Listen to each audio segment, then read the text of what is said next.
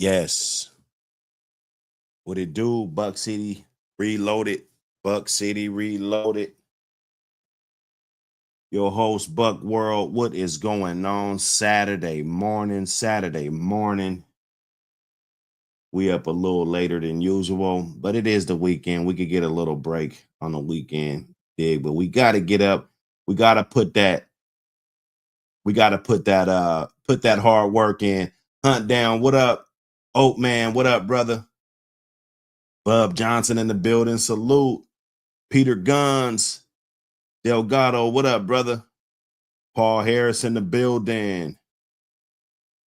Let me see who's all in the building. Petty Rob, man, good to see you, brother. Good to see you.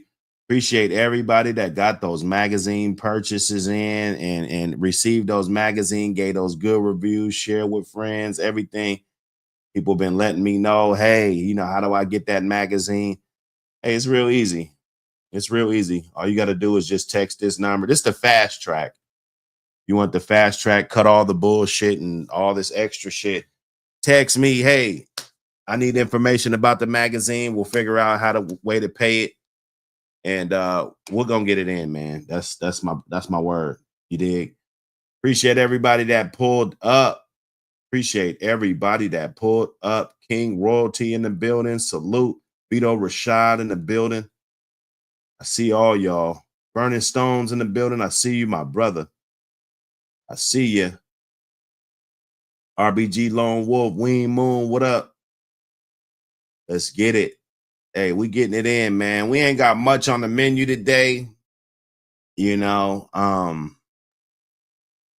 it's always good just to get up here and say what's up and promote. We got to promote. It's like, if you invest in me, anything I got going on, you better believe that I'm going to promote that shit to the fullest, you know?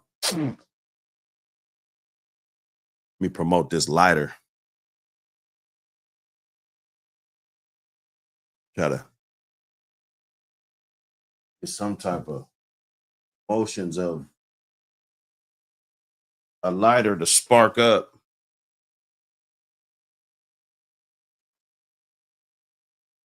We got a bunch of envelopes to seal up. Ernest Nichols in the building. VA in the building. Salute to you, my brother. Glad you can make it in. Eclectic Divas in the building. Salute. Hey, I'm getting that joint.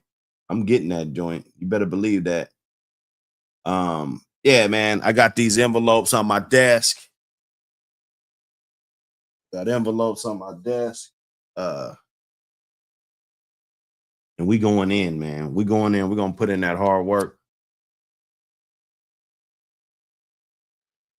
Try to get everything filled up. Hope we troubleshoot everything. Listen, it's not bugging me. If you have not received your magazine, even if I've just put it in the mail, it's not bugging me. Hit me up, hit me up, hit me up so we can interact and we can know what's going on. Melee in the building. Salute, my brother. Make sure you guys shoot me that text. Let me know what's up. I mean, everything's not perfect. You know, we're not perfect. Not yet. We're striving for perfection. So it's going to take a minute to get everything right. But for the most part, we got a lot of them out. It's looking real good. I could damn near decorate a Christmas tree with all the big, long receipts and stuff that we got from the post office. Everything good. 601 Mac in the building. Salute, my brother. 601. Salute. Real one right there, man. Appreciate you, brother, for pulling up. You know what I'm saying? Everybody smack that like button. Smack that like button. Let's get more in the building. Let's push that video just a little bit farther than it would have normally been pushed. If you hit that like button, it's all good.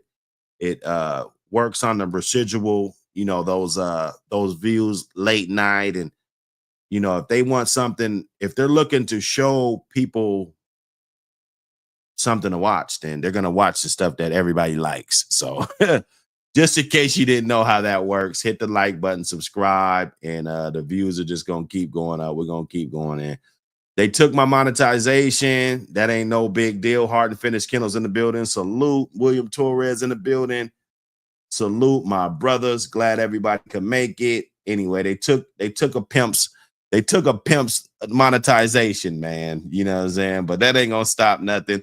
We still gonna get support, magazine sales, everything. We can't super chat, but we could cash app. We could do all of that. You guys could also buy a magazine and donate it to, you know, like a giveaway type of deal. Make sure you guys hit that hashtag APBT magazine on all social media platforms. I've been seeing cats over there. I've been checking those hashtags out on IG, and I see a bunch of good dogs popping up when I hit that APBT magazine hashtag. A lot of good dogs, man. Salute everybody. You guys are doing a wonderful job with your animals. I just want to let you guys know that. And man, it's up from here, man. All the support is up from here. J83, my brother, salute to you and everything you got going on. I just did a short with J83 on a, you know, a little clip, a little sneak preview of his wonderful page he got in that joint, man. Appreciate all the support. You know, although, you know, it ain't free. You know, that shit ain't free to get up in that joint, you know, unless you got like some type of story or, you know, whatever. But just to see cats in there, just believe it. You know, they pay for their promotion. They pay for their real estate in the magazine. They did something really good because they'll be able to be grandfathered in at that, well, not that low price, but you'll be able to be grandfathered in at a stupid low price, stupid lower than everybody else. That's just my contribution to the people that were there from day one. Even when I was in the hood, if you were my partner, your prices was cheaper than everybody else's, man. You know what I'm saying? I mean, it don't matter what it is. If I was selling ounces for fucking uh 225 an ounce in the hood, 250 in the hood, shit. If you was one of my brothers or one of my guys in my circle, shit, I might have gave you that shit for 175 or something. You know what I'm saying? Just to make sure that I show favoritism to the people that favorite, they showed favor to me and they wanted to support. They didn't want to wait for it to come out and all of that. Although that's cool. A lot of things, even me, I want to wait and see what the outcome will be. Just kind of like Bitcoin. I remember 2016, Bitcoin was going for like $2,000 a share and $1,400 a share and everything. And I wanted to sit back and fucking not get the shit, 2016. What's the Bitcoin price? Okay. So 2016, I wanted to get the Bitcoin. It was $1,400. It was $2,000 for a Bitcoin. Now Bitcoin is $94,000. So, hey, it's just like anything else, man. Sometimes you could just miss out, just like this good blood that we got. Sometimes you can just fucking miss out, bro. It doesn't matter. You don't always have to see the outcome before you get started. You don't need to see the end of the tunnel before you get started, my brother. If it's anything that you believe in, that you want to accomplish in life, putting anything together, business venture, anything, you do not have to see the end of the tunnel just to start, bro. You know what I'm saying? So let's get it in, man. I appreciate all the support and all of that shit, man. All of that, man. I saw a dog chewing on a goddamn what the hell was he chewing on? One of them goddamn storage bin, like a plastic storage bin that you might store shit in from Walmart or something. The dog was chewing on that. I guess people thought it was amusing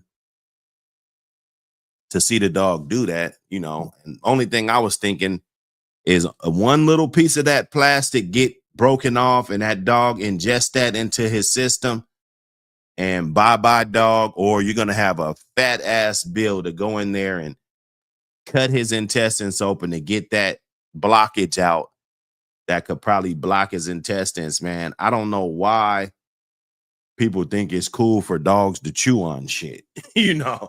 I don't know. Maybe it's the thing. I don't know. I mean, I've lost dogs due to ingesting things. I've had just ridiculous bills, vet bills from that same type of deal. It's not a good look. It's not a good look.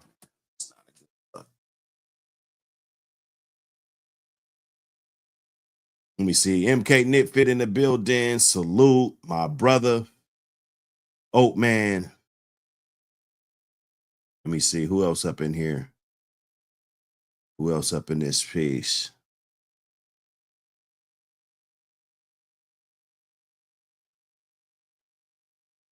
Etched in Stone. Etched in Stone. He said, ordered, man. I appreciate everybody that got them orders up. Get those orders up. You can always just text me, man. It's real simple. It's actually simpler than you think, man. Just text me, need info about the magazine. Most likely I'm gonna just answer back. Do you have Cash App? If you got Cash App, I'll send you the link over. You can hit the link, pay the $25, leave me an address for shipping. Whether if it's the side chick's house or whatever it is, I'll send it there.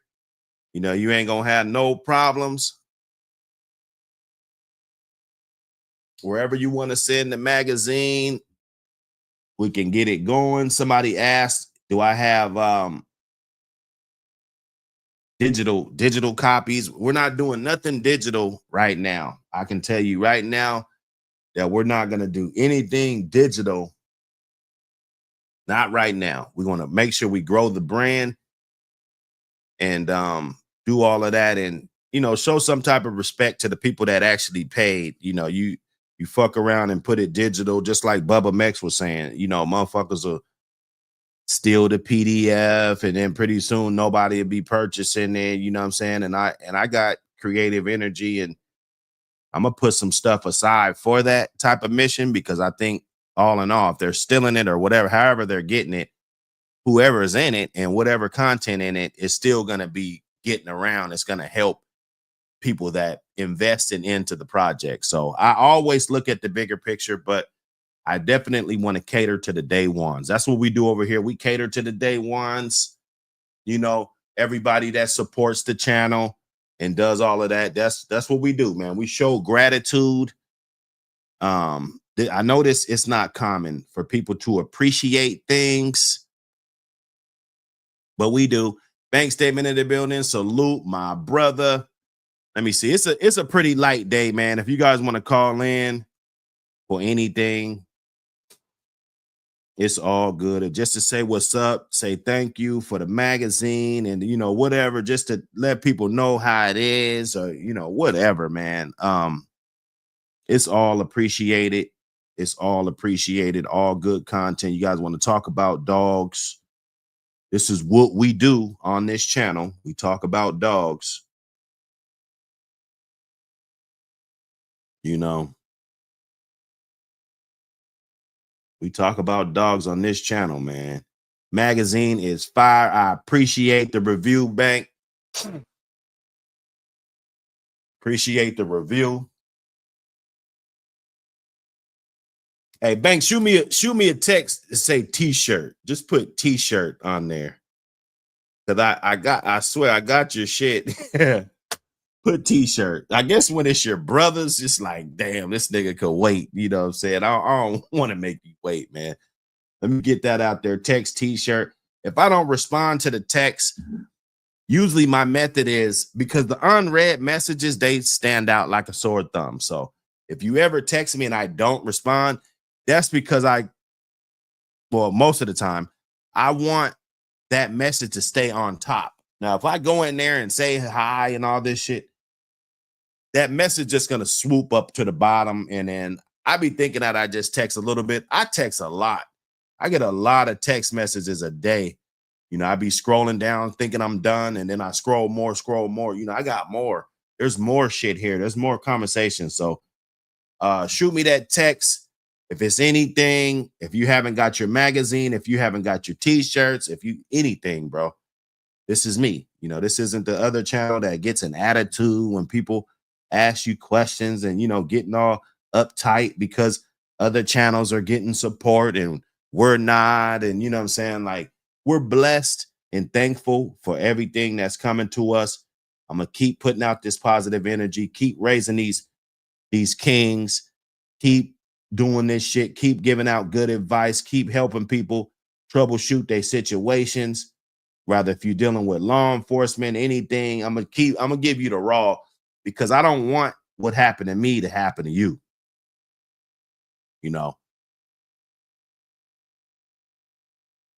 Oh yeah. Hey, yeah, no, cracking. Hey, salute, man. Hey, we getting it, man. We getting it. He said he got the family members looking at the magazine now. Hey, man, that's what's up, Paul Harris. That's what's up, And I wanted it to be a good read, something that somebody will want to look at the pictures and look at the stuff. It's just next time is going to be crazier, because it's more people that I can actually call and be like, hey, what's up? You got that story? Hey, what's going on with this? Let's get it going. You know what I'm saying? Nah, that's cool, man. I love it, man. Riley Company in the building. Salute. Lawrence Amos in the building. Salute. Yes, sir. I love the channel. Appreciate you. Go Go ahead and hit that subscribe button if you haven't already. You're supporting the channel. You love the channel. You love the content. Make sure you hit the subscribe button. Also, share the channel.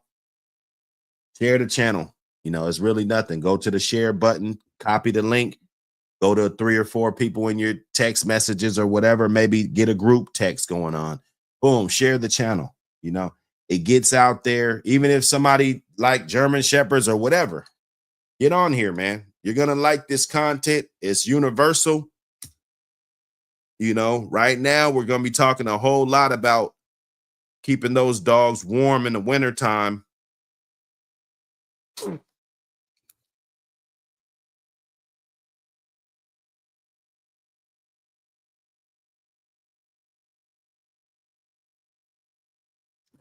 going to talk about weaning pups. Talk about weaning pups. Somebody gave me that early this morning. Let me see. Hold up. Hold up. Hold up. Hold up. Hold up. Hold up. It's going early today. The Cash App's jumping early. Hold up, y'all.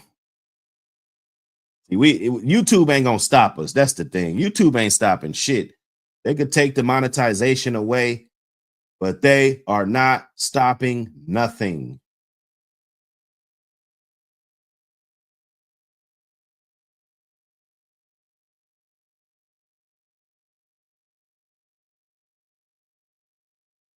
Hold up, man. This shit be crazy, boy. Hey, I appreciate it. Ending. Renewal. Let me see. We don't want that. Hunt down with the super chat. My brother, I appreciate you. I never knew that I would do numbers like this. I make a move. I'm trying to win. Ain't trying to lose. I'm trying to win. Ain't trying to lose. Oh, yeah. Now I see another one. A $10 holla and a $5 holla. Appreciate you, my brother. Let's get it in. I never knew that I would do numbers like this. I make a move. I'm trying to win. Ain't trying to lose. I'm trying to win. Ain't trying to lose. Hey, nah, appreciate it. Appreciate it. You know, all the support. I love it. I love it. Get it in, man. Appreciate you. Swamp Life. Swamp Life. We're turning the swamp into a good thing. You just can't talk shit. You know, man, I should write this shit down, man, because it'd be so much. It'd be so much. Wayne Moon in the building. Salute, my brother. Glad you could make it in. Let's go. We getting it in, man. We getting it in. Let's talk about weaning these pups, man. Oh shit, Dickie Foster. Oh shit, Dickie Foster with the super chat. I never knew that I would do numbers like this. I make a move. I'm trying to win. Ain't trying to lose. I'm trying to win. Ain't trying to lose. Hey, appreciate it, brother. It's Saturday. Hey, Ohio State. I told you, Ohio State gonna win it all. Ohio State gonna win it all, man. They done snuck in the back door with this new playoff setup. Oh, man. There, the rabbit got the gun. God damn it. The rabbit got the gun, man. Salute, man.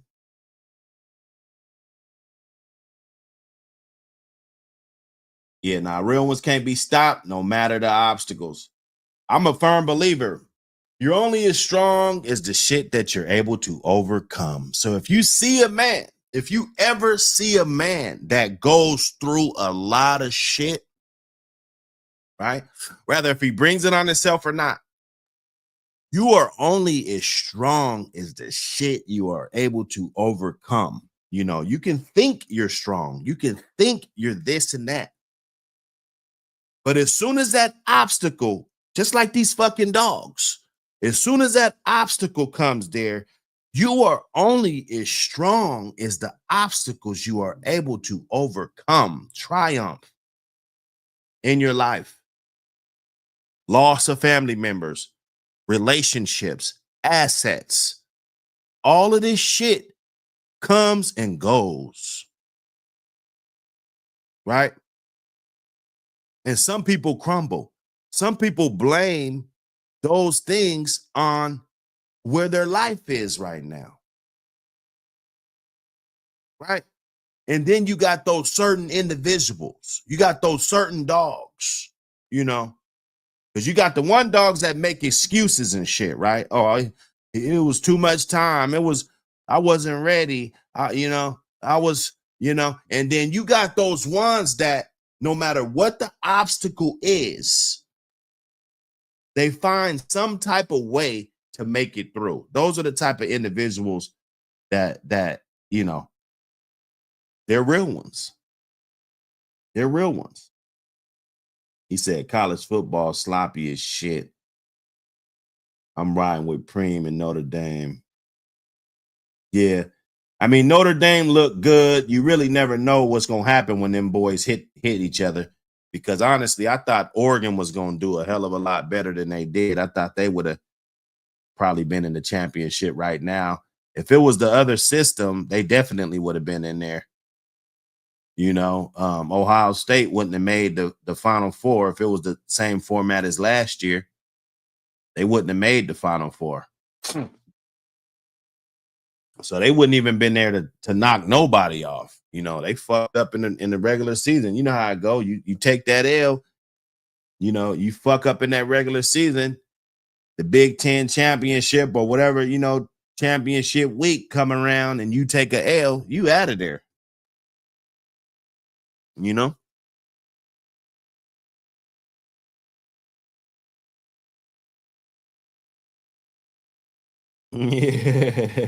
He said, I'm ready to see if I can put this car in a ditch. Okay. He said, I'm out above. Something's gotta happen. Yeah. Hey, for real, brother. Hey, if you was in my state, you definitely come through and grab a little bag or so, we'll smoke a couple, man. You know what I'm saying? For sure, man.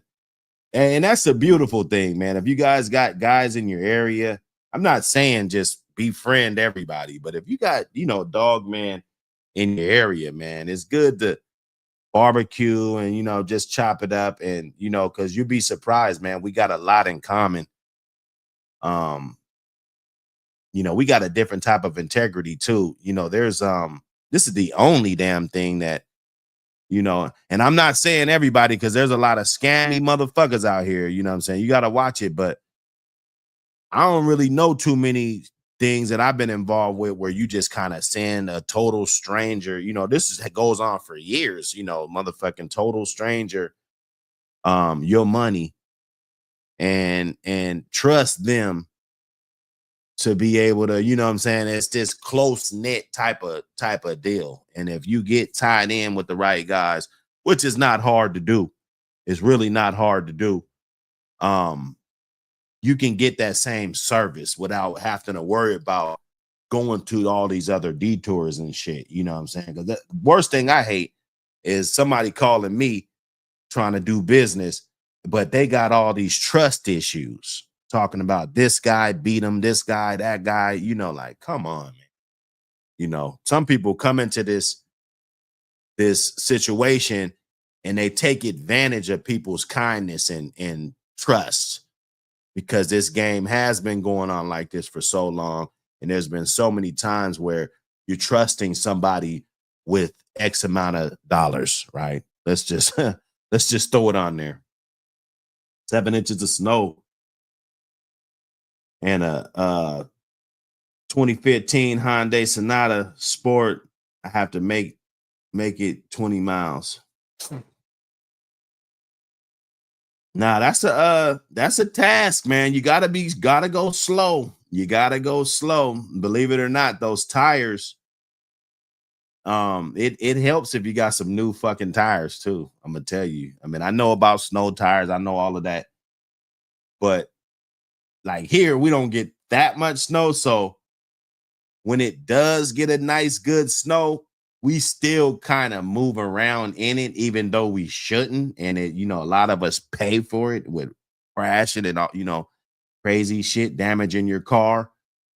But if you going really slow and you know the area to where you're not gonna just make a turn where you can't turn back around, or you can't, you got a big ass hill, you gotta avoid hills and shit like that.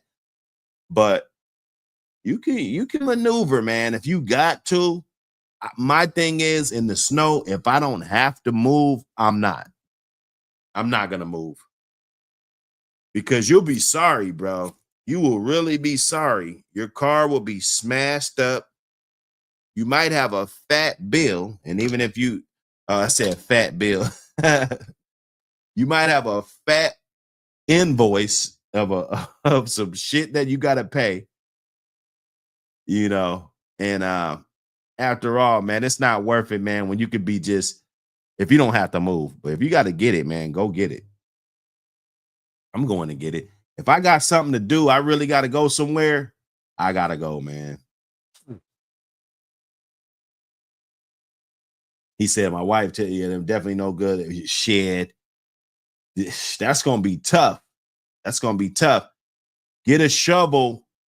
Throw a shovel in the trunk or the back seat. Throw a snow shovel, because you're going to need it. And you might need a couple 2x4s or something, you know what I'm saying, so you could put up under the tire.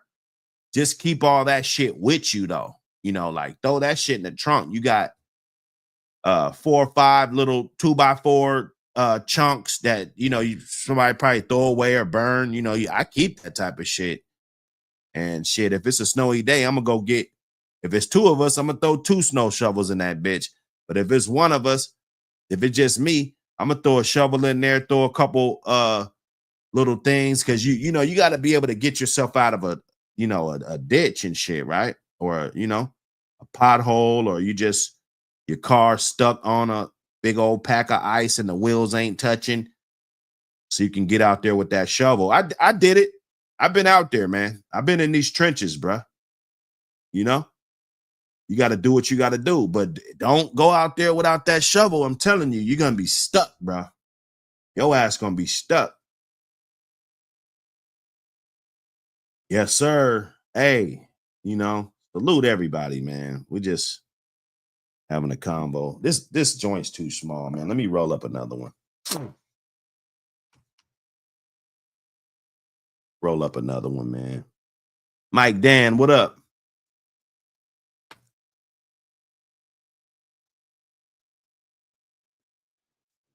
Up to. I got a bad habit of being right next to the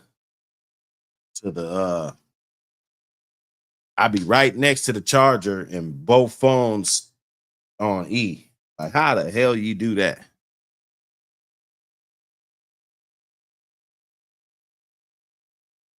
He said Fat Bill came there one day and said, you are back here in the woods. Yeah, now that's good. That's good, man. Get away. You get a peace of mind. You won't have to worry about the dumb shit.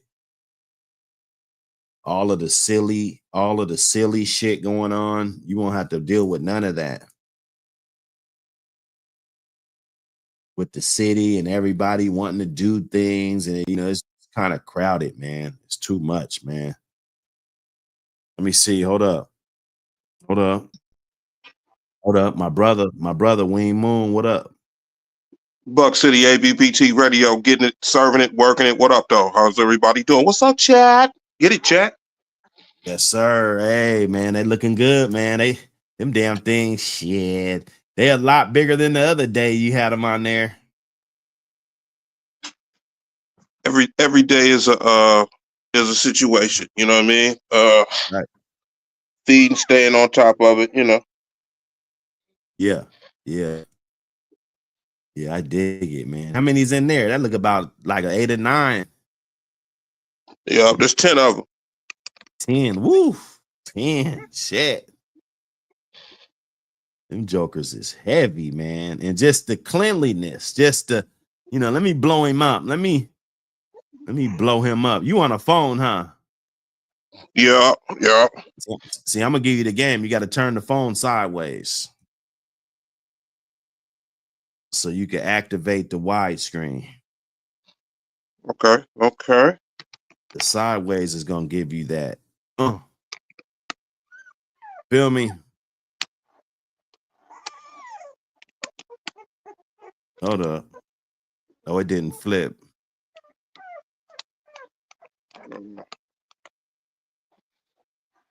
Yeah, sometimes it don't flip. You probably got it locked.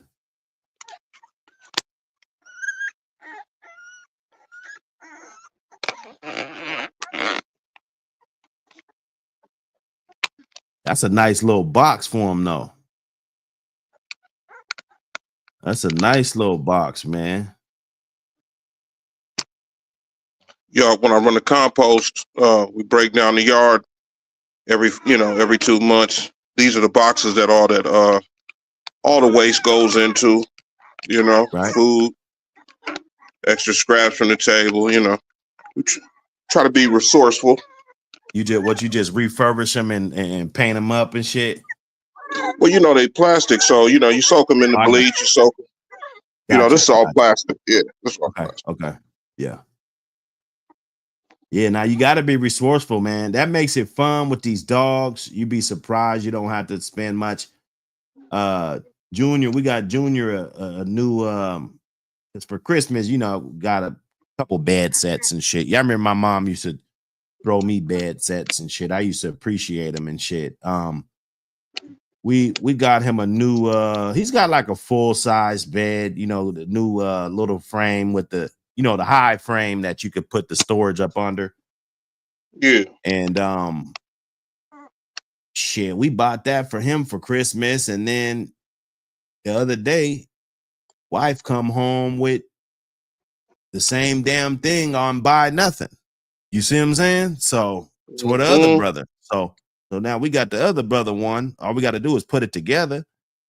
But she got it on buy nothing. I guess that's an app. You can go on there and you can find all kind of shit. People give shit away. Crates and they give whatever away. Fish tank, goddamn dog house, kitchen supplies, whatever. Bedroom stuff. So improvising and just being smart, man. That's savvy. That's savvy to me. Like I'd be like, okay, yeah, he's pretty savvy. That's a good joker right there. He looked like Ox. He looked like drama, Them boys that came off right off of Mike, Oh, okay. Oh, is that Mallory shit? Yup. Okay, I got you. So that shit is cooking up. Shit, biscuits in That's the that oven. liver. You had that liver. The mom's a liver color motherfucker, huh? No, mama's black. Oh, black. They look like the loot. Yeah, they look like the Virgil. Remember, I told you. I said that strand got the stronger phenotypes, so that's why the dogs was coming out black. That's why I told you. I said the vice grip though. Nope. This cut with the Carver, the Eli. Okay. With the snooty. Yeah, this is all the inbred snooty on top. Gotcha. On mama's bottom top, you know what I'm saying? But top is all Mike. Prophet Google, what up? DB and Dave, the XL bully. Salute. Okay. Now I didn't know what them was. I didn't know. The bitch got the ears cut, huh? You know how life is, things happen and we just keep moving, Yeah, fuck yeah. You know how it goes. Hey. You got to do what you got to do, man. One thing about it, if you're going to do it like somebody else do it and not enjoy it. One thing I love about these dogs and what still got me around these dogs is the love that I have for it. I love what I do. I love the process. I love building that doghouse. I love, my first above the ground pen that I built, I was so happy. And then I'm going to all these different little feed yards and different supplies shops and stuff, finding out ways to make it better. That's a beautiful process, man. It's beautiful. You know, you had grandson. He just left here a couple minutes ago. But I remember when you had him on, you had Taurine on, and he said about how we can tell when the phenotypes and we can tell the outcross. We can see certain colors. Well, this color right here, this is the Carver. This is that original Carver dog coming through. Yeah. That's the original Carver phenotype coming through. I see. That same. Yeah. And then you look at the nose. Remember how he explained about noses? Right. We can see the piebald coming through. So the cross is there. Oh, no, it's locked in. It's locked in. Beautiful. Notch Roch in the building. Salute. Hey, man, I ain't seen you in a minute, brother. Glad you can make it in, man. We still cooking, man. I know the algorithm gonna do what it do. We ain't gonna worry. Quick FC in the building. Salute. Slowly but surely, man, I'm seeing my brothers pulling up. It must be this weather bringing us all together.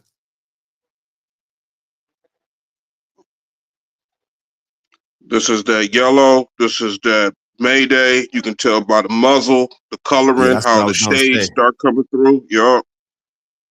You got the dark highlights on the ears. Got lucky. It's a female.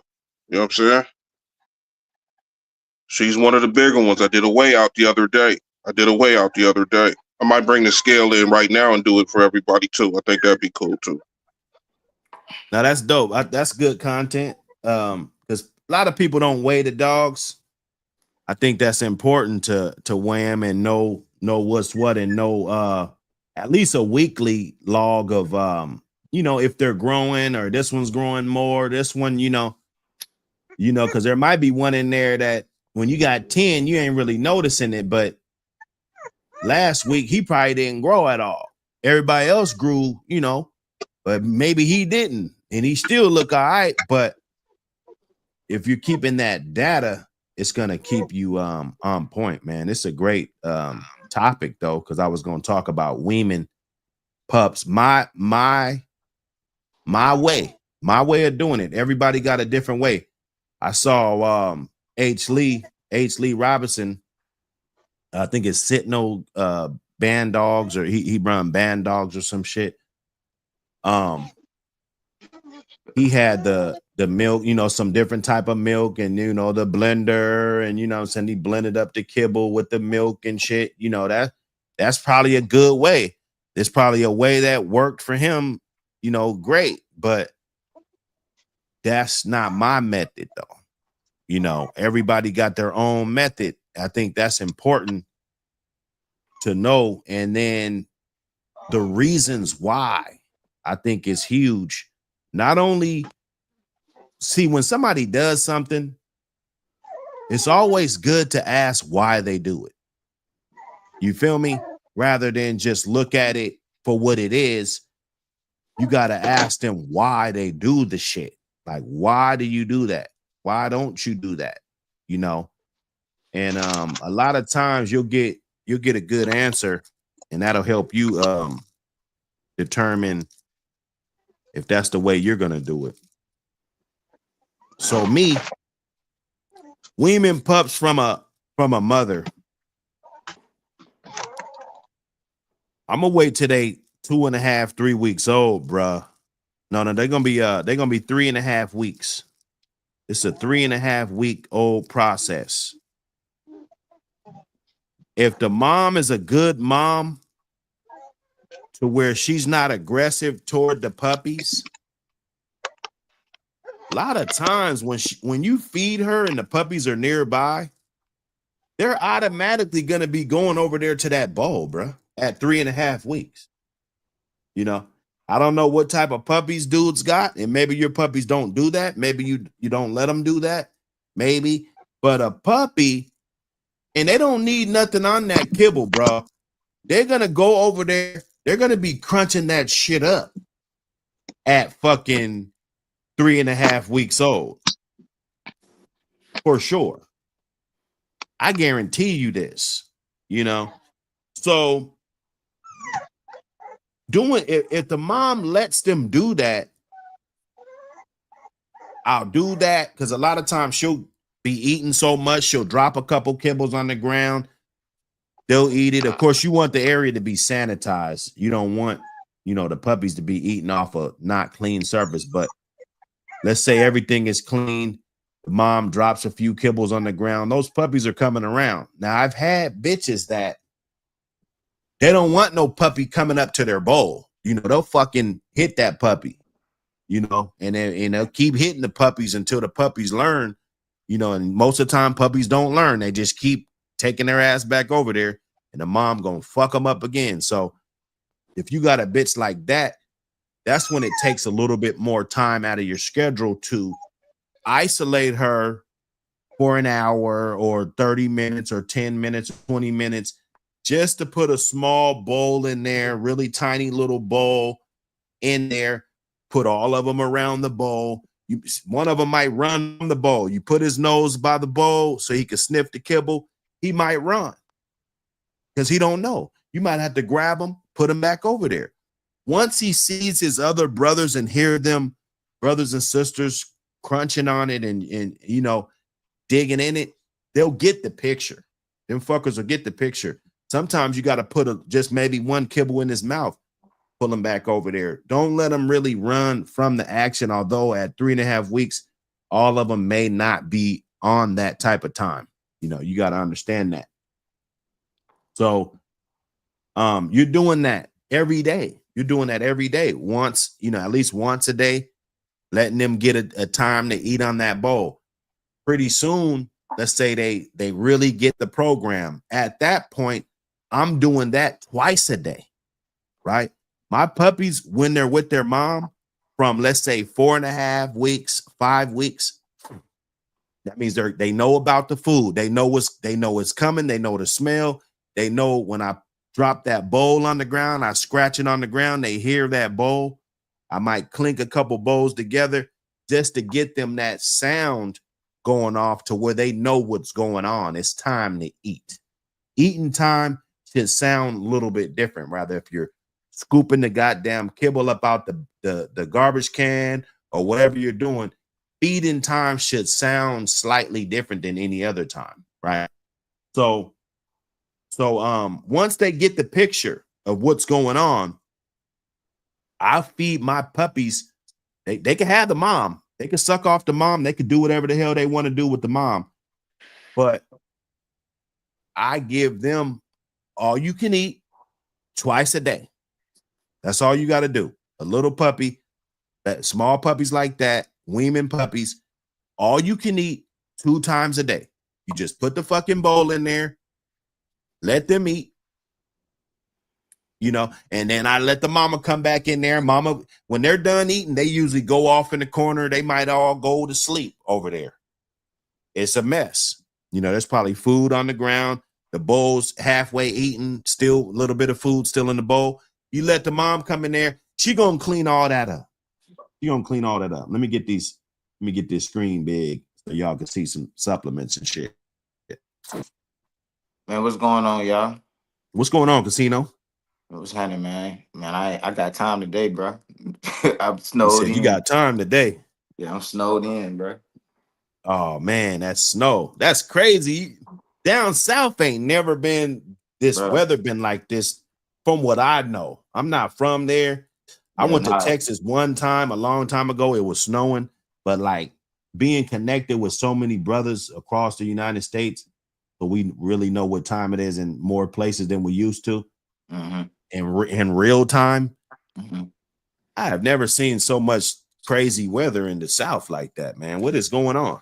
I have no idea, bro. And like, shit, man, I've been overdoing it because I never even had to deal with dogs in this weather, bro. So like, I put so much damn straw in my house. And one of my mentors told me that I put way too much. He was like, he could have put the straw that I put in one house. He said he could have put it in 3 houses, and he live in Michigan where it's 15 degrees all, like, you know what I'm saying? So I've been getting different advice on how to deal with it in this weather right now. But I think I've been overreacting because I never experienced this shit. You know what I'm saying? Like I got Yeah, my dogs got Carhartt jackets on. They got they got they got I packed they shit with so much straw, bro. They had to pull some of that shit out just to get in. You know what I mean? yeah. Um, you know what I mean? I've been going out there with warm food and everything and stuff like that. So shit, I'm snowed in, but I figured I'd come up here and learn some shit in detail, bro. Cause yeah, I like what we I like I like what we got going on over there. Yeah. I like that. You know what I'm saying? I never did a breeding before, so I got some questions for y'all. Oh yeah. Nah, you get- let You know them what I'm let saying? them fly. Let them fly. That's what we here for. Like first of all, can we hear me? That's some good looking pups. But I want to know like, all right, so when you breed a dog, like Yeah. when do you breed it? Like, I mean, I know when they come in heat, I know that, but like, but I don't. All right, put it like this: break down how he got his pups, how he got to that part. How the hell do you do all that? Like, how do you like? How many times do you stick the female? When do you stick the female? Like, when do you know Well, the, she well, the, pregnant? okay. You know what I'm Yeah, saying? yeah, yeah. Go ahead, Wayne. Go Well, ahead, Wayne. the construction, I think, of breeding is picking a male and a female. You got to just go ahead and you got to either uh, got to throw your faith in a kennel, throw your faith in a breeder, throw your faith in somebody who's putting out dogs and say, hey, what do you think? You know, and you might want to continue somebody else's blood. You know, if you look at Kraken, they have a nice assortment of how you would go about starting a good base. You know what I'm saying? So first of all, choose the female, choose the male, and then the work begins. And that's, you know, bonding with them. And if you're going to be breeding them together, try to make them get along. Now, if you got a hot bitch and she want to put it on him every time, let him sort that out. Leave him out in the yard one time. You know, take them both off. You know, let them sort it out. If they can't sort it out, well, then you might have to get a breeding stand. You know, you might have to do an AI. You might have to pull semen from it. If he's a real good male and you got him from somebody good, pass them a straw back if you get something. But the breeding process is, you know, starting with the kennel, starting with a dog and a bitch that you kind of trust in, and then you go from there. You know, what do you think, Buck? Oh yeah. Nah, definitely getting two animals that you feel good about, you know, because that's what it is, man. When you breed him, it's and your yard is gonna be based on the shit that you like. It's not your yard's not gonna be based on what I like. I might like certain kind of dogs, and you like certain kind of dogs. So at the end of the whole process, or in the middle of it, your yard is gonna start looking like what you like.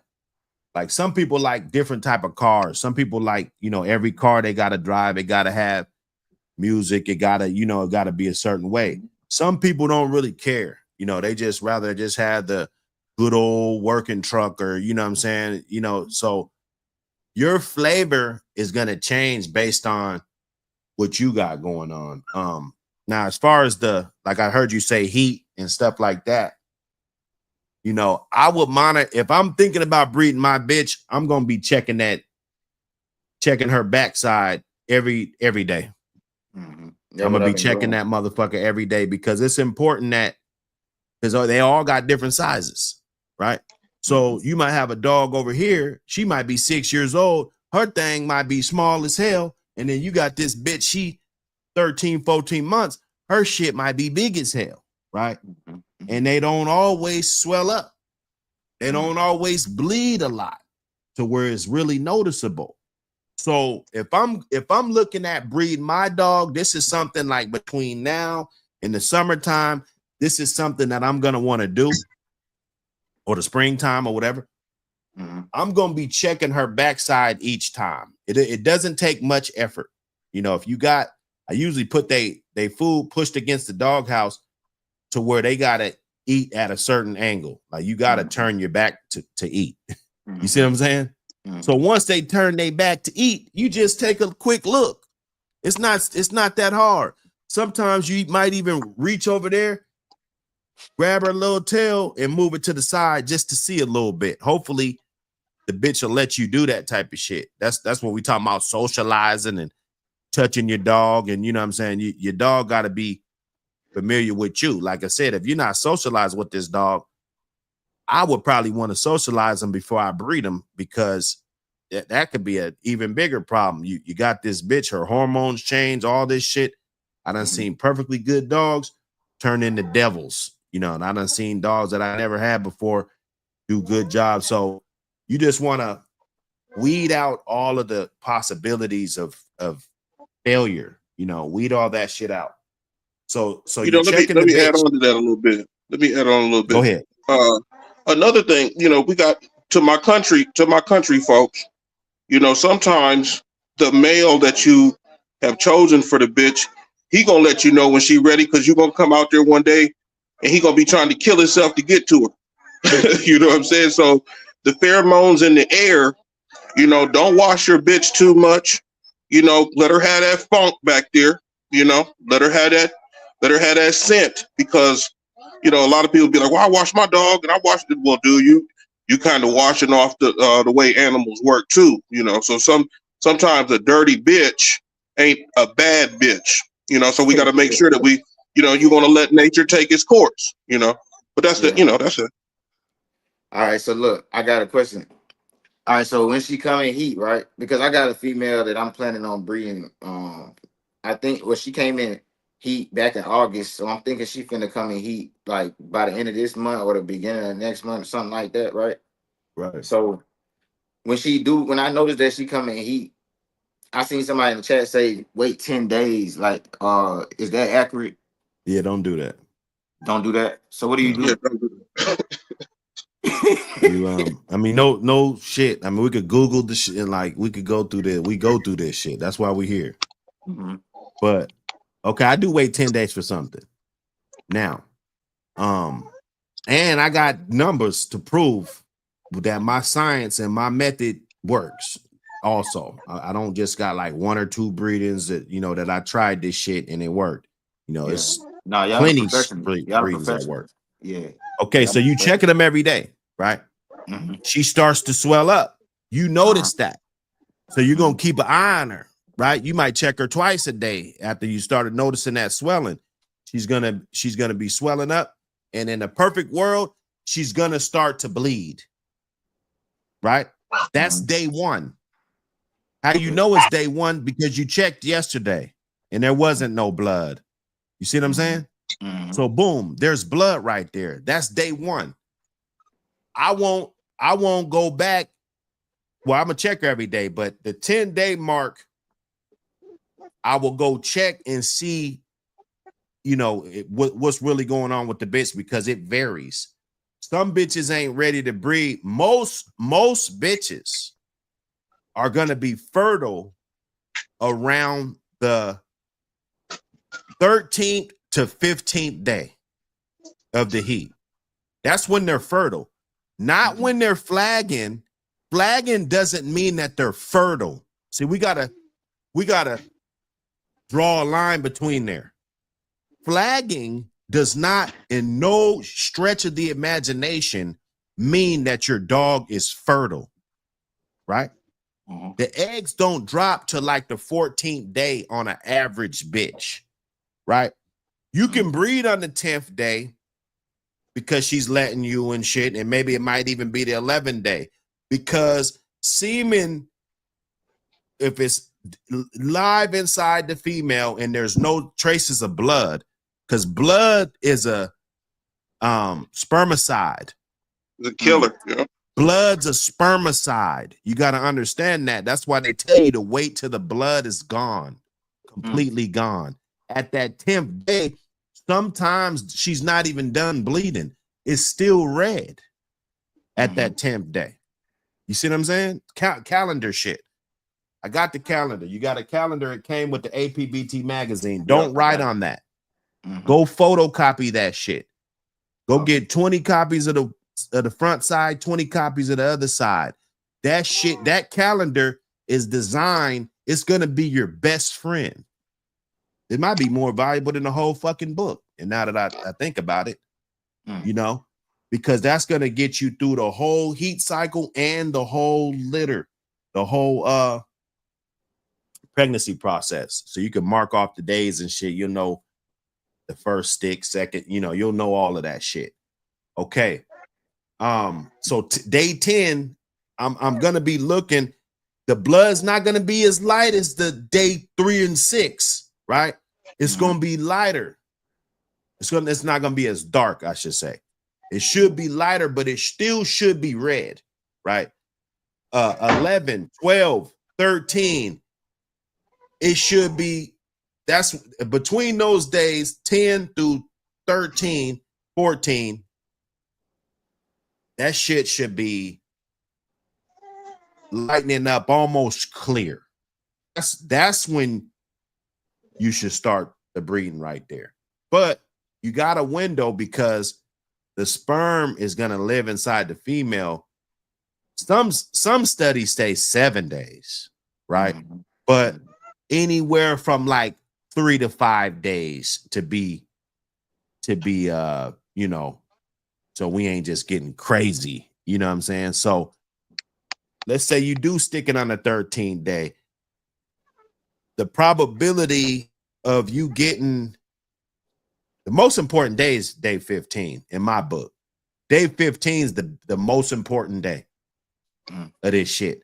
And sometimes heats can be irregular. We know this. Sometimes bitches, you don't catch them. Like you might go in your backyard right now, your bitch bleeding. You don't know what day it is. It might be day 6. You see what I'm saying? So you really want to watch the blood, watch her flagging, but you do not want to breed her if she's still bleeding, because that's a direct sign that she's not fertile. Because if she was fertile, she wouldn't be putting the spermicide out there. Blood is a spermicide.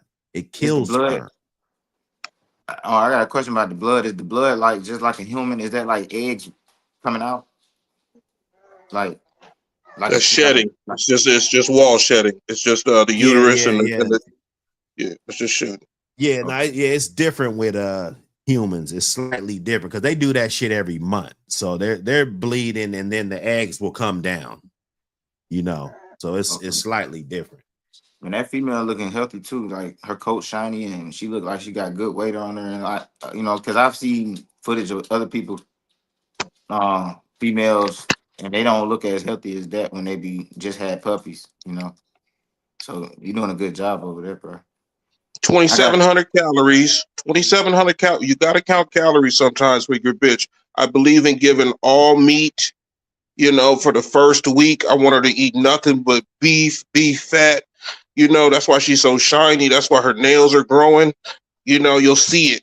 You know, you'll see it. So you got to up the calories. I like the dine. The dine is cool, but they like the dine a little too much. A bitch like that dine because, you know, as you see how she's cleaning her pups, I give her a chaser.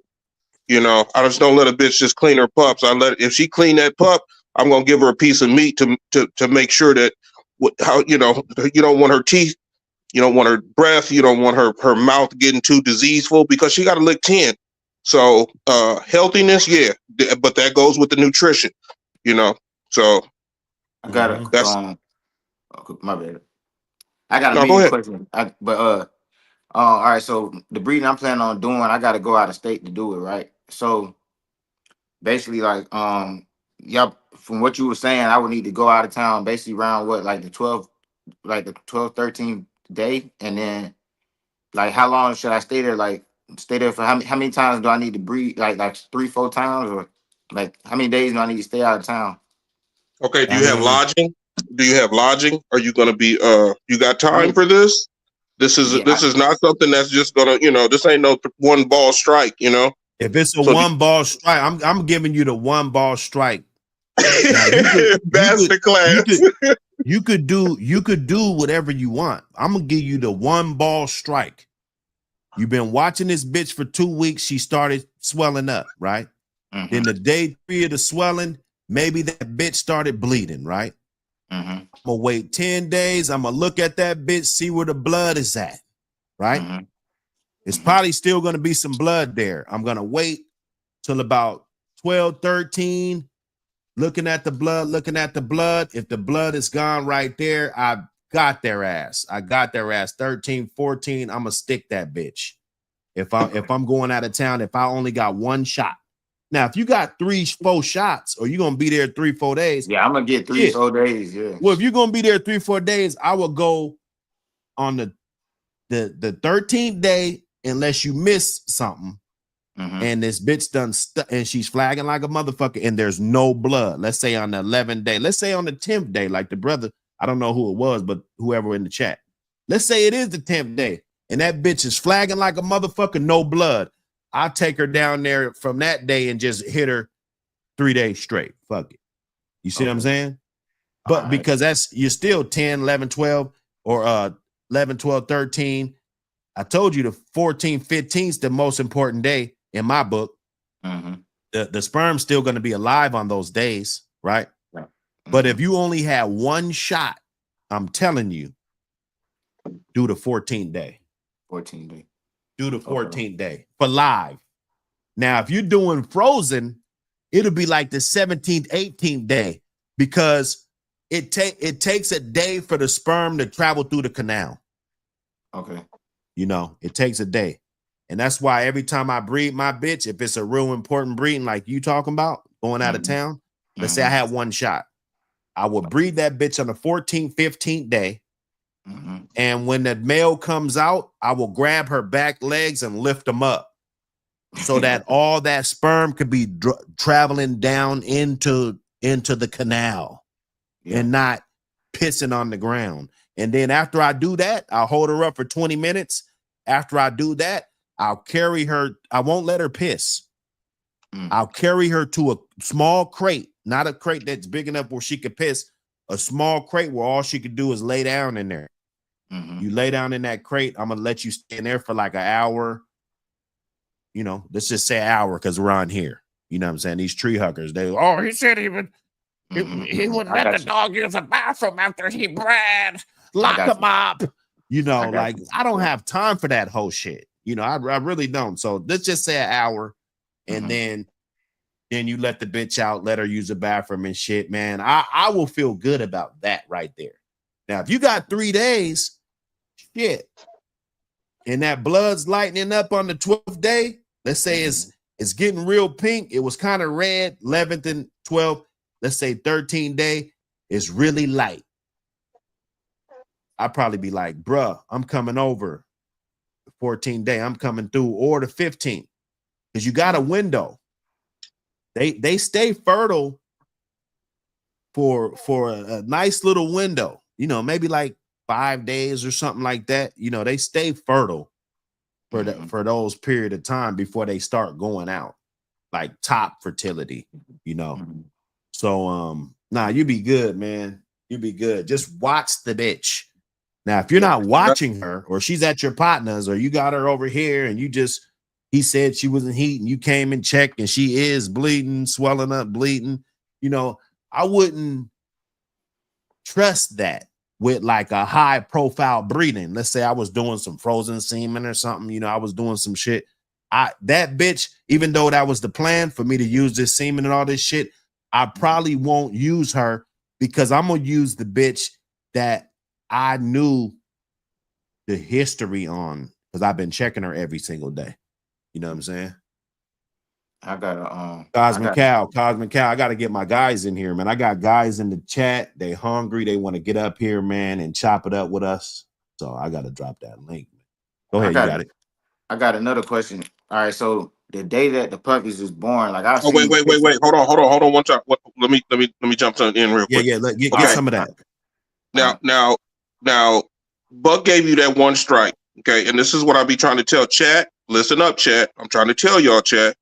The master class is for the masters. So when he tells you this stuff, listen to what he's saying. Now he gave something real specific, and I don't know if you guys was listening to it, but he said if it's a high profile, if he got his one shot, he's picking that bitch up. He's probably emptied her. He probably didn't even tell you he emptied her before everything, but he's not letting her piss. He's not letting her pee. He's not letting her control the product. The product is in her. So remember that the sperm that you just got is the product.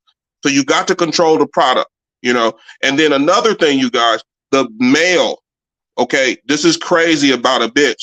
A bitch might not want that dude, right? You got to be prepared. You got to have your muzzles ready. You got to have your breeding stand ready. And you have to have your good collars and leashes. If I got a high profile female, and we're just going to say that high profile means you guys know what it means.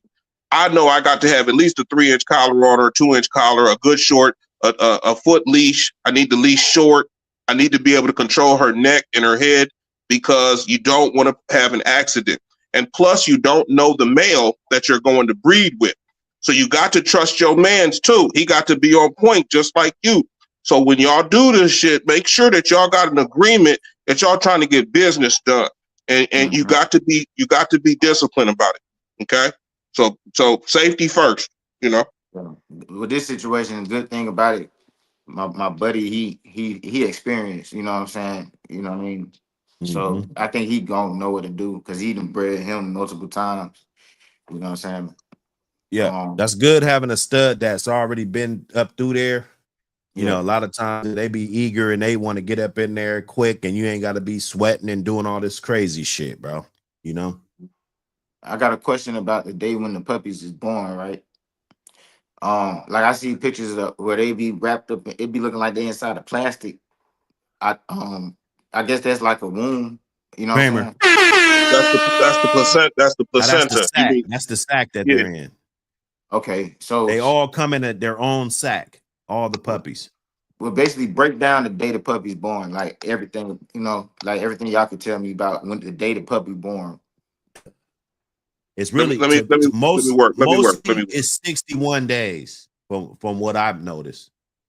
61 days, but it could be anywhere from, let's say 57 to 67 I've seen. Yep. You feel me? Yep. But 61 days is the day, bro. They gonna, that bitch gonna drop. Now you don't know what day she took because you breeding her, and like I said, if you breed her on the 10th, that's why people's shit be coming late. Let's say you bred her on that 10th day. Let's say she took on the 14th day because that's when the eggs dropped. Like I told you. That's right. You could probably be waiting on your pups on this day, but then they come a little late, and that's because that's not the day you bred her is not always the day she took.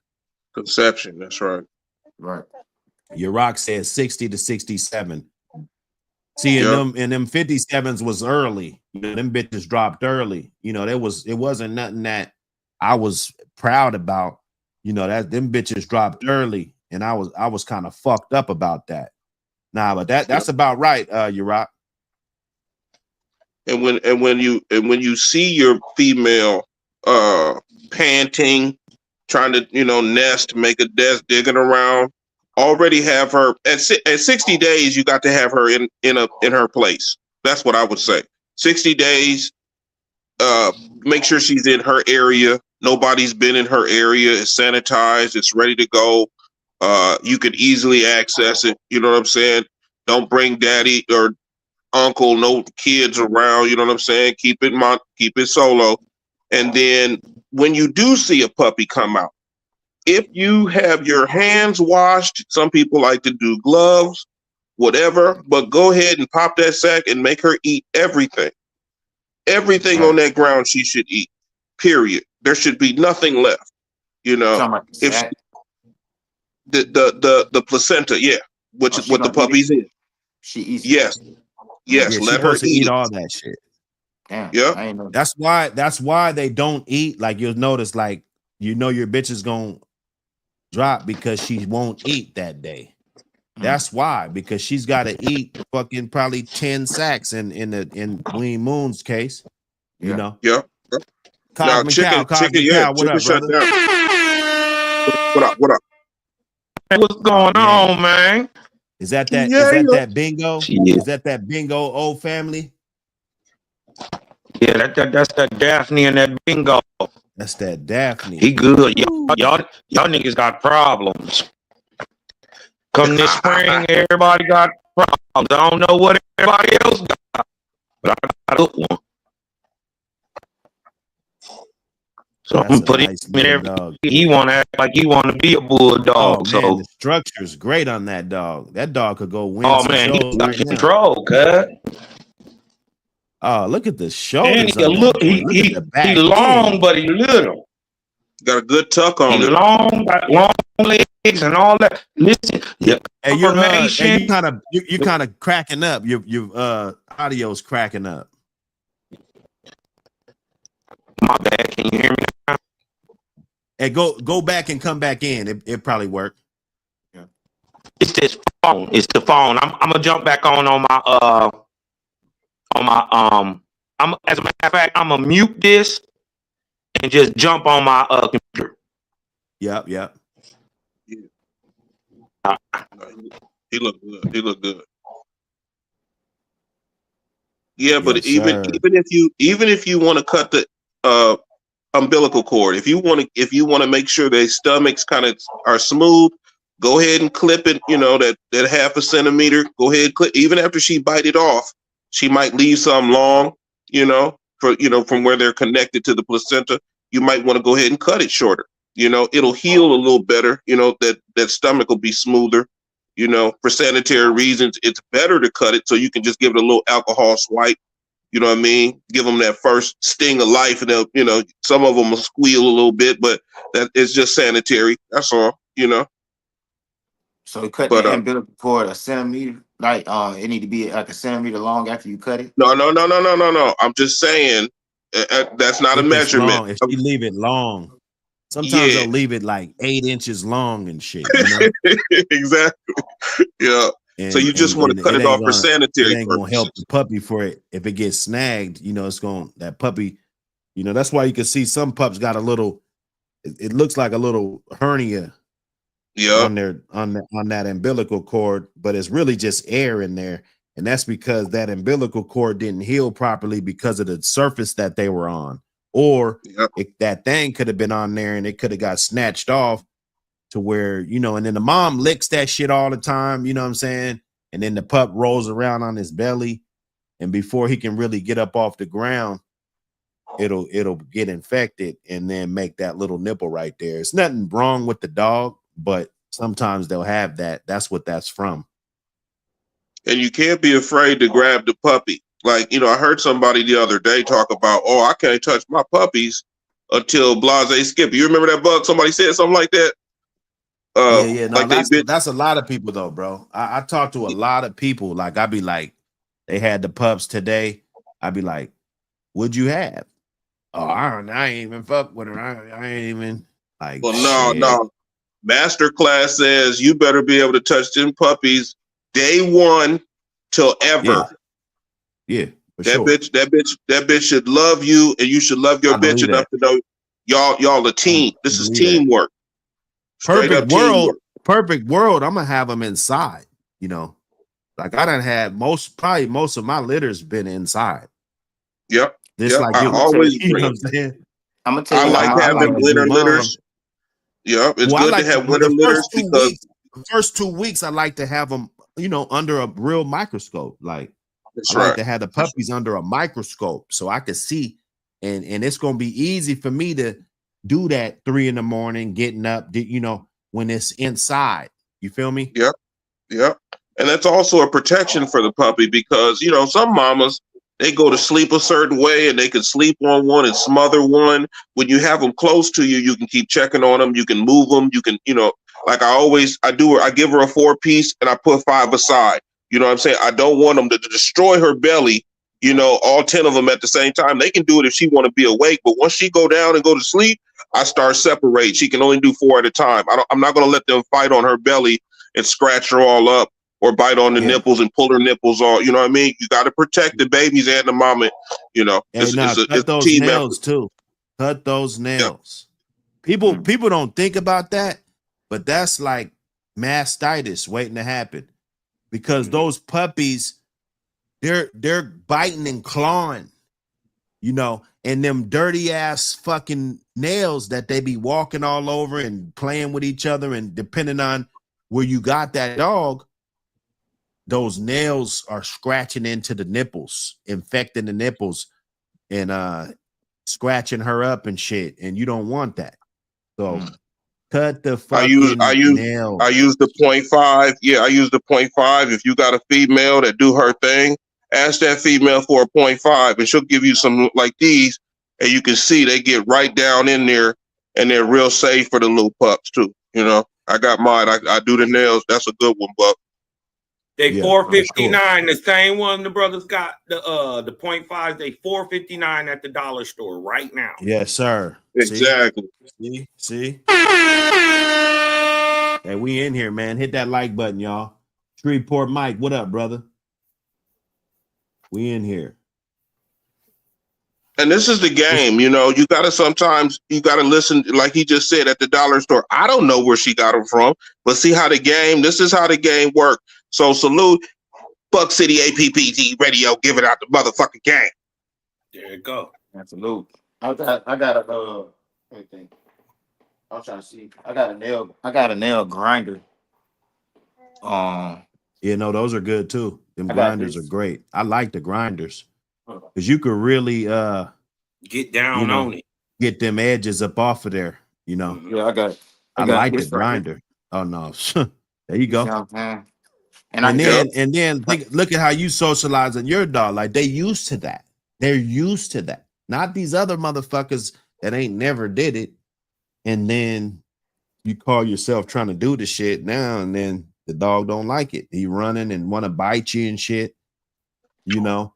I'm gonna tell you how how Canelo and his sister was they came up different. Like I'm not planning on doing it like this, but they did it real country, bro. Like they didn't even see the dogs till the dogs walked out the hole, bro.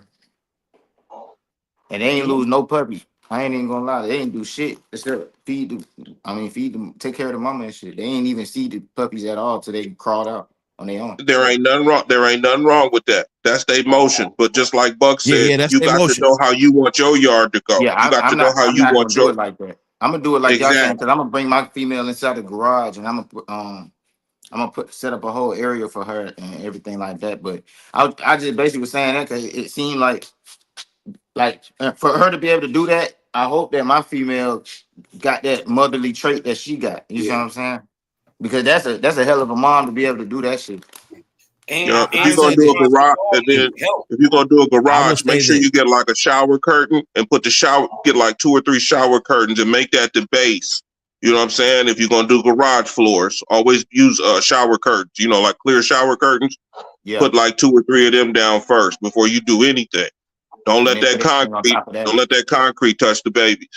I got you. Or if you're gonna do garage, you can build you a platform and put the linoleum on there. You feel me? Mm-hmm. Just go ahead and put the fucking cheap ass fucking vinyl floor on that motherfucker, and that shit'll be smooth as fuck. You know. And I use these mats. They got they're like bed mats. They're bed mats. You know, they use them for old folks' homes, and you know what I'm saying, but they're washable and reusable, you know, and they're really nice, thick as fuck, you know. They're thin, but they hardy. I put those mats down and it absorbs anything. It does, you know, anything, and you just change those every day. When you got your pups on that vinyl, and then when she has the pups, that vinyl's cool because it's clean. Like when she's licking up everything, she could clean every fucking thing, you know? Yeah. And then it'll be easy. Like at the top, you got the cage or whatever. If you need to set any heat lamps on top of the cage, you know, you need to set anything on top of there, it's all good. I just noticed he got some feeding pups at the top. You said what? I just noticed the brother got some feeding pups at the top. Yeah, they getting it. He over there getting it. The mom look good. She don't look stuck down. Yeah. You know, they look big. Yeah, he did that like a professional. Them pups look big. Yeah, look good, man. Look good. You did good, brother. Yeah, man. I'm Yo, just I I'm just appreciate trying that, to learn Ike. as much as I can. Huh? Yeah, you So know, those are back to that Mallory male. these are okay. These bitches are the Mallory bitches. All my males are doing something else, but my all the females are with me, right? So yeah. You know, fam got drama and Ox over there on, you know, Call of Duty now, right? And that's the gummy bear Right. shit. That's all the. But I'm the only one with the Mallory females. So what I did was I'm inbreeding all this. This is Wicked Son. This is Wicked Son's litter, and this is his auntie. Now I'm This talking is her about. litter I'm talking mate about sister. where's that Mike Mallory male? Where is he? He across, like I said, he over there. He at the other house. Oh, so you don't got nothing Thi- off him. This is his daughter. These are the girls from the. Okay. These are the girls off of them. Oh, I got you. Oh, so that's his Shit. daughter right there. That's right. Okay, I got you. That's right. Yeah. Yeah, I always because I asked you about him a while ago. I asked you about him a while We're gonna get on ago. the back street. We're gonna get on the back street talk about that. Yeah.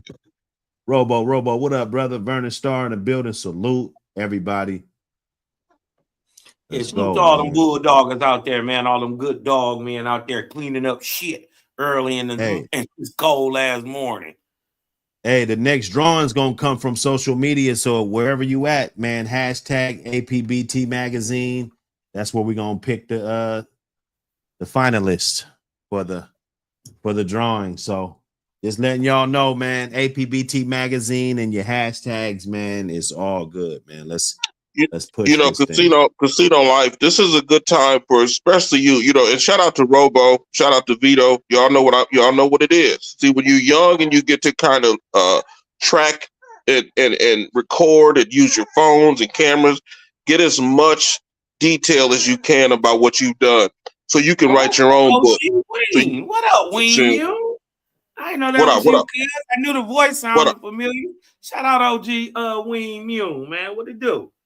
Man, Cosmo, you already know we at it. You already know. I'm waiting for you to come to the yard because I got some protein. I got protein shakes for your boy. We can go through some structure. I got that K9 juice. Get him some minerals. I got your bag ready when you come. You know, I love that nutrition. You know, man. I'll be on the way, man. I love that nutrition too. I ain't gonna lie. That's all my that in there, man. Gotta have it all. Yeah, the best thing is that you want the puppies to be the best they can. And, you know, it's almost like a kid. You're going to feed a kid McDonald's when he's 2 years old, you know, are you going to give a kid, you're going to let him drink a whole bunch of sugar Kool-Aid, you know? No, let's start him out right. Let's put the minerals. Let's get the phosphorus right. Let's get his zinc. Let's go to the vet and take the blood samples. Let's even go ahead and do the DNA profile for you, you know? Because I think casino, if you go ahead and do your DNA profiles now, you get your first litter, you do it all first, right? I mean, you do it all right the first time, it'll feel more like a habit, you know what I'm saying? And then you just do it, and it'll always work out for you. For sure. Yeah. That's why I'm asking all these questions on the show because I need to be able to play this shit back. That's right. You know what I'm saying? Oh yeah, hey, yeah, get it in. I'm gonna be playing this. Gotta shit get back. it in. Gotta get it in. The only Man, I got a 14. The only dumb question, brother Casino, is the one you don't ask. Yeah, that's the only. Man, I got a 14-week-old puppy. I'm gonna show you guys. I think I got him looking healthy as hell. Hold on. Ooh. Buck Salute City, Buck City. Chat. Hey, let's get it. You see it, the wake and bake, right? Let's get Let it. me Itchy in the building. I see you. Who we smoking on Who today? else? We smoking One crew, on I see you, London brother. jelly. We gonna smoke. I'm gonna mix this London jelly with these Cadillac rainbows. This shit is super Cadillac rainbows with the London jelly. We gonna put that together. This shit ain't fucking with the other shit. Let me see. I seen somebody else. F. Williams in the building. Salute. Oh, he good. He look good. He look good. He said, he trusts you. He trusts you. Give your opinion on and get him big as The hell, bro. importance of Like I feel like he pretty big for the this breeding. age. Like he really I think That's a good look. That's a good looking dog right there. Yeah. I appreciate it. I feel like I think he bigger than Canelo when Canelo was his age, to be honest. But I can't tell. Sometimes you be having recency bias. Since I can't have them at the same age, right next to each other, I can't really tell. But I feel like he bigger than Canelo. Like I don't know. Man, that looked like one of them old school Big John dogs, man. That's what it is. For real? Yeah, that's what it is. Damn, bro. Hey, whoever you got that from, man, keep fucking with them. This motherfucker big as a motherfucker, bro. Like this is 14. He not even 14 weeks all the way, because it ain't even the date ain't came. Like he like he between 3 and 4 months. Big as hell, bro. Okay, casino. Hey, gang, this is what you got to do. You got to start documenting your dogs. You got to start writing them down. You know what I'm saying? Go ahead and get you a notebook and find out what you gonna do. You feel what I'm saying? Catalog your stuff, just like how you just said. You don't know. You kind of know, but you don't know what his size was. This is why you do notebooks. So you know what dog did what. And then all of a sudden, after you get the regiment down, you'll just automatically know. Yeah. I see Itchy say that he said it's the PBK sauce, ain't it? No, not exactly. Nah. But you know, Walk 'em all, you know, he be promoting that shit. But we can pull up the pad, drop the pad in the back chat. All right. We can pull that shit up. I'm gonna pull up Jocko's pad too. Nah, I love Walk 'em all. I'm from the South, bro. I'm from the South. You know what I mean? F. Williams. Salute, brother. Hey, hit that like button. I'm about to drop it. Hit that like button, man. Shout out real ones only. Shout out Ready Red, man. You dig what I'm talking about? I got that too, though. I got Ready that. Red. Salute. I got that too. Shout out Ready Red. I got a good one. He already didn't show he good. You dig what I'm talking about? I'm just trying to. I gotta do something. You know, finesse them finagle up some more dollars, because you know, I got an idea of what I want to cut with him. You dig what I'm talking about? I think I put it in the back. Some more Red Boy Cold shit. Blue. Yo, I put it in the back. Yo, what's going on? What's going on, fellas? How y'all doing today? Man, peace, love, and light. Who's that? Who's this? What? Talk. Introduce yourself, brother.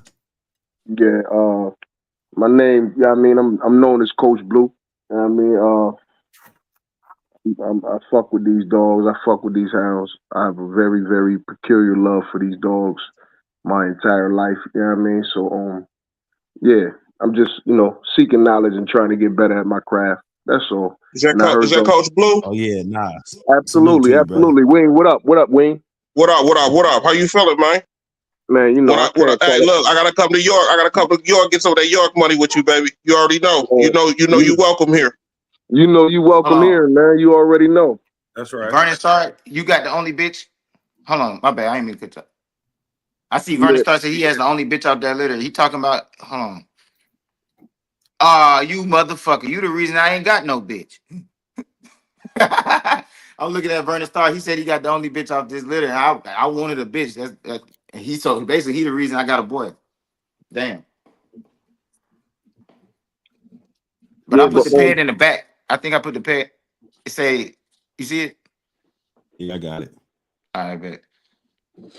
Nah, you guys be giving that. You got to give me the public pad, not the pad online shit. I need the public pad. How you do that? They got a public link on there. Hold on, let me see something. I'm not looking at the screen, but I know they got one. Let me see what I can do. Let me see. Don't be just, all you got to do is just look at it when you're not in pad online. Look at it regular, like if you don't got an account. Oh, hold on. All right, I'm gonna just Google that shit.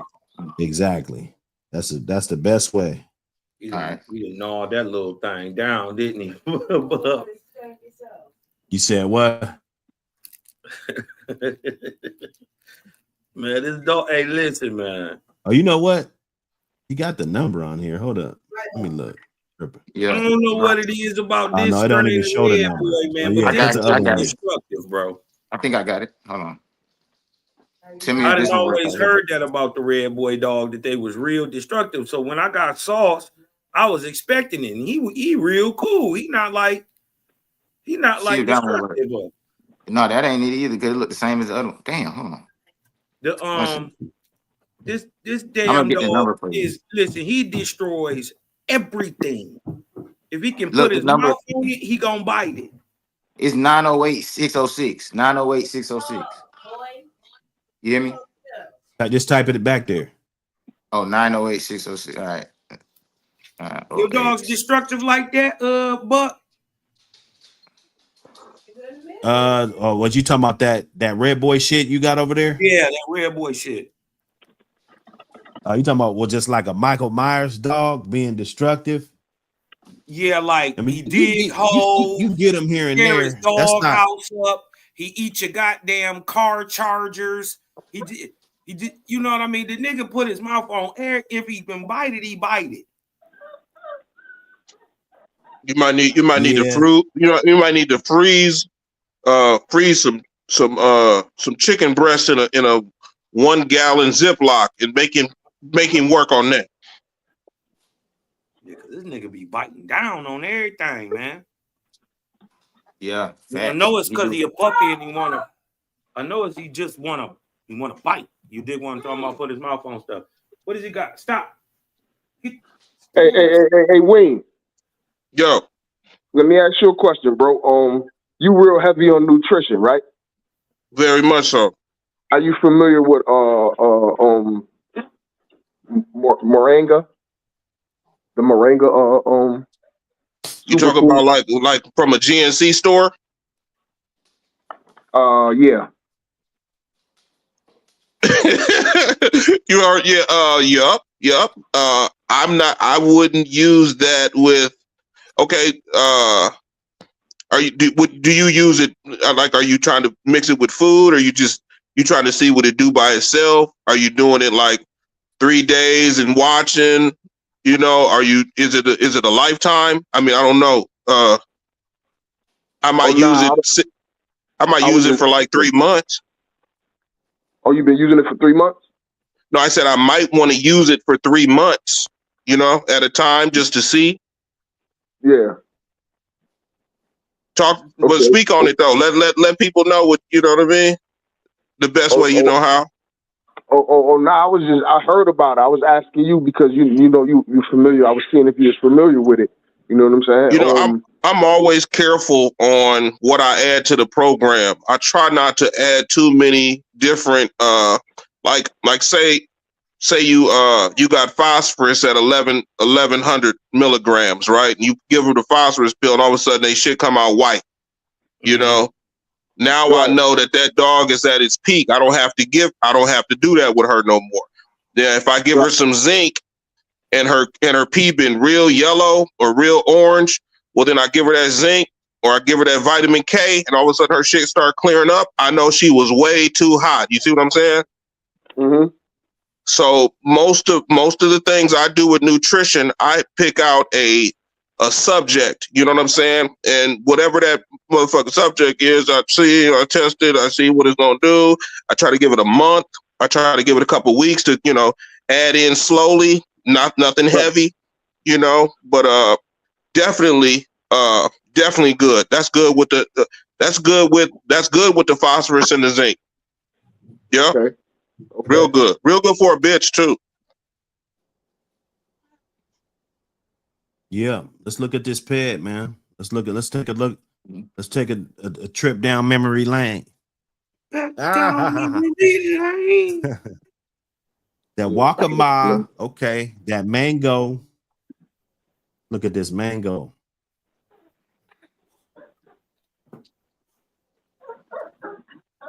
Yes, sir. I like. And feel free if you got Walkable dogs, call in. And feel free if you got Walkable dogs, call in. Tell us about them. I'm happy with what I got right here. I mean, so far, Yeah. Hey, I don't have a whole lot to say about it. This is my first time having one. So I'm gonna see how it goes. They've been on the line for a long time. They've been on the line for a long time. So we got to remember, some blood does good, blood does bad, but that's what all the blood do. So we want to highlight, if somebody found a nice cross, if somebody found something that works, call in and let us know. So we can keep people on the right path. A lot of dogs get lost in the system because They'd be doing the same crossover in a different yard that didn't work for the other yard. And nobody, nobody dropped the wire and said, hey, look, that shit ain't gonna work, So we got to make sure we stay in tune. My thing is, a lot of people don't even know why the dogs. That's why I always ask why. Because a lot of times, if you don't know why the breeding was even made, how would you know how to use it? Right. Feel me? Yeah, and I got the details on my breeding, so I know what's up. Like I know about the dad, I know about the mom, everything like that. So you know what I mean. I'm gonna be looking out for certain traits and stuff. There you go.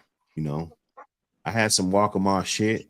We had some crazy eyes dogs and shit back then.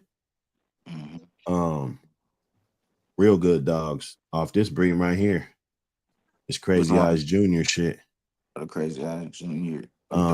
Maggie, you had something off my partner got the tightest Big John shit in the world. My partner, when he drops this breeding, it's gonna be over, bro. He's gonna have the tightest Big John shit in the world. Official, no discrepancies, no nothing about what this guy's. Let me show you the two I had, just old time's sake. Oh, they got the shit different. I think Shakur, that's not the right one for. That's not. Anyway, this bitch was my bitch. Right off Crazy Eyes and Shakura. I bred her to my other male, Clyde, I had. That was this male right here. You had that shit. They were brother and sister. See, this is wrong. This right here is wrong. I don't know who put this up here. Hey, Vernon Star, what color? My bad, bro. Vernon Star, can you put in the chat what color yours is? Like what? Because I picked mine off the oddball. Like I wanted the oddball. You know what I mean? Like from the pictures I seen, it wasn't no other one that was this color. But I'm wondering what his was looking like. Yeah. I like picking the eyeball out the litter, like some people like the runt, some people like the biggest one. I like the one that don't look like the rest of them because I feel like that means that he didn't pull some genes from farther back. That's how I be feeling.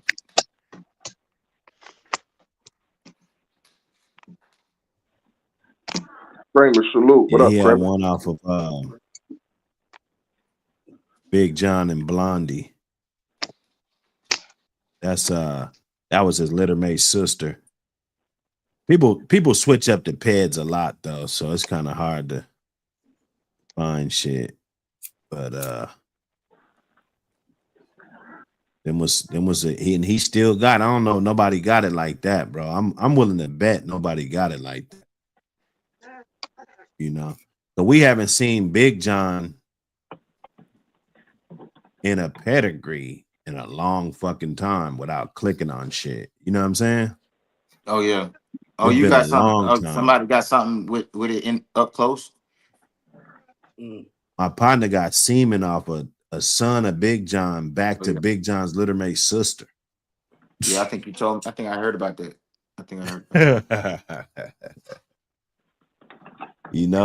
He got 4 fucking breedings off of that. Casino, this is a good time. You might want to do that. You see how that's a gem right there. You see how that male that you're about to breed to, if he give you something super good, don't be afraid to invest in that male. Don't be afraid to call homeboy up and say, hey, look, when you going to the vet to pull him, when you going to do that, you know what I'm saying? Go ahead, jump in there because that might be one of your catalyst males that you might have to go back to bring back your shit to the front. This might be the greatest breed of your life. It's probably coming. It's coming. I appreciate that. I appreciate the positive energy on this breeding, bro. I hope it do be that, Well, let me give you the glass house.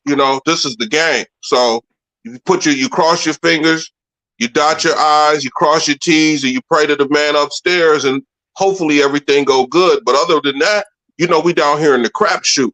So I hope nothing goes bad. You know what I'm saying? Or you could, because it ain't all roses. You could go breed. You could breed to a dog that is producing a bunch of good dogs. You know what I'm saying? And not just a bunch of, because a dog, to me, a dog that's never bred or don't have no offspring that you could be like, yeah, look at this one, look at this one, look at this one. Mm-hmm. You just a crapshoot, just like everybody else, dog. It don't matter about your pedigree at that point, you know. But then, and on top of that, you gonna find out if your bitch is all good too. So don't take it to heart and be like, damn, now your bitch ain't no good. You know what I'm saying? Just because he probably do got some good offspring. So you got to just be real. If she don't produce, she's 50% of the project. So you know. Yeah. Nah, for sure. I ain't gonna. I make sure that I think about it every day. I would never develop kennel. I don't want to ever develop kennel blindness. You know what I'm saying? Yeah, but the gene to produce, we can go back to this. Some dogs, it doesn't matter. You could drop them all in a hat. They're just not gonna produce shit. Mm-hmm. That's what I'm saying. I don't want to be blind to that shit. Like I try to stay in reality. That's bro. Them motherfuckers ain't gonna produce shit, bro. They done bred to this, bred to that, this, that. Motherfucker just can't produce shit, dog. That's the way it is, bro. So my thing is, like I said, for the guys that are shooting with intention, you're gonna want to get you a stud that's already established, man. You know, man, look at the legs on this motherfucker. That's gonna cut down on all your bullshit. And then let's say you try to breed it or whatever. Yeah, he comes off of a good producer. Like if you can't say that, yeah, he comes off a dog. He doesn't have any litters. This is his first litter. Like that's good, but it's not great. Okay, you know. You gotta start, but he gotta start somewhere, don't he, Buck? Yeah. Salute to Bird Dog. Bird Dog said, roll them dice. Roll them dice. Right. Yeah, now you roll the dice, go ahead. But I think I know what Buck's saying, though. He's saying it's a method to the madness. Some of it is a roll of the dice, but a lot of it's skill and understanding what's going on and betting on the averages. Right. Mm-hmm. Man, shit, I'm gonna try. You know what I'm saying? I'm pretty sure there's a bunch of people who done bred some dogs who they just knew they was grand champion. You couldn't have told them no different. That's why I talk to the OGs, bro. That's why I come up here and talk to the OGs, because it keep me humble and make me where I always thinking about the things y'all saying. These so that I can humble you know what I'm saying? Because I'm trying to be great, bro. These you know shits will humble you, bro. Yeah. You just knew you had the sauce. Yeah. You knew you had it. And boy, this nigga pulled past you like when you see a real race car, boy, it's humbling. At casino, you got to remember when you have your babies, you got to put in the work too. Genetics will only get you so far, and then you got to then your program, who you are, is gonna show in the dogs too. That's the part that I take pride in right now so far with my career. Like I feel like, you know what I'm saying, I'm a competitive dude, so somebody might feel some type of way, but bro, if everybody get a dog out the litter, bro, I want to be that dude who got the best. Like you can tell that my nutrition, my everything is on point out of everybody. Like I want that to be my reputation. Like I know how to raise a motherfucking dog. Like that, I want that to be my reputation. You know what I'm saying? Yeah, hell yeah. Like Canelo, bro, it ain't no like. It ain't no dog. It ain't no dog out Canelo litter that's close to him. It ain't nothing close to him. You know what I'm saying? But I would tell you this too. Be careful, and just put your work in, because it's been people who've been outpulled with quote unquote lesser dogs, but the dog man was better than the other dog man. I've seen great dogs lose that way. But that's why I say that's why I be come and talk to the OGs, listen to the OGs. You know what I'm saying? I'm getting as much game as I can so I can give myself the best chance to be that guy. You feel me? That's right. That's all. Right. You know what I mean? Like, cause I respect everything y'all be saying, bro. Like, cause I learn every day. Like, just listening to y'all, you know what I'm saying? Different things, like, you know what I mean? Like, so anybody who just like listening, bro, don't be too proud to learn. Don't, you know what I'm saying? Don't ever stop learning, bro. Like, you know what I mean? Hey, and me, I'm just making suggestions, man. You ain't gotta listen, brother.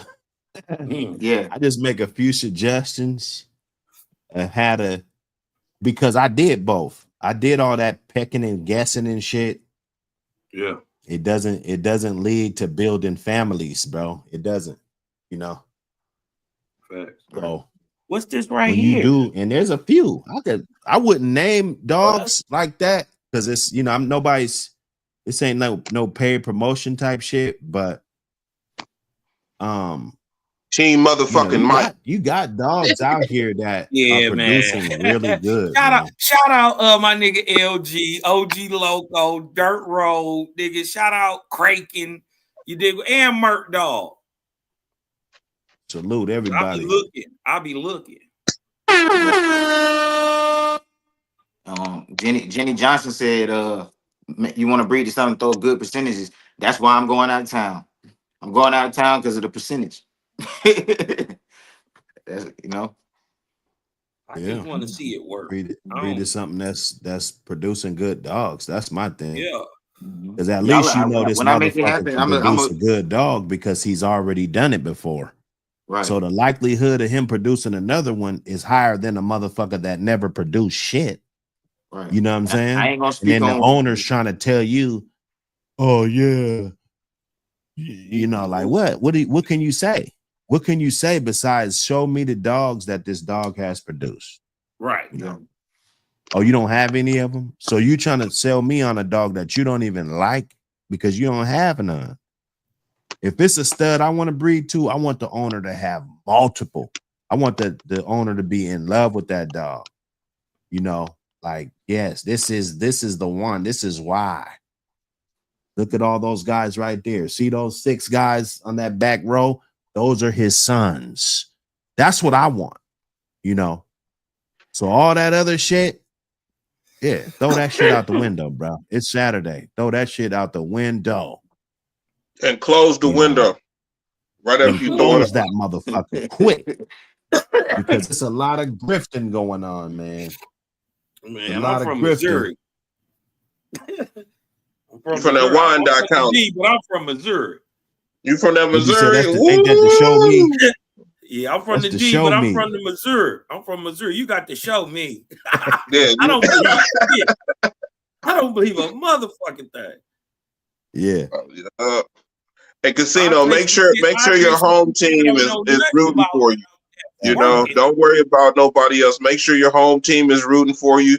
Make sure you got a little support system behind you. You know, don't be afraid to tell one of your homeboys, "Hey, look, I'm about to go do this, man. You might want to hold a dog down for me because your immediate team is gonna come through in the end." You know what I mean? So I don't want to put the male dog on the hook, but yeah, when you go breed to somebody, you kind of you putting your eggs out there, so we can't blame everything on the dude with the males. You know what I mean? So just make sure you just got your stuff in order and you ready.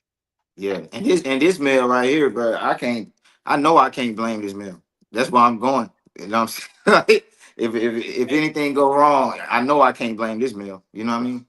Hey, Buck. It shouldn't be no blame. You got to blame yourself for making the breeding because it don't matter what male it is. Sometimes it just ain't gonna click. You know? Okay. Yeah. Okay. That's just you can't blame nothing. You made the breeding. See, we got this, and I know that's just how people talk. When people start talking dumb, I'm gonna tell you, bro.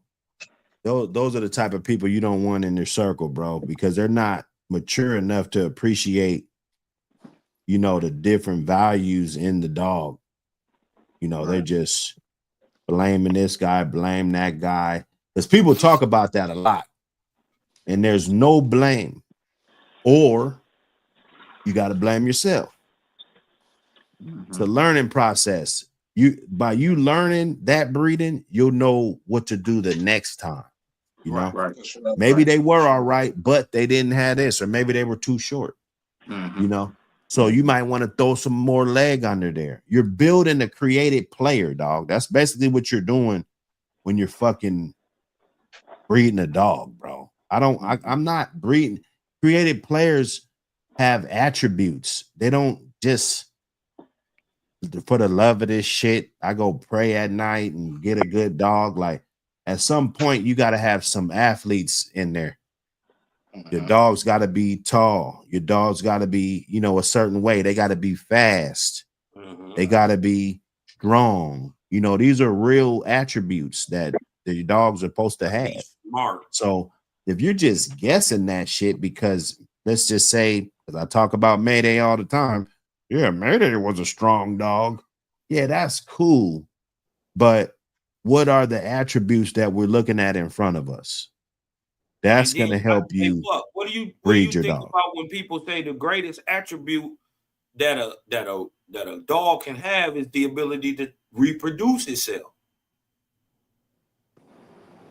I think so, because it's so rare. It's so rare that you get a great producer. We could talk about good dogs all day. Rare to impossible, almost impossible all day. Yeah, Right. impossible. But a good producer, your dog, you have to have the gene to produce. That's not every dog.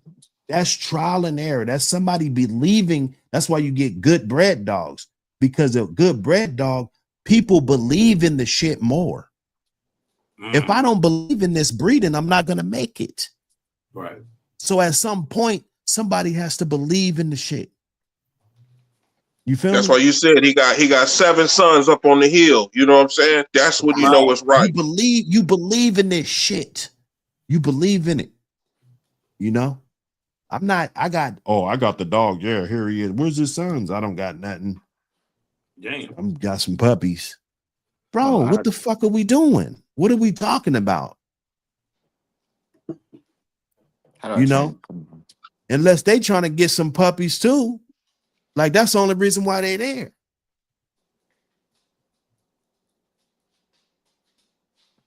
You know. I didn't, you know, I didn't messed up. I didn't messed up before when shit happened. You dig what I'm saying? But I want to have this shit in 20, 30 years from now.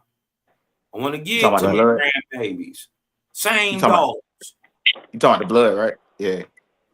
Yeah, same dogs. Ain't nothing gonna be but Mike back there. Every one of them gonna be looking like him. And I'm planning on doing this shit till the day I die, bro. Or like Bingo, or like a 3-way. Right. You see what I'm saying? When you can go out there and say, "Oh, that's a Cosmine dog." Yeah. Oh, that look like just like they say, "Oh, that look like a Carver dog," or that look like a Jeep dog. You gonna go back there and say, "Oh yeah, that's one of them God dogs back there. That's the Cosmine dog." Let me ask you a question. Say that about me. You dig what I'm talking about? Because I wasted a lot of time. You dig what I'm talking about? I didn't waste time. I learned lessons. Let me ask you a question, bro. Now I'm here and I'm starting over. And you dig what I'm talking about? And I think I got a good foundation. So you got it. Go ahead. You know what I mean? They gotta prove it to me though, bro. I mean, I ain't got enough room up here in the D to be playing.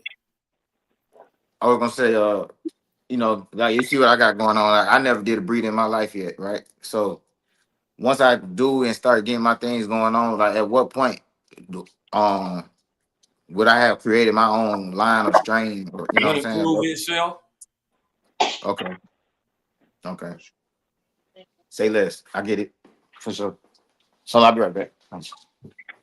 Yeah. I mean, I would guess that one would be satisfied with what he has, right? Like if I get 3 generations of trash, if you see something, Buck, right? If you see something and you breed for it and you get it and it worked, what shouldn't I be happy at that point? What else am I looking for except to go on then and reproduce it again? But that's when you get into longevity. You know, I tried to explain that on some of the earlier ABPT radio stuff with Buck City, that I was trying to tell people how Buck threw out a whole bunch of biscuits and cooked a whole bunch of chickens in different places. So if my chicken is low, I know who to call to refurbish, you know. But we got to remember, these dogs' lifespans are short. This ain't no, you get a dog and you're gonna forever have it. You know, you got to be real. You got to be a realist, and you got to prepare. So if you do get something right, you got to kind of make preparations for the future. Do right. Right. Can I chime in for a minute? Go ahead, brother. I just wanted to say something I think is relevant to the conversation, because I just made a breed, my first breeding ever, and I had a 10-piece, and they about 3.5, 4 weeks now, and from my standpoint, what I learned from my research and, you know, understanding of the game is you got to be honest with yourself first and foremost. You got to be honest with yourself, and you got to pick a line that you believe in and that you know about. You know what I'm saying? You can't really be word of mouth with this thing. You know what I'm saying? Because, you know, we ain't gonna get into all that, but it's the game. So you got to. I know it's, yeah. You know what I'm saying? Sure. That's the first thing I learned. Like, you know, I've been having dogs for a while. I just never bred dogs, bro. I don't know, bro. I used to think that shit was nasty as fuck. But now I know that. Now that I know that if I want to preserve my dog, you know what I'm saying, I got to do it. You feel me? So, like, if I want to have another one, just like what I had or similar, I got to get into it. You feel me? So, you know what I mean? Absolutely have to. You absolutely have to. I think a lot of people waste, I think a lot of people waste time just buying dogs, just to be buying them. Not, right. I mean, that's crazy to me. But now I don't buy them just to buy them. I mean, I know you probably not talking about me, but me, I'm gonna just say bro, everything I buy, I bought for a reason, bro. Like, it ain't, you know what I mean? No, I'm not saying like you ain't got, I'm not saying like you personally, I'm talking about, you know what I'm saying? I'm talking about as far as like, if you're not trying to breed your own dogs, is what I'm saying. Is like, this is what people have to understand. If you're gonna have an understanding of these dogs, you got to get into breeding them. You know what I'm saying? And a lot of people don't understand when it comes to production of these dogs, you got to be willing to keep every last one of these dogs. Like, every last one of these dogs I got ain't going nowhere, for the simple fact that I'm trying to breed. And if I let them go somewhere, I'm slimming my chances of being able to reproduce what I got going on already. Because a lot of people don't pay attention. It's just like genetics in people. How many times you done been around people that know your family and they be like, hey, man, you look just like your granddad, or you act just like your grandfather. You understand what I'm saying? That's the same shit with these dogs, bro. That's how you going to produce the one that you love. The sister going to do it, or the brother going to do it. He's not going to, 9 times out of 10, he's not going to produce himself. But one of them fucking family members is. That's why you keep that motherfucking line. That's why you got to listen to what these motherfuckers be saying. They say it indirectly. You just got to read between the lines. Watch what they do. Oh, my bad. Go ahead. Watch what they do. Read them pedigrees, and a formula will appear right before your fucking eyes. Follow that, and you on some shit. Yeah, that's why I try my best. For that reason that you're saying, I try my best I try to buy my dogs in pairs. You know what I'm saying? Like, I bought Nello and his little mate sister. And only reason I only got one of these Walkmart dogs is because there wasn't no females available, and I found out that Vernon Starr got the motherfucker. Hey, Coach Blue. You know, I'm gonna take you back to when you shut down Space Force, right? See, Space Force didn't have a future. You see what I'm saying? Right. And a lot of people, like you just said, it's gonna come in the dogs that you have. And once you make your own foundation, it's almost like, this is my family of dogs, you know. Right. And then you can add into another family of dogs. You know, Michael Myers came into my family of dogs. You know, everybody knows my farm that I grew up on was 27 miles away from where Jeep was born in 1976. You see what I'm saying? Our farms merged, our dogs merged. So that's what you have to do right now, Casino. You're building a base of family dogs that you created. Yep. And see, and I agree with you. You know what I'm saying? And that's the way that I'm moving, all the way to the strategically me moving and understanding what you just saying, I'm already acquiring a loose line bred dog that's similar to my dog, so I can continue to move forward in that direction because I'm understanding what I'm trying to do. You understand what I'm saying? So yeah, I agree with you. I definitely agree with you, man. Because you and everybody listen, Coach Blue was the future for somebody else's dogs. And then once you did that again, you made them look even better. You see what I'm saying? So now I'm proud of you. All the love. If you need anything, give me that whoopty. We go get in the back street, talk, because I want it's time for you to build your family of dogs too. Mm. Oh yeah, absolutely. The world's waiting. That's right. The world's waiting. Absolutely. I ain't even gonna hold you. I'm not trying to brag. I ain't trying to be funny. I'm gonna send you some footage when we get on the back street. I got a 10-piece, and these motherfuckers only 4 weeks, and I guarantee you they ain't gonna be able to stay together till they 6 weeks. I know if they with you. I know if they with you, they right. You see what I'm saying? Yeah. We ain't worried about the dog. And let's get this question in. You good, bro. Let's get this question in. We ain't judging the dog. We know the dog gonna be pretty much all right. Is that man? Hey, Shreveport Mike said he got a male that won't breed. Great men make great dogs. Hey, let me get this question in. Great men make great dogs. Hey, Shreveport Mike said he got a male that won't breed and a female that ate 6 out of 7. I saved 1. Would y'all breed the offspring female? He said he from Shreveport? Yeah, well, that's what it should say, Shreveport Mike. Okay, well, Homer, Louisiana, over there by Bossier City, say something that the tree huggers would like. You know what I'm talking about. So you think what y'all think? I don't think if the mom ate 6 puppies, I don't think that's gonna be hereditary with her fucking, if the puppy does the same thing. It could be, but it's not like something I would be worried about. And that she didn't even know how to even take care of the baby, period. You dig what I'm talking about? Right. And you bred her too soon, and she, Yeah. That could be, I was going to say that. You could have had another dog too close to her, anything. Make her do that shit. Problem. It could have been a lack of calcium. If it's lack of calcium, that bitch will eat the fuck we ain't gonna make too many excuses now. Like, wait a minute. I dig the master class in the one strike, right? So let's just say on a scale of 1 to 10, she only got 1 shot. Did she make her first shot? That's not what the question. The question is, would you breed the offspring female? The last one that he saved. Yeah, I mean, the whole point was to get the breeding. You gotta say that one.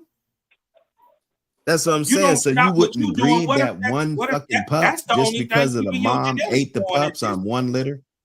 Yeah, but you gotta. Okay, what I'm saying is there's got to be more.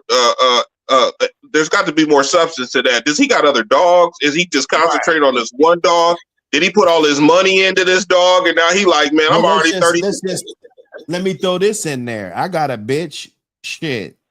Let's say she has 8 pups. She eats half of them. Are we having this conversation? She took care of half. She ate half. You feel me? And listen, them 4 that make it gonna probably be some dogs. Well, I'm saying, hold on, wait. When you say that, when you say she ate 4, and then is that like her like getting rid of the bullshit? Is that what you're trying to say? Not all the time. I told you it could be a calcium deficiency. If she got a calcium deficiency, that bitch will eat them fucking pups. Okay, she will. Man, I'm gonna tell y'all what I give for calcium. Because I got these right here. Man, Buck, you be getting exclusive, bro. I don't never tell what I be doing like that. But I come on here, y'all make me feel like, you know what I mean? But listen, you can see it, hold up. This right here, this got calcium in it. You see, yeah. Even though it's a puppy supplement, I still give it to my grown female. Sure, you know bro. I mean? Yeah, that's This right here is good, like it's good. It worked like a prenatal, you know what I mean? Right. and it you know, I don't know if y'all can read what it say on there and stuff like that. But you see, it still got the price on there. This thing is only, you get 100 pills for like $13, bro. You know what I'm saying? So I would suggest this to people. You know what I mean? But I ain't no expert. So I mean, you know, somebody might have something better than, you know what I mean, better than this. But this what I got right here. Let me They get got And a that's why calcium. I try to stress. That's why I let me get stress another nutrition question a in lot here. because, yeah, that was a good question though. Let me get Okay. The Rock said he RBG used them. Lone Wolf. Which DNA test kit would you brothers recommend, Embark or Wisdom Panel? I'm familiar with the Embark. I'm not familiar with the Wisdom Panel. I'm not. Maybe one of these brothers are. Somebody said y'all breed pockets. No. No offense to the pockets. Hey, somebody in the I'm chat pretty breed sure pack. it's Somebody. somewhere Ain't it's nothing a wrong with that. 28-pound dog somewhere, 27-pound female. You You dig what I'm might talking save the about? breed. I think that breed needs somebody like us over there that's all about the standard and not waffling. You know, like so many years we haven't waffled at all about what these dogs are or nothing. It's not even a discussion about the form and the function and the nothing. We don't never have these arguments here. So they need somebody like us over there to kind of clean that shit up. And I got a bully. I got a pet bully. I don't plan on ever breeding him, but I got a pet bully, bro. He's outstanding. You know what I'm saying? So I salute to the bullies. You feel me? Like, you know, it's dog man. You can be a dog man with any dog. If you got a dog and you taking care of that motherfucker, and you doing what you're supposed to do, you a dog man. You know what I mean? In my opinion, you know what I'm saying? I was never, you know what? I look at this stuff, you dig what I'm talking about. Now I'm gonna tell y'all some stuff y'all ain't got to believe me. I didn't see my first Jocko dog for real till, or what they would call it. You dig what I'm talking about? A real Jocko dog till 2006. And I wasn't impressed. You dig what I'm talking about? A more heavy Jocko dog in Virginia. I wasn't impressed. But as a catalyst to what was to what they put it to, man, it makes so much sense when you see what they, like the brother said, the formula pop out. Yeah. It's method to this madness. Hey, live your life, dogs. Hey, you rock. I see you said stud them out. I thought about studying them out, but I'm not connected with the community. I'm not connected with the bully community to even do that. And I put so much of my time and energy into the American Pit Bull Terrier that I don't even know how I'd even get time to even be trying to stud out my bully. You know what I'm saying? Man, shout out to the 757. This ain't no diss on VA or the DMV. They got some of the greatest hounds they ever looked through. You dig what I'm talking about? Word. Hey, Big Cosman. The brother asked, what do you think the importance was of this of Jocko's breeding? Hey, sit down, boy. My bad. A brother in the chat, F. Williams, he said, will you pull up Jocko's pad and give us your opinion on the importance of the breeding? So I guess we could look at it. You know, you got the Mayfield shit on the top. So that's nigga shit on top.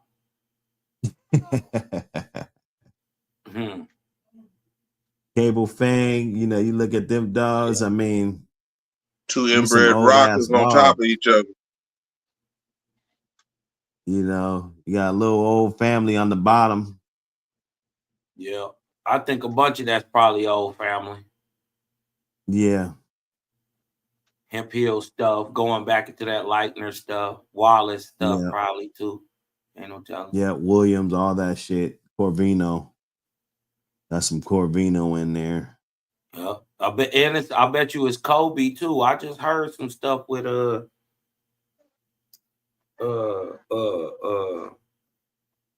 with the brother who had Bo.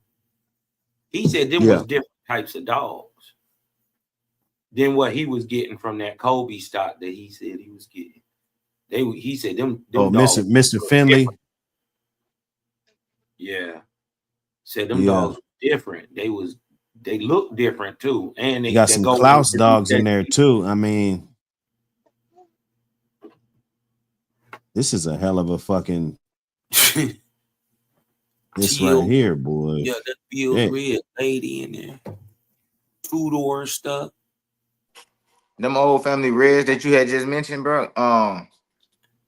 Like I want to know, like, what you think. Oh yeah, and Vito just texted me. He said, drop the link, but if you can. But Yeah, get up here, Vito. them old family red noses. Like what went wrong to where the reputation then got how it is now? Like, and I don't know if it. I mean, I don't know if everybody think bad about them dogs, but I done talked to so many different people, and it's not many people that got nothing positive to really say about them old family reds. Nowadays, they always say that back in the day they was the shit, but now they ain't shit. You know what's that? Let me cook a little bit. Let me cook a little bit on this real quick. I'm gonna stay out of this. I'm staying out of this. Okay. Now, just like you have presented to the world, you're about to do a breeding. We know what your dog is. You kind of explained your program and what you said you're going to do. Now, how are you going to campaign yourself if your shit goes south?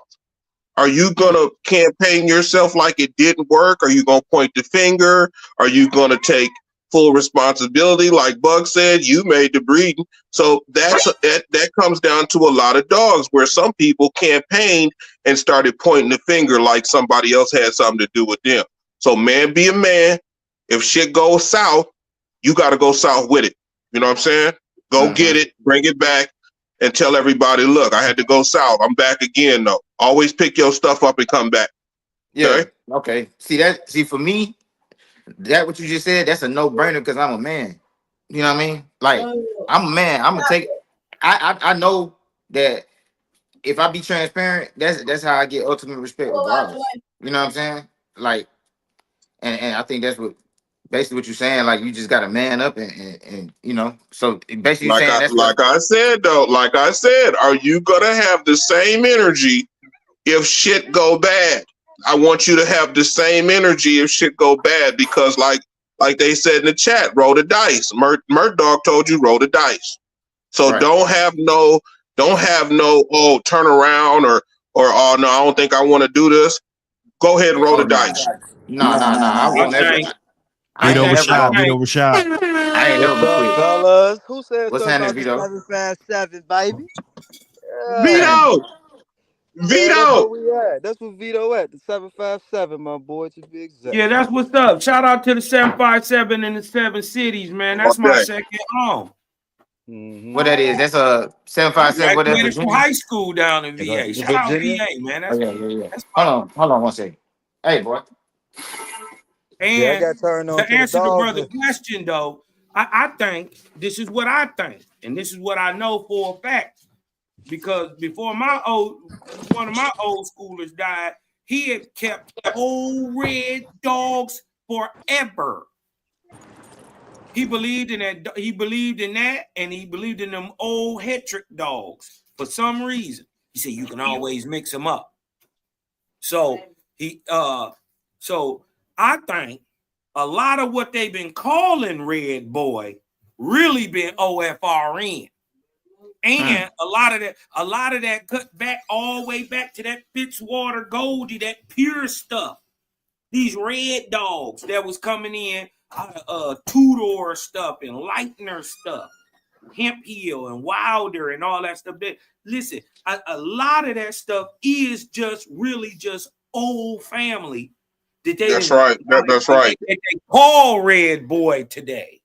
And see, Casino, that's what I'm saying. See, Casino, some dog made your dog that you gonna mate to. So are you gonna say that the other dog was the real producer, or are you gonna say that dog is the producer? See, it gets sticky. It gets sticky because what dogs made the dog you gonna mate to? You see what I'm saying? They might have been the sauce. We know, you're gonna find out though. You see? Listen, that old family still around, so mixed up. I mean, on just nothing but old family. Old Family.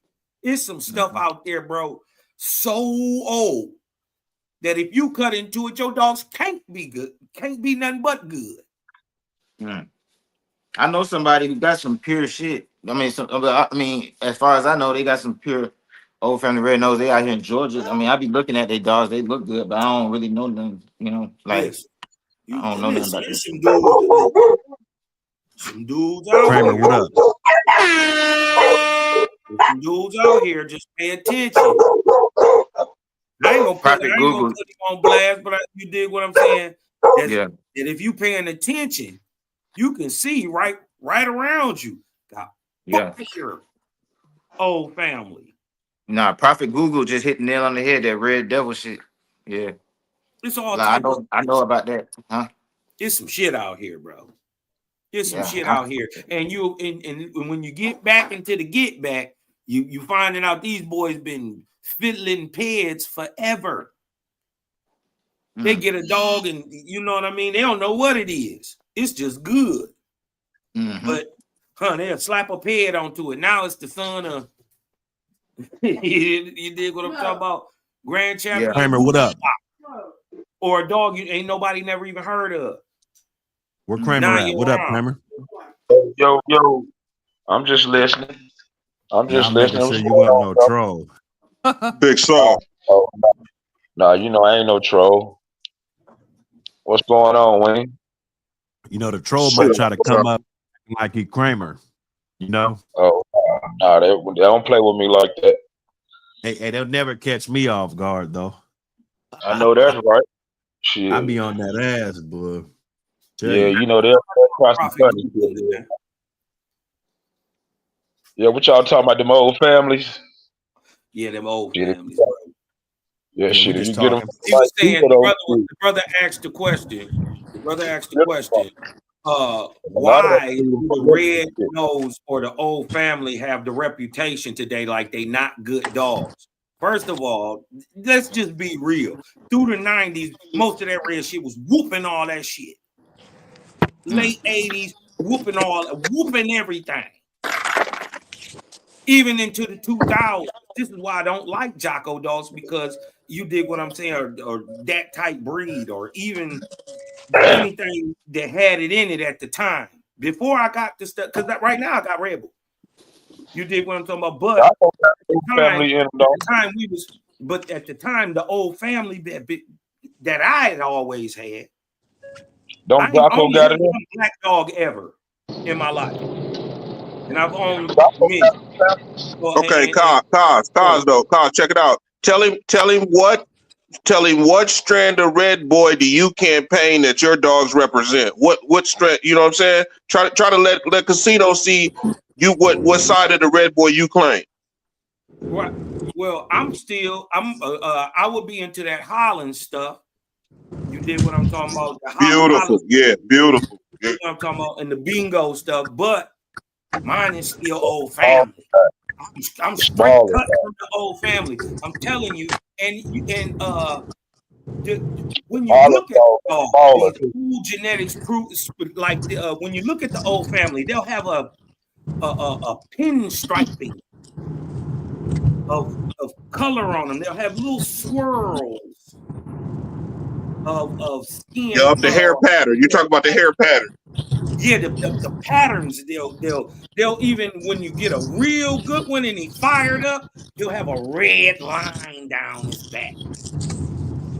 His hair will kind of darken in the middle. They'll have these little framed little tufts behind their ears, and that's going back to that old blood. There's no telling where they draw them from. Hey, if that hair stand up on his back, going to the curb pal.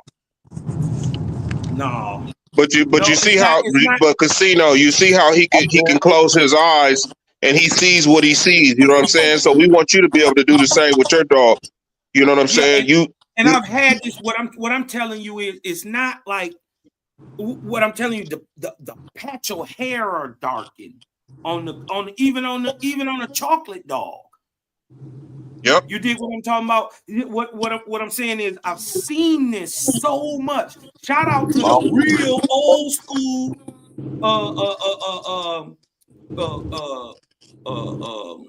Cold Steel Kennels.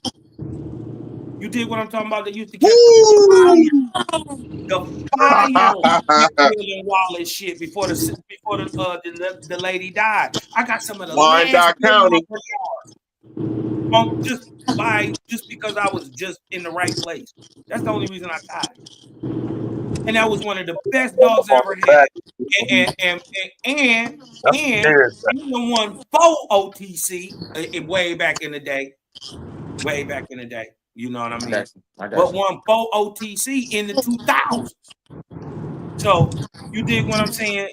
And this is why I don't like what I seen of the Jocko. Now I had a big boy. You dig what I'm talking about? He was 70 pounds. You dig what I'm talking about? And he was about 64 at the time and jumped on his. That's why I don't like him. You dig what I'm talking about? So to have dogs that's bred down from that now, you dig what I'm talking about? It kind of, you dig what I'm saying? But just how the universe supposed to work, what I believe is good now, right? Still got that old family direct. The mama is the old family. So I think it's a misnomer on the old family dogs, and I believe it's been making dogs greater for since day one. Since Leitner seen that it was 2 cuts of what he was breeding. Some of it was red and some of it was black. I think I think people been making distinctions since back then. Real quick, I don't want to cut you. I just want to respond to Merc Dog because he had a long message for me. He said, "Casino, just do your own thing. Keep doing what you're doing. Don't let no one change you or direct you different directions, man. Just do what you think is right, and you will be all right. Do you now for sure? Like I just be liking to get everybody input. You know what I'm saying? Like I ain't no impressionable person like that. Like where I'm just finna every time somebody tell me some shit, I'm finna just do that shit now. Like I just like to get all this information from different people, get different insights, and then like with the breeding stuff, I really need info on that because I never did it before. So. Yeah, I ain't finna let nobody change who I am or how I plan on doing what I'm doing. I like the conversation. You feel me? They got the information. Ask a question. How you think they got the information? Shit, ask a question. Don't let nobody son you either. A lot of mentors like to son you, want to run your yard. Yeah, I fall out with niggas like that, dude. Like I ain't that type of young nigga. Like, bro, I punch you in your fucking face. You try me, bro.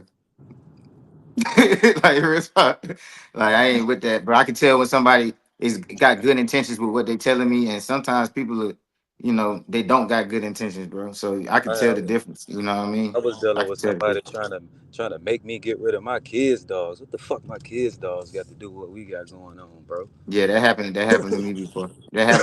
Bro. Vito, you up here?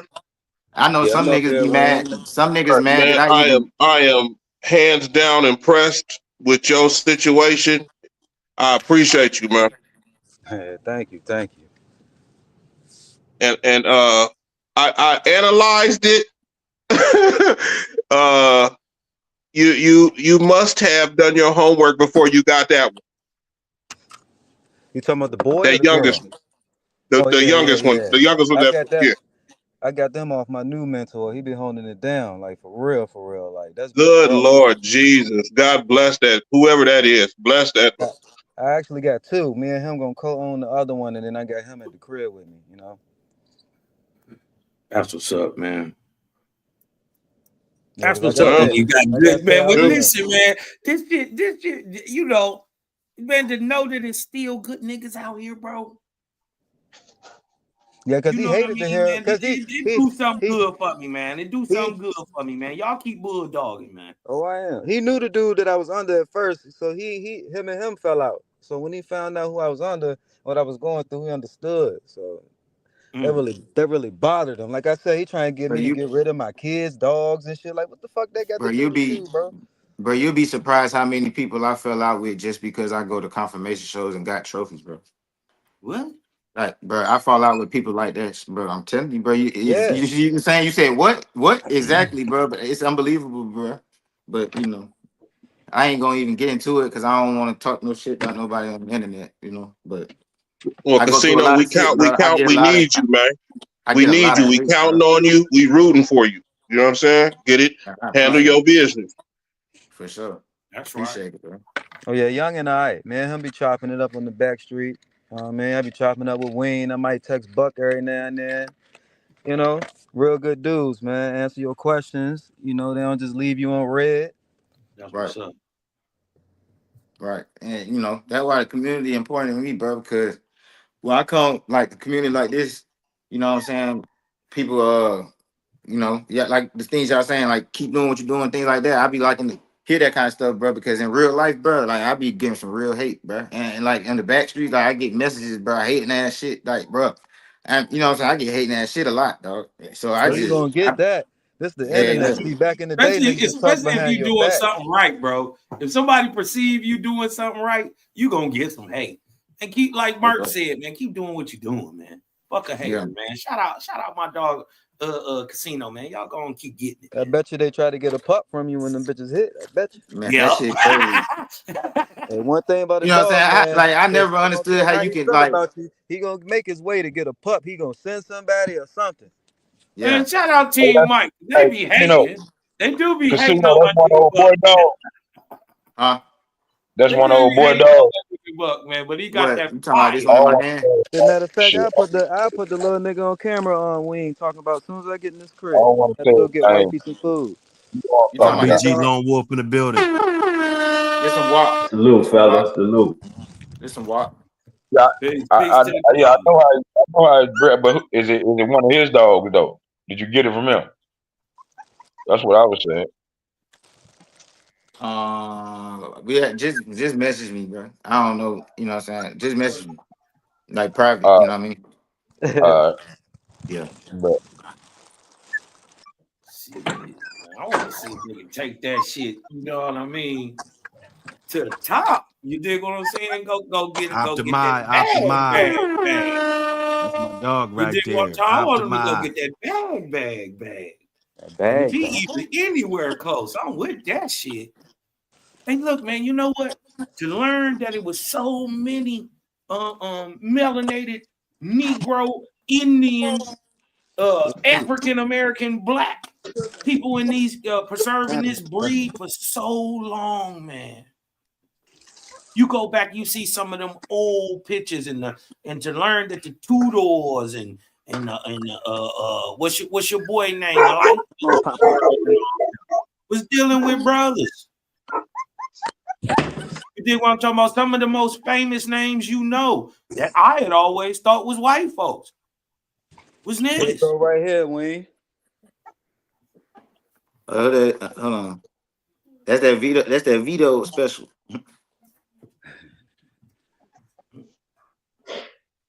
Yeah, he only 6 weeks. Yeah, I like that. What's that? That's the this is the boy I sent you. The pets I sent you. That's the Boyles? No, the T Walker and all that. Okay, the Bolio. Yeah. I swear it's either one of them. It had to be. No, my female that looked like a with the Bolio bracelet in dog it. for real. Yeah. Hey, Itchy, bro, that happened to me too, bro. Like somebody be talking about if you're gonna get a dog for me, you gotta get rid of everything else you got. I'm like, what the fuck? What? Yeah, dog. That type of shit happens. Yeah, Like somebody people, told me you'd be that, surprised bro. the type of shit. You'd be surprised the type of shit people say, dog. Like you'd be Man, like, listen, that's somebody who ain't never even been in the dogs. He just Bro, bred some shit. he sold the dog he was gonna give me because I had a bitch with no papers, bro. What? yeah, that's clown shit. Corny. Yeah. He was like, man, you gotta get rid of that. I know was people like, who wow, got this my bred up kid's ass dog, dogs bro. ain't never gonna get no papers. I don't know. Facts. You know what's crazy about that is, it's hard for the old school or any school to try to figure out how to pass on the torch, right? So, like I said, I knew Buck City's situation back in the 90s. This motherfucker been here. Now this platform is here. Now we are the history. Everybody in the chat is a part of the history. If you got a magazine, you are in the history. If you got a buck, if you got anything off of Isaac, you in the history. It's our history now. You see what I'm saying? And I don't want to talk down to the OGs, but it's our time now. It's our era. We still running this shit. We still here. It's the dogs we're dealing with. And we thank them for going through what they went through, but it's just our time. So I'm glad that you said that, Vito. Respectfully. Respectfully. Yeah, that's what's up, man. Man, You know I'm something. gonna go ahead. I'm gonna keep listening, bro. I'm gonna get me something to eat right quick, bro. I'm hungry as hell. Man, I appreciate y'all, brother. I appreciate y'all time and all the game, bro. Real talk. Salute, man. I'm gonna be Appreciate playing Let me back get this some video. let me get some grits with that too. Hey, 14 day magic day, man. You said 14 day to 14 day, man. For sure. I'm gonna replay the hell out of this video. You know, anytime I gotta refresh you up on what we just spoke about, I'm gonna just play this shit back. All right, man. Salute y'all. Appreciate you, man. Bro. For sure. Word. Yep. Murk Dog, Optimize. 2 number 2s. Burning Star. Your Rock, Paul Harris. Man, Dickie Foster. You know, we up in here, man. We thick up in here right now. And they better not start nothing right now, because we thick up in here. Check. Yeah. Don't start right now. There's too many of us. No, they get their wig pushed back. They can get their wig pushed back. It's okay. EGK, what up? Hey, no ski mask. Shout out my dog Paul Harris too, man. Oh yeah, all the usual suspects. Yeah, that's my brother, Paul, mate. Yeah, they're my brothers, man. Them good dudes, man. Solid. Hey, you say you went to school in Rock. the Shout out 77, Ye bro? Rock. Shout out my dog Ye Rock, man. He be Yep. everywhere too. I see Ye Rock everywhere. Yeah, Ye everywhere. I said, Yay Rock. We was sitting around the other day. I said, Yay Rock. This was like months ago though. I said, Yay Rock. Them, my nigga on the couch looked up. He's like, nigga, what? I'm like, no, not Yay Rock. I'm like, Yay. That's his name. He's like, nigga, what are you talking about? I'm like, oh shit. That Yay Rock. That Crystal. We gonna call him Crystals. Yeah.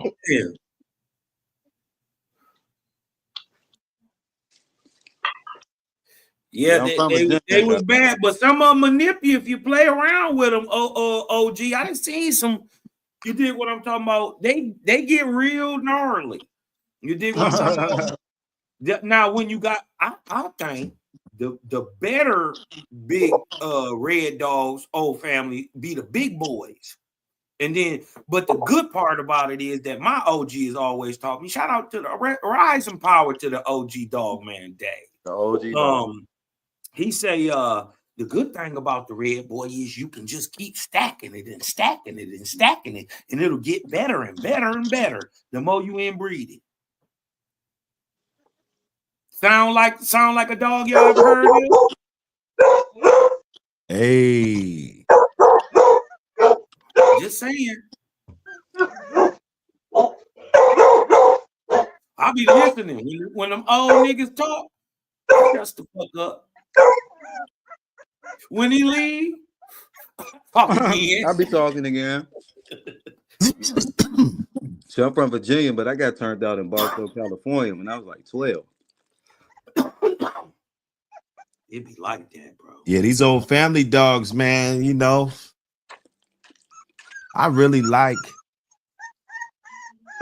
the you know, they look real durable, man. They got that thick skin. They got a lot of good bone that I like. You know, their jaws and mouth, everything. You know, a lot of bloodlines phase out. It's kind of a miracle. Some of the ones that haven't, actually. I think that should be more of the miracle, because a lot of those bloodlines, you know, just people, if they're not as popular, people don't really respect them. They don't hold them into the high regard to where they'll even make a bloodline. You know, like it's got to be something for them to even want to classify you, right? You got to be doing something, or else they're just gonna call your dogs mutts. You know, there ain't no bloodline at that point.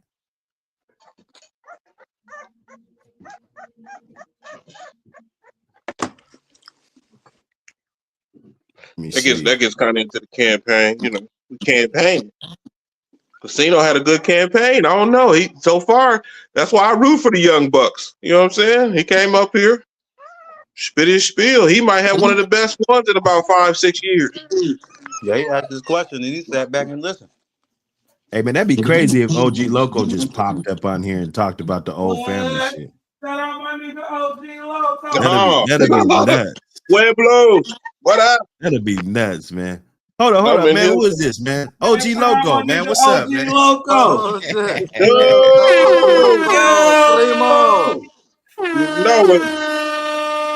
What's going on, my nigga OG Loco? Yo, what are we talking about today?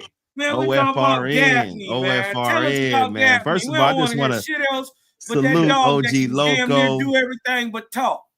He got that great spread in that magazine, man. It's the great read, man. He slam dunked this one, man. I tell you, man. I just want to tell you, thank you, brother. You know what I'm saying? And yeah, man, get that man his flowers, man. We are just admiring the old family. Hey, Cosman, let him see that Bingo Daphne. Oh, damn! Let me turn this. I'm gonna tap in on my phone so he can see it.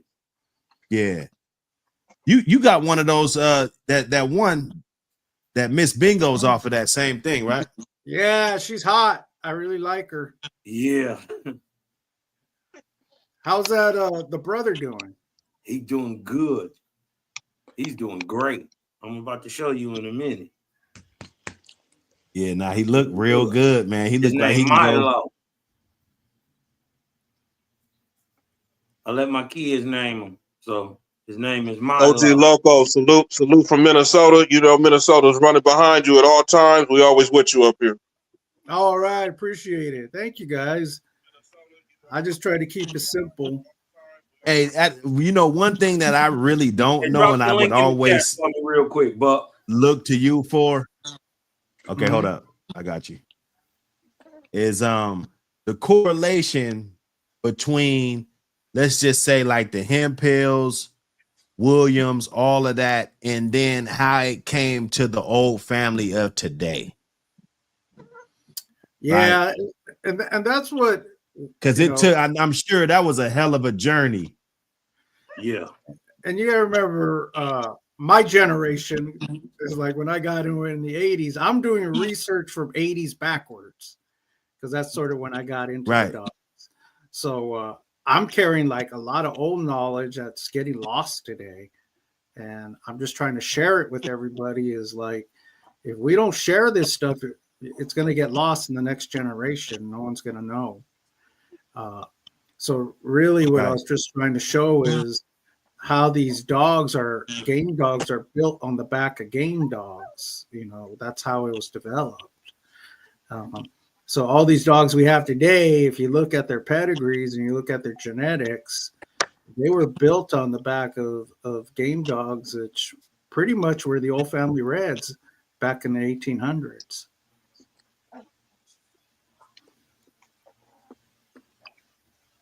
Is that him? Yeah. Oh, nice. Go Milo, man. There he goes. Big old thick, you know. He act like he want to be a bulldog. Yeah, you know what? I see it in Bingo. It's a matter of time. You know, right now I just let my dogs be dogs. They tell me when they're ready. I don't really force it. So she's starting to assert herself. So you know, just by OG Loco, can I ask, you know, this is Wing. Can I ask about Lulu? You remember her? Oh yeah. Did you line off of her at all? Did you put her in your program exclusive, or is she all gone? No, Lulu. Are you talking about OG Loco's Lulu? Yep. Yeah. So the story with Lulu, she was God, that was back when I was married. So she belonged to my ex-wife. So I did one breeding with Lulu to her sire bull before we got divorced, and I kept half that litter. So I got OG Jew out of it and Cleo. So Cleo ended up going to my buddy Rodney Morris back in Louisiana, and he bred off her and sent me some pups back, which was off of Little Rusty. So Little Rusty was a really good, he's still alive today. He's back in Mississippi. Really good bulldog, game dog. And I got his daughter, Cajun Bell, on the yard. And she's the one that I just had pups off of with Huero Loco. So, and then my two sons. So you didn't get a chance. You didn't get a chance to get, you only got one litter off of Lulu? Yeah, one litter off of Lulu, and she just died. So yeah, that was just the only litter I got. And she was the only breeding I ever did with her was one inbreeding, to her sire. So I was lucky to get that because I actually had to buy those pups back off my ex-wife. It was a bad situation. Yeah, I didn't mean to bring up a bad story, but yeah, I thought, yeah. And what people don't get is to get dogs, to where I'm at today, by time you breed them and then some get lost, some get stolen, some situations, some just die, some don't make the cut. You might start off with 6 or 7 and you're down to 1 or 2 by the time they're old enough to breed. I mean, that's just the reality of these dogs. It's something's going to happen, so you just try to keep access to them. Yeah, because you never know when it's going to happen. You never know. I had a lot of good dogs in my yard that I've lost on yard accidents. Right. You're just like, damn, I wish I would have got a litter off them, and it's just you can't get that blood back. So it's just owning these dogs just comes with the territory.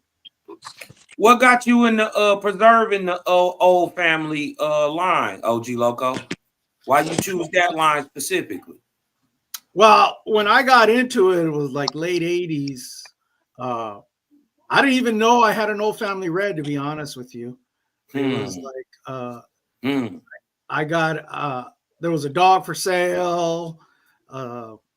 Some dude down in Fontana had it for sale, and I went down and I think I offered him $100. I was like, the long story short, what I suspect, the guy got it in on a trade for some product, and he was just trying to dump the dog. And I said, yeah, I'll give you $100 for it. And he's like, cool. And that's how I got the 44 Magnum dog. And then he was a really game dog. It was like, I didn't even know about pedigrees. Wait a minute, you got the 44 Magnum dog for $100? Yeah. It was like for $100, the dude he was like, look, man, I just got this dog in, I don't, yada, yada, yada. Just give me $100. Cool. So I got him for $100. But I didn't know I didn't even know how he was bred, to be honest with you, because he gave me the papers and I just sort of filed them. I didn't know how to read pedigrees. Right. And then we were young kids, we're just young and dumb, but we had a pit bull, we were playing with it. And then I started saying, well, man, I didn't have a whole lot of money. I was like, I can't afford to spend a lot of money. $500 in those days was a lot of money for an old family red. And I had actually read the Richard Stratton book. So I liked the old family reds. And so as I learned pedigrees, I realized 44 Magnum was heavily line bred Wilder Red Satan. I was like, oh, okay. He has old family red blood. And that sort of started it. And I just started looking for old family reds to breed to him. And then one of the first females I got was from Vera Storms, Storm Cheyenne. And Vera Storms was Earl Tudor's niece, and she had some of the pure Old Family Reds from Hey, Hemphill. Vito, mute your mic, bro. You giving feedback. So that was really my first dipping my toe into breeding. And that was a really game dog. She was really game. And but that's about all she was.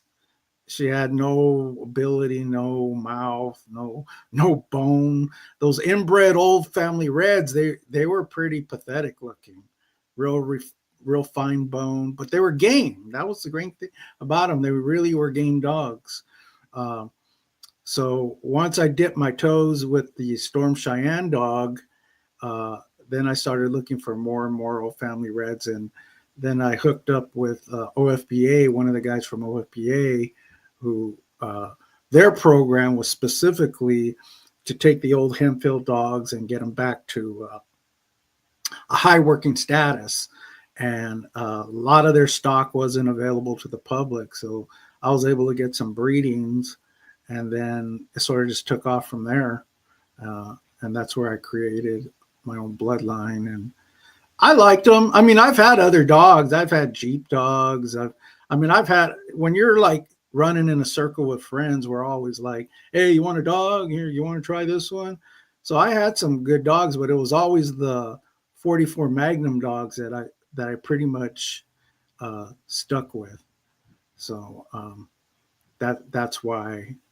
And then after you put so many years in with it, I think I was in 15 years with the blood, and I was like, well, if I stop now, it dies. I put this much time, I might as well keep going. And now here I am 35 years later, still doing it. So it's crazy how time flies. Man, shout out my dog, OG Loco, man. Yeah, man.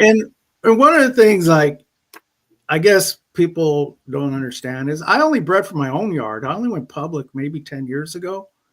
So it was just like I had some dogs. I was just, breeding them from my own yard. I liked really game dogs, so I was testing them, and it was just my own thing. And then I think when Facebook came out in 2013, 2014, I started a page and I started sharing people. I go, hey, look, I have some old blood here that's still working. And then it sort of took off. And people started asking me for pups, and I got some pups in the right hands, and those dogs proved themselves in other yards. So that's sort of how it got started. And I was never one to say, oh, I want to breed champions or grand champions. It was like, no, I test them hard. They got to be bulldogs, Right. And that was my program. I didn't care about titles, but if they're on the yard, that means they earned their spot. And and a lot of times it was through attrition. Is the ones that stayed on the yard, they killed the other dogs. That's why they're here. So they made it. It's like, no, all right, you're the stud dog. What about the idea?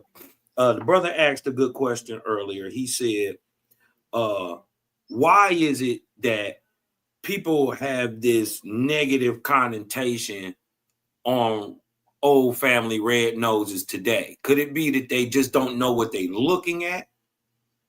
Yeah, I think for me, when I saw it was I went to an ADBA show back in 2014, 2015 when I had just moved to Oregon, and I didn't know nobody because I was born and raised Southern California. And I was like, oh, okay, I'm going to take my dogs to the show. I'm going to meet some new people, And when I got to the show, they go, oh, what kind of dogs you got? I go, oh, I got Old Family Reds. And they were like, oh, you got those big old 80, 90-pound weight pool dogs. I was like, no, I got the little 35-pound game dogs. Well, no one had ever seen one. And they had never seen the Old Family Reds 35, 40-pounders. And when I pulled them out of the crate, they were like tripping because they're little game dogs, and they were that deep red, that not apricot red, burgundy red. Yeah, they were that deep. So a lot of people had never seen them. They go, oh, I've never seen them. So I think the perception up until that time was a lot of the breeders had gotten away from breeding game old family reds. They started breeding them more for the show ring, more for weight pooling. Right. They were breeding them for big weight pool dogs. And that became the norm perception for the game dog people was that's what they thought old family reds. And a lot of them weren't working out. I mean, the ones they were testing just weren't making the cut. So the popularity started declining. But if you go back, you got to think old family red existed before the Sporting Dog Journal started in 72. Okay. So those dogs were in their height in the 40s and 50s.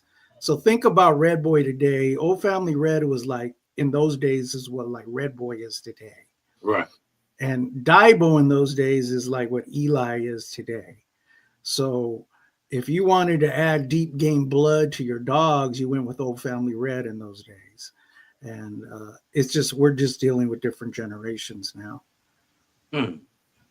But very few people kept possible. Do you think that that a lot of the dogs that they've been calling Red Boy, right, or maybe even Red Boy himself, come from that old family line? You dig what I'm talking about? And they're calling them Red Boy dogs because they are red dogs, but they got some of that old family in them. Yeah, so if you understand genetics, you have to understand genetics. Genetics don't lie. Pedigrees lie. Genetics don't, okay? So you could say what you want about your pedigree, but your genetics are going to pop up sooner or later. The only way you're getting those recessive red dogs, the red nose with the gold eyes and the red toenails, those are old family reds genetically, okay? That's been documented. That's the way they looked when they came from Ireland. That's the way the Leitner dogs look. That's the way the Hemphill dogs look. So if that's popping up in your dogs, especially if you're doing tight family breeding and you start producing that, you have old family red in your genetics somewhere. And here's a good example. I have a weird Jack dog right now who's a red nose with yellow eyes.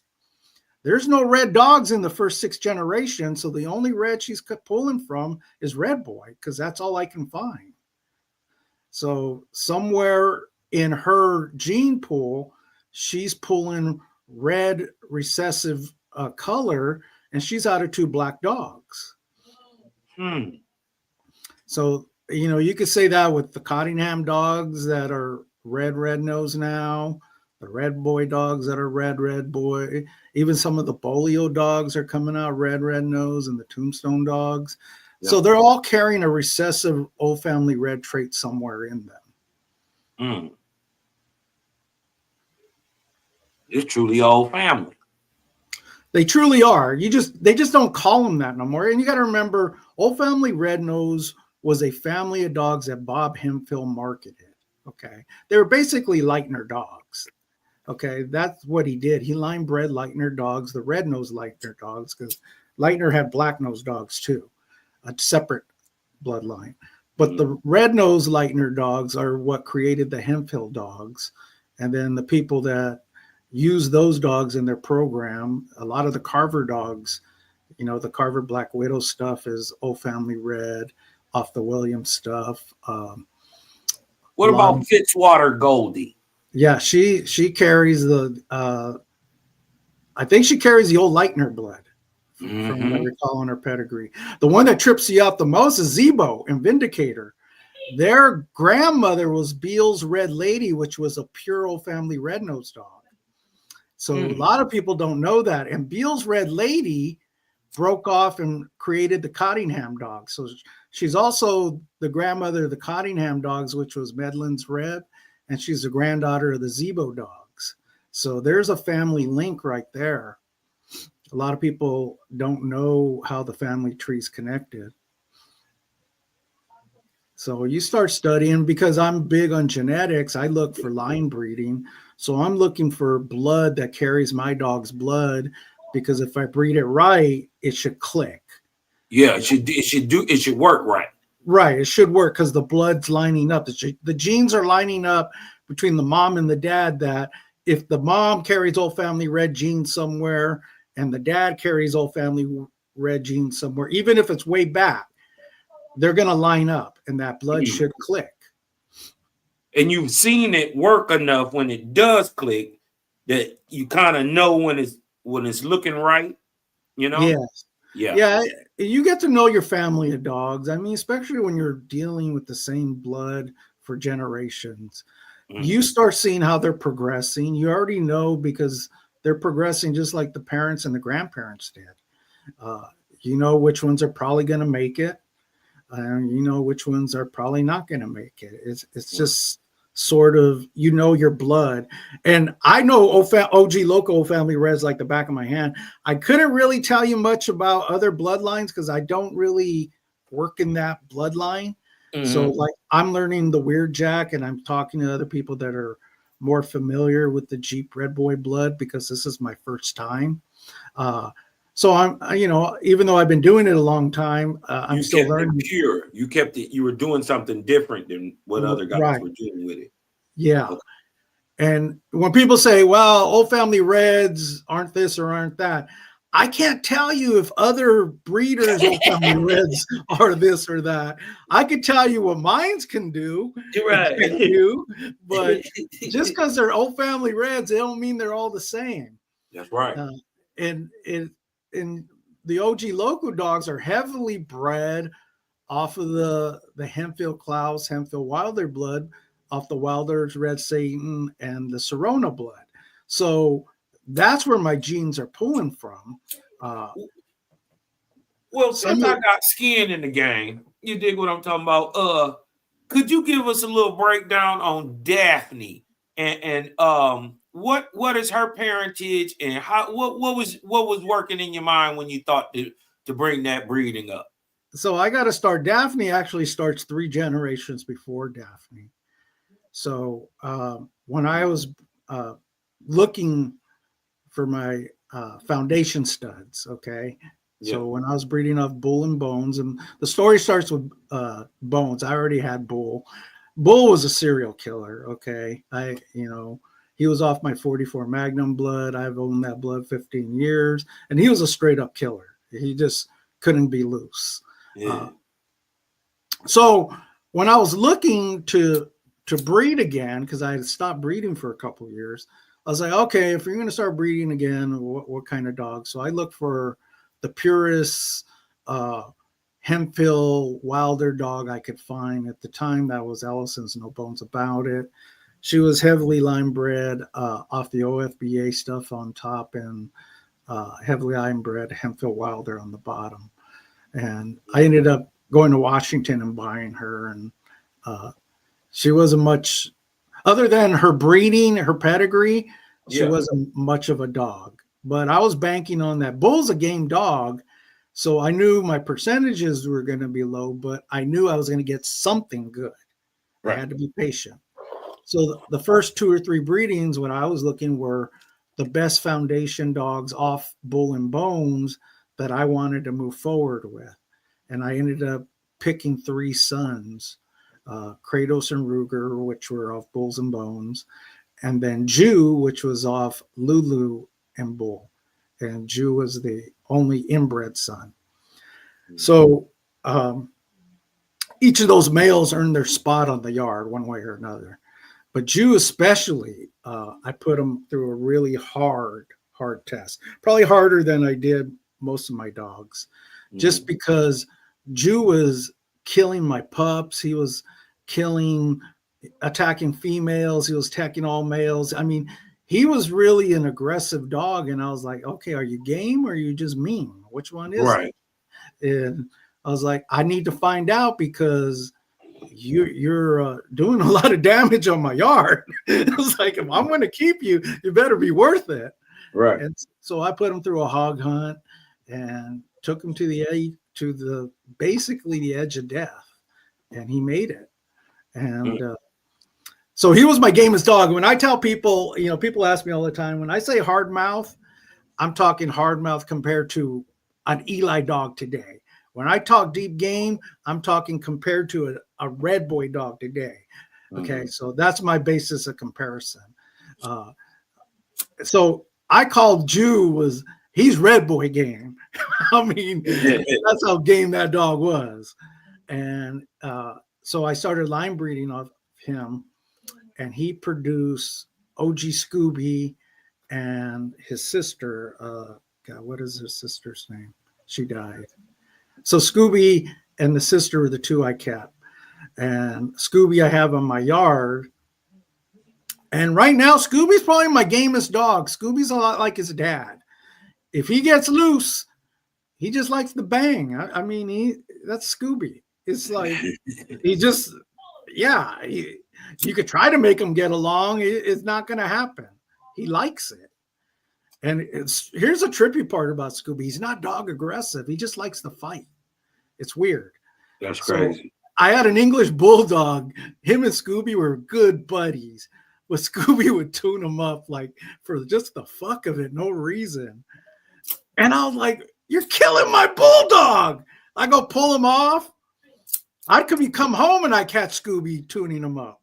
I go pull him off, give him 5 minutes, and Scooby's licking his wounds, licking the bulldog's wounds. Sorry, brother. It was weird shit. But that's Scooby. Scooby just likes to bang. I don't know why. He's still around today? Yeah, I still got him. But he got loose. He's gonna bang. That's Scooby though. And he wags his tail. He don't do it out of meanness. He's just like wagging his tail. I'm having fun. We're just scrapping like two brothers going out in the yard, or we're just gonna scrap. That's Scooby. You know, if I let him loose right now, he's gonna hit one of the males because he just wants to scrap. So that's off the Jew line. I got Scooby, which Scooby produced Daphne, and then Daphne they bred to the pure red boy dog. So I was really like high on that breeding. Is like, you're taking this known deep game old family red blood that I have, and you're putting it on some deep game haymaker. It just gotta work. I mean, it won't work. It worked. And you dig what I'm talking about? He was only 5.5 months old and caught a woodchuck. Yeah. I didn't think now you dig what I'm saying? They was about the same size. Uh-huh. And he got him out of there. Yeah, they will. And here's he got him out of there 5.5 months. He only 8 months? They were born in May. June. A lot of people don't understand. I know my blood. My blood gets better the older they get. Okay. So if you're patient, by the time they're 3, 4, they're a lot better dog than they were at 1.5 years, 2. Okay. Yeah. And for some reason, they get gamer, they get rougher, they bite harder. I don't know why, but it happens. So they grow up, kind of. Yeah, I think mentally they more mature. So I've looked at dogs 1.5 years, 2, and I wasn't impressed. And then by 3, 4, man, they're a different dog. And I don't know why. It's just like, thank God I didn't call that one. I think. But that's the way it works. And they typically turn on about 2.5. By 3, 3.5, they're really good. Even by 4, 5, they're way better than they were at 2.5. It's just crazy. Now, one thing I noticed about this dog is that it's not a really big dog, per se. You know what I mean? But he looks big. He doesn't weigh a lot, so he's really leggy, and you know what I mean? Think about conformation, how it's changed. Okay, prior to ADBA conformation standards, which I think were developed in 76. Okay, the dogs look different back in the old days. They don't look like modern day ADBA long-legged, lean dogs that you see. That's a product of the ADBA conformation standard. So the old blood, and I always think of why Pat Patrick, have you ever read him? He said, I like to keep the old Klaus blood and add a shot of that to my Tombstone Bolio. And I think the reason he liked to add that, those dogs had more bone. They were heavier bone, had more bone to them. And they brought some of that things that they were losing with the modern dogs. So I sort of read that from Pat Patrick. He liked to mix the old blood with the new blood because he wanted to add a shot of that old blood to his dogs. What I see with the Klaus blood, especially, The Klaus blood, for some reason, is heavier bone than the Wilder blood. So the Hempfield Klaus bloods are going to have thicker bone. They're going to be more dense, more compact looking. The Wilder dogs tend to go long and rangy, and they get refined bone, especially when you start breeding them that way. So one of the things I have the Mayday Old Family Red Crosses, and my Mayday Weddle, very powerful dog, strong. And he's built like a Mayday dog. But one of the things I noticed on him and what he produces, thick skulls, like thick bone skulls, like you can't even put a tooth through them type thing, skulls. And I'm thinking that's coming a lot from the old Klaus blood that's in Mayday, and a lot of the old Klaus blood in my females, because he produces thick skulled dogs, thick bone dogs. And I've seen that in the Klaus blood, at least on my yard. They're thicker bone and they're heavier boned. And anytime you cross it up with something that has heavy Klaus in it, I think you're just pulling those traits out. Yeah, Mayday kind of known for kind of like throwing that structure. You know what I mean? That big, heavy bone structure. You know? Well, here's a trip. The Mayday ears come from Champion Centipede. Look at the ears. It has to come from Centipede. It may be a throwback, but Centipede had those hound ears like Mayday. Yeah, you do. Wait a minute. Clear as day. I got a question, because he said something when he said pull something out. All right, so both my dogs that Buck and Ween know about, they got that brakes in the back. How do I, when I breed them, how I go for that brakes blood? Well, look at your pedigree, okay? Understand it, and then be selective on how you're trying to cross to pull that brakes blood out. You got to know what traits those brakes blood dogs were known for, so you could identify them. But once you know it, then you're trying to do family, like line breeding or inbreeding or family breeding, where you're increasing your percentages and the number of times those break dogs are in your pedigree. So it's really a mathematical equation. So you got to understand a little bit about math, and I'll make it simple. Let's say both dogs have 10 genes each, okay? The mom brings 10 genes, the dad brings 10 genes. Of those 10 genes in each dog, 5 of them are brakes dogs, okay? So the mom carries 5 brakes dogs, the dad carries 5 brakes dogs. When you cross them, that means those pups you're hoping are pulling from the mom and dad's brakes dogs in the pedigree. So that's what you're hoping, and you're pulling out. And then if you know the traits of those brakes dogs, you should see those traits in your pups. You know, OG Loco, do you suggest that when you have a female that's putting out a percentage of the male, like, you know, like say you made her with a, you know, like the bricks, or you go back into it and you see none of her, you know, what does that tell you when you start to not see any of her like characteristics, as in the dogs just look all like dad, you know? Can you get a world something about that? Yeah, and you got to remember, sometimes it skips a generation. Okay, so I see that sometimes a grandson or great grandson looks more like the great grandparent than an actual son or daughter. And sometimes you say, oh, okay, it looks more like the father and not like the mother, but there's some things from the mother you just can't see physically. Okay, there might be other things they pull from the mom. So really, you got to know, like, you really got to know the mom, dad. You have to know the grandparents and even the great grandparents. If you knew what all those dogs were actually like, meaning you had your hands on them, you worked them, you knew what their strengths, their weaknesses are, then you can start looking at the pups and saying, okay, I see that. It's like looking in your family tree is like, you know, who's pulling from grandpa and grandma or great grandpa and grandma because you knew grandpa and grandma. So once you get really familiar, I'm talking family breeding, you're working within a family, a controlled genetic pool, you'll start to see where they're pulling from.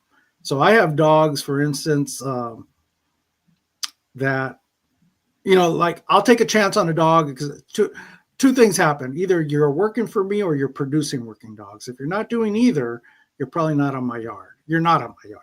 Okay. I just don't have room or time. So if a dog's not a great worker, it got to do something, but maybe it's not like blowing your hair back. I don't know. I'll give it one chance to produce.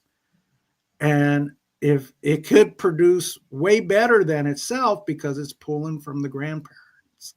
And if it's doing that, I'll keep it on the yard because it's a producer.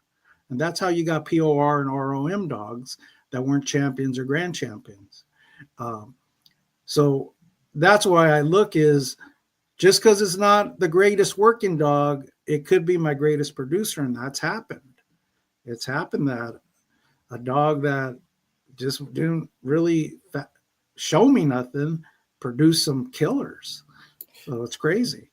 So you're saying it could not be the best looking dog or working dog, but it has the best genetic potential. Yeah, you got to give it a shot to produce. And I've learned the hard way is I'll do one test breeding because I've lost so many dogs over time. Like, because normally I don't breed till 2 or 3. And then I was like, something happens and I lose that blood. So I try to do one test breeding. And I tell people, it's like, this is test breeding. It's the first time breeding. Just let me know how those dogs work, get them out there. And if people come back and say, hey, that was a phenomenal breeding, man. I was like, okay, cool. That's a dog I'm going to keep. That's a dog I'm going to continue to breed off of because she's a producer or he's a producer. And maybe it's not my best dog on the yard, but it could be my best producing dog. Very What's well. The difference? What's the difference? Well, let's just say I got some dogs that physically are, they're everything you're looking for in a bulldog. Mm-hmm. Okay. But maybe they're not producing what they are. Mm-hmm. And I got some dogs that like, oh my God, the thing looks like a mutt. Like it don't show you nothing, but it's producing phenomenal dogs. So as a breeder, I'm probably what I'm looking for is probably different than someone who's actually out there, making a living off it. I'm looking for dogs that can produce. That's my number one priority is I need good dogs that have good work ethic, that can work, but also they're good producers because I'm trying to breed a family of dogs. And if I get one that someone got and they went and did something with and they got titles on it, whatever, cool. I didn't breed it for you, but I'm glad it worked out. OG Loco, Frank Rocker had a numbering system for like his yard. Do you have a percentage or a numbering system you do? Like, do you give your like 1 through 5? This girl's a 3 or 4. Do you do that with yours? Yeah, I mean, I'll milk my old dogs. So I got some top dogs that they're getting up in age, and I'll breed them all the way. Females typically till 8 or 9, and males till they're 13. And people always ask me why. I go, because they're proven producers. The young dogs haven't really proven themselves to take the spot from the old dogs. So until I get a young dog that shows me they're as good as a producer as my older dogs, I milk my older dogs for as long as I can. And then hopefully through my process, I got new up and coming dogs to replace them that are just as good or better. So yeah, I rank them. And if it's an older dog on my yard, it's probably my best dog that I keep breeding off of because he's producing or she's producing phenomenal dogs. So I have a female right now. She's probably my best female. She's like a male. I mean, she's as aggressive of a male. She looks like a male. She's no nonsense. She kills puppies. She attacks males. She attacks females. She don't give a fuck. Okay. It's the bottom line. She don't. And she produces that. Okay. So she's my best producing female. I got some young ones and I'm hoping that's like my kind of bitch. Yeah. I'm hoping like Bingo and my Weird Jack and my other, they're all under a year old, but I hope they're as good as her by the time they're 2 or 3. But that's what I'm sort of banking on. I'm on Team Bingo. I'm with Bingo, man. Shout out, man. He all right. He all right so far, man. I like Bingo. Hey, Paul Harris want to know about the Henry dogs. Yeah, what about the Henry? So Henry dogs are actually from England. What people don't understand is before or in the early days of the American Pit Bull Terrier, they took fighting dogs from England, Ireland, Spain, Scotland, and they brought them over to this country. Okay. And they started breeding them with fighting dogs in America, and they created the American Pit Bull Terrier. So the Henry dogs were actually English staffs, okay, that he brought to America because he was English. And he started breeding them here in America, and he created the Henry family of line. What people don't realize is Earl Tudor was English, and he had rivalry with the Irish breeders. He was rivalry with Shipley, Hempfield, and he was always trying to prove the English blood was better than the Irish blood. And that's the way he was going back in the day. And people don't understand that Earl Tudor imported English staffs, I think up until the 70s. And the reason being, in the early days, pit bulls were really game dogs. 2-3 hour game, they'd scratch their death.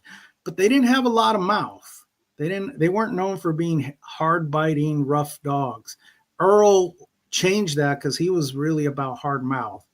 The staffs from England, they were not as game as pit bull, but they had harder mouths. And some say that's where the black dogs came from, because staffs are black. So Tudor's Daibo wasn't a black dog. He was a red dog, and they turned black overnight when the Eli dogs popped up and the alligator dogs popped up. So everyone's questioning, well, where did these Daibo dogs turn black, or where did it come from? Well, they say the Henry dogs. Well, that makes sense. The Henry dogs were black. They came from England. They were staffs. Is that Henry stuff? Is that goes on to produce like the plumbers, alligator stuff, and all that? Yeah, and Earl talked about it. He really liked the Henry blood because they were really hard biting, aggressive dogs, and he blended that with his Daibo blood, which ended up producing what I call the Daibo family of dogs. That's going to be your Eli. That's going to be your alligator. Yeah. All the Daibo, heavy Daibo dogs that are black came off the Henry Daibo crosses. Yeah, my OG told me that is the original battle cross. It is that, and then they crossed the Daibo on the Leitner blood. That did real good. So you see either Daibo Henry or Daibo Leitner as the two foundations. A black dog and a red dog. Pretty much. And see, back in those days, okay, you got to talk like probably pre-80s. You either had black-nosed dogs or you had red-nosed dogs. Okay, that's pretty much was it back in those days. So you were either running red blood or black blood, and that's how people distinguish between the different lines. Now you got all these variations that I don't understand. I guess it's just genetics. Yeah. You know what I mean? Watching the genetics, like you said. And that's why those dogs in those days bred true. That the only way you were going to get a red dog is it had to carry the recessive red gene. So if you're breeding black dogs in those days, you weren't going to produce a red dog until you crossed it with the red blood. Right. Well, I've been wanting to ask you this question, OG. Now, that Kratos you got, right? Yeah, he died. Yeah. Yeah, I just wanted to sometimes, a lot of these people think that these dogs are gonna last and we don't get to prepare for the future, but I wanted to extend my mental out to you because I felt like he was he seemed like he had an imprint on you. He seemed like he was pretty important. He was, and Kratos earned his spot. Okay, Kratos actually survived a yard accident. He killed his sire, and it happened when I was out of town. But it wasn't when I got home. Kratos' leg was barely hanging on. I'm surprised he survived it, and he went blind in one eye. So that cut his career short.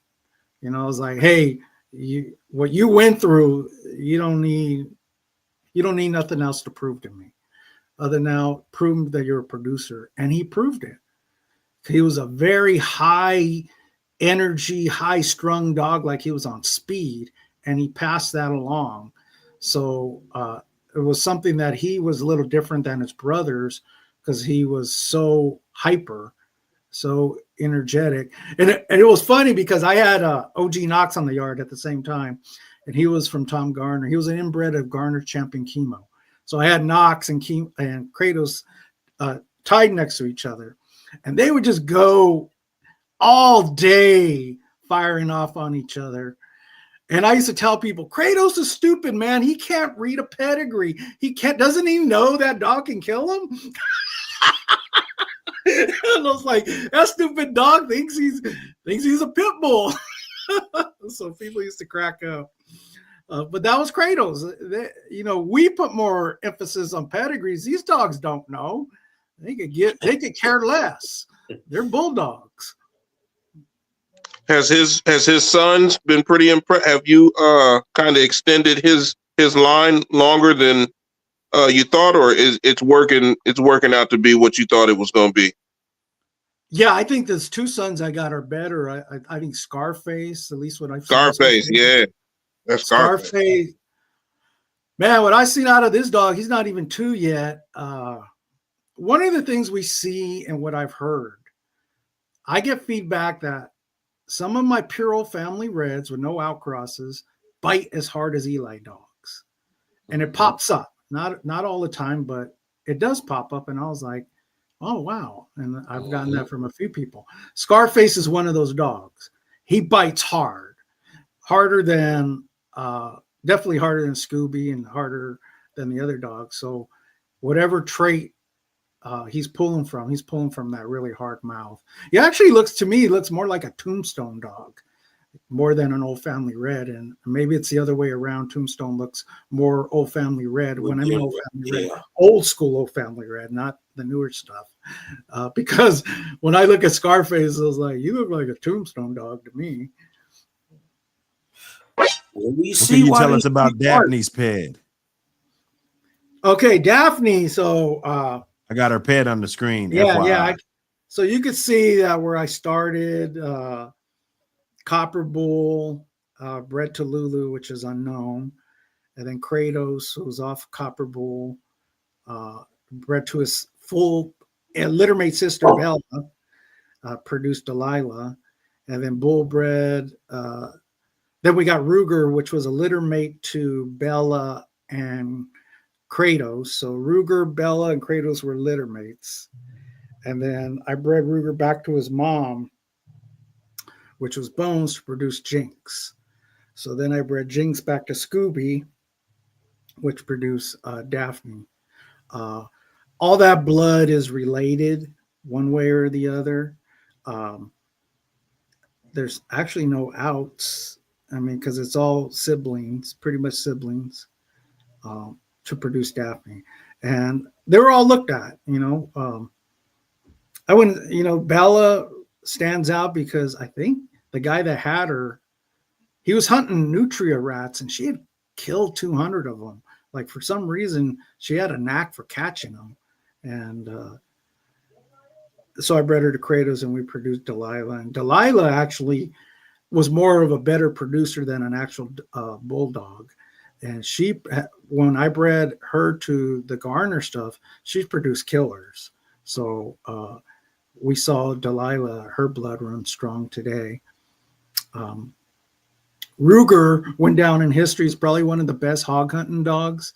So the story with Ruger, I sent him back to Louisiana, and I think in his lifetime he pulled down 100 hogs. He was only like 35, 40 pounds, and he was pulling down 500 hogs by himself. There's video of him just grabbing a hog by the nose and controlling it.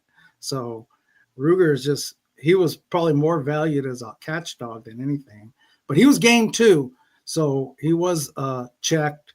He checked game, but as a catch dog that you could take out hog hunting and he was going to catch, I don't even think you could put a dollar value on him. That's how valuable he was. And there's a YouTube video of him that they made of him catching a hog, and then they took the meat and they showed cooking it with some seasoning, and it's out there somewhere on some YouTube channel.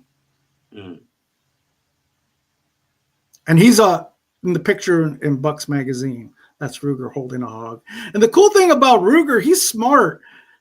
It was like you could hunt him with the hounds and he wouldn't bother them. He knew his job, but he would also, like in the back of the truck, try to hit a hound. But once he was hunting, he didn't bother him. He was on the hog. It was weird. It's like, I'd rather hunt a hog than mess with you, but if I'm bored, I'm going to mess with you type thing. And that's what I see with the old family is they're very intelligent. They, that's what I've always known about them too, to be very intelligent. Yeah, they know the difference. I mean, I could take them out hunting, and I had, like, for instance, and this is not negative on the Garner dog. He was one dimensional. Okay, very dog aggressive. He's going to grab, shake. You couldn't take him nowhere because he's going to try to grab everything. The old family reds, I could actually take out, and unless a dog's messing with them, they're going to ignore them. And gameness, people don't understand. They think, oh, that dog that's popping on the chains trying to get everything's game. No, gameness is only proven when the action starts. Right. And if you're in it, you're in it. And that's what I see with the old family reds is, like, when they're in it, but they're not probably going to bother anybody unless something bothers them first. They conservative. Yeah, I was like, why waste my energy? Kind of FAFO dogs. Yeah, and that, I think that's the way they bred them in those days. So there's stories that Hemphill used to go to matches with 10 match dogs in the back of his station wagon, loose. He'd bring each one out, match them, clean them up, and stick them back in his station wagon, and they wouldn't bother each other. Wow. So that's a trait that's in them. That was already known back in the 50s. So, yeah, it's a trip. They brave, man. The boy, they had a lot of money on the line. Yeah, but that was what Hemphill was known for. He just pulled up. And you hear stories like that. They say Centipede was that way. They said Centipede was a house dog, that he didn't really want to bother with anybody, and they had a hard time getting him in shape and conditioning because he was so smart. But once you got him in the box, he was all business. So a lot of people, the only way you can evaluate your dog, you got to work them. Is like, you can't evaluate just how it's acting. You got to know, like, is this dog really a bulldog, and is he going to show up when it counts? When it counts. Yeah. Do you have a schooling process that you like to keep secret? Or do you feel like you were talking about, the smartness and the genetics almost take over, in those categories? Yeah, I tell people all the time is I don't breed match dogs. I don't breed fighting dogs. I breed bulldogs. But I don't force them to do anything they don't want to do. So if they're going to be a bulldog, they're going to let me know I'm a bulldog. Okay, I got to manage you differently. So typically I let my pups run loose. I'll let them run loose for as long as I can before I can't no more. And it's because they're initiating it. They're starting it. They're going into chain spots and they're trying to start it. And then I go, okay, now it's time. you want to be a bulldog. But I really won't breed off a dog unless it shows me it wants to be a bulldog and it proves it's a bulldog. So that's sort of my schooling thing is they are who they are. I can't make them be anything they're not. And if they're going to be bulldogs and they're going to be game, it really gets down. Really, the test is how deep game are you? And it's how far do I push them, to prove that. But if they're game, they're game.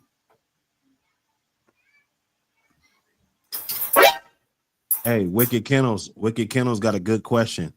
He said, ask OG about the purple ribbon in front because some guys see that and think it's staff blood and not APBT. So you got to remember UKC before ADBA, okay? And this was all the way up until the 80s, okay? That UKC has the oldest registry of pit bulls in the country or in the world. So they were the first registry that registered fighting dogs. So back in the day when they started the pit bull breed, the only way you got papers is your dog had to win 3 contracted matches. That's how you got papers. So if you look at the first pit champion, which was Tudor's fighter Peter, he was the first UKC pit champion. His father wasn't a pit bull. His father was an old family red from Ireland. So he was pre-AP American Pit Bull Terrier UKC registration. So Peter was the first pit champion, first UKC pit champion. So when UKC registered pit champions, I think until the 40s, 30s or 40s, and then they got away from it because of the negative connotation. PR means purple ribbon, means the blood goes all the way back to those original pit bulls. That's what purple ribbon means.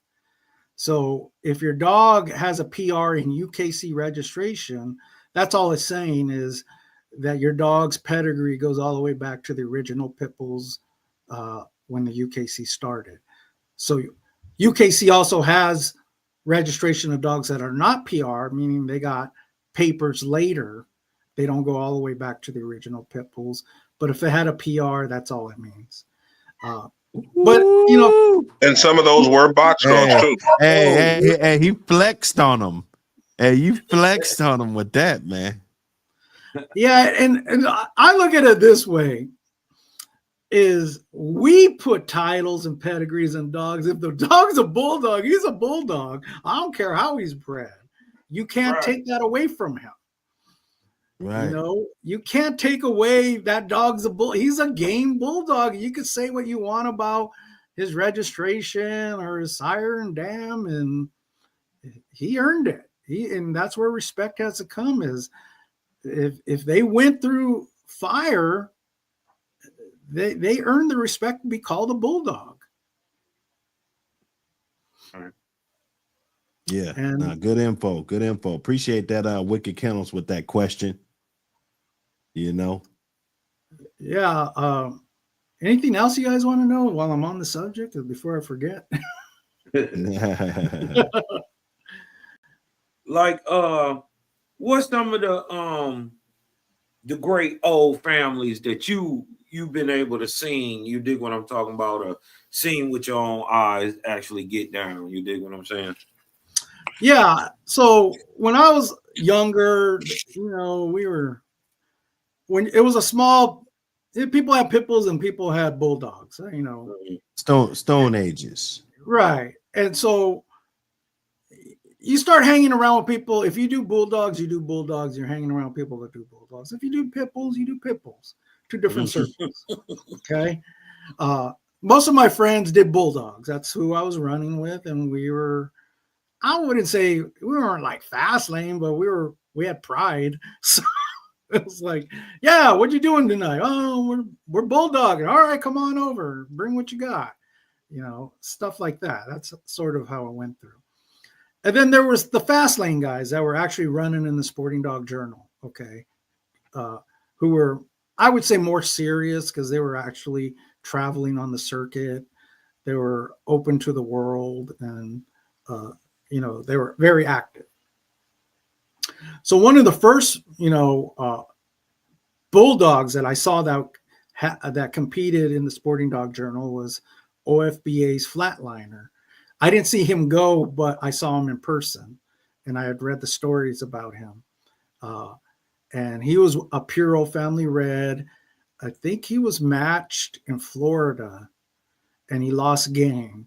But that was rare, and I think this was early 90s, that now you have an actual Puro family red that went into, I think he went into a Fast Lane Eli dog, and he was recognized in the Sporting Dog Journal. So that was one of the, what I felt was a higher caliber Old Family Red, because these dogs were actually competing in the Fast Lane.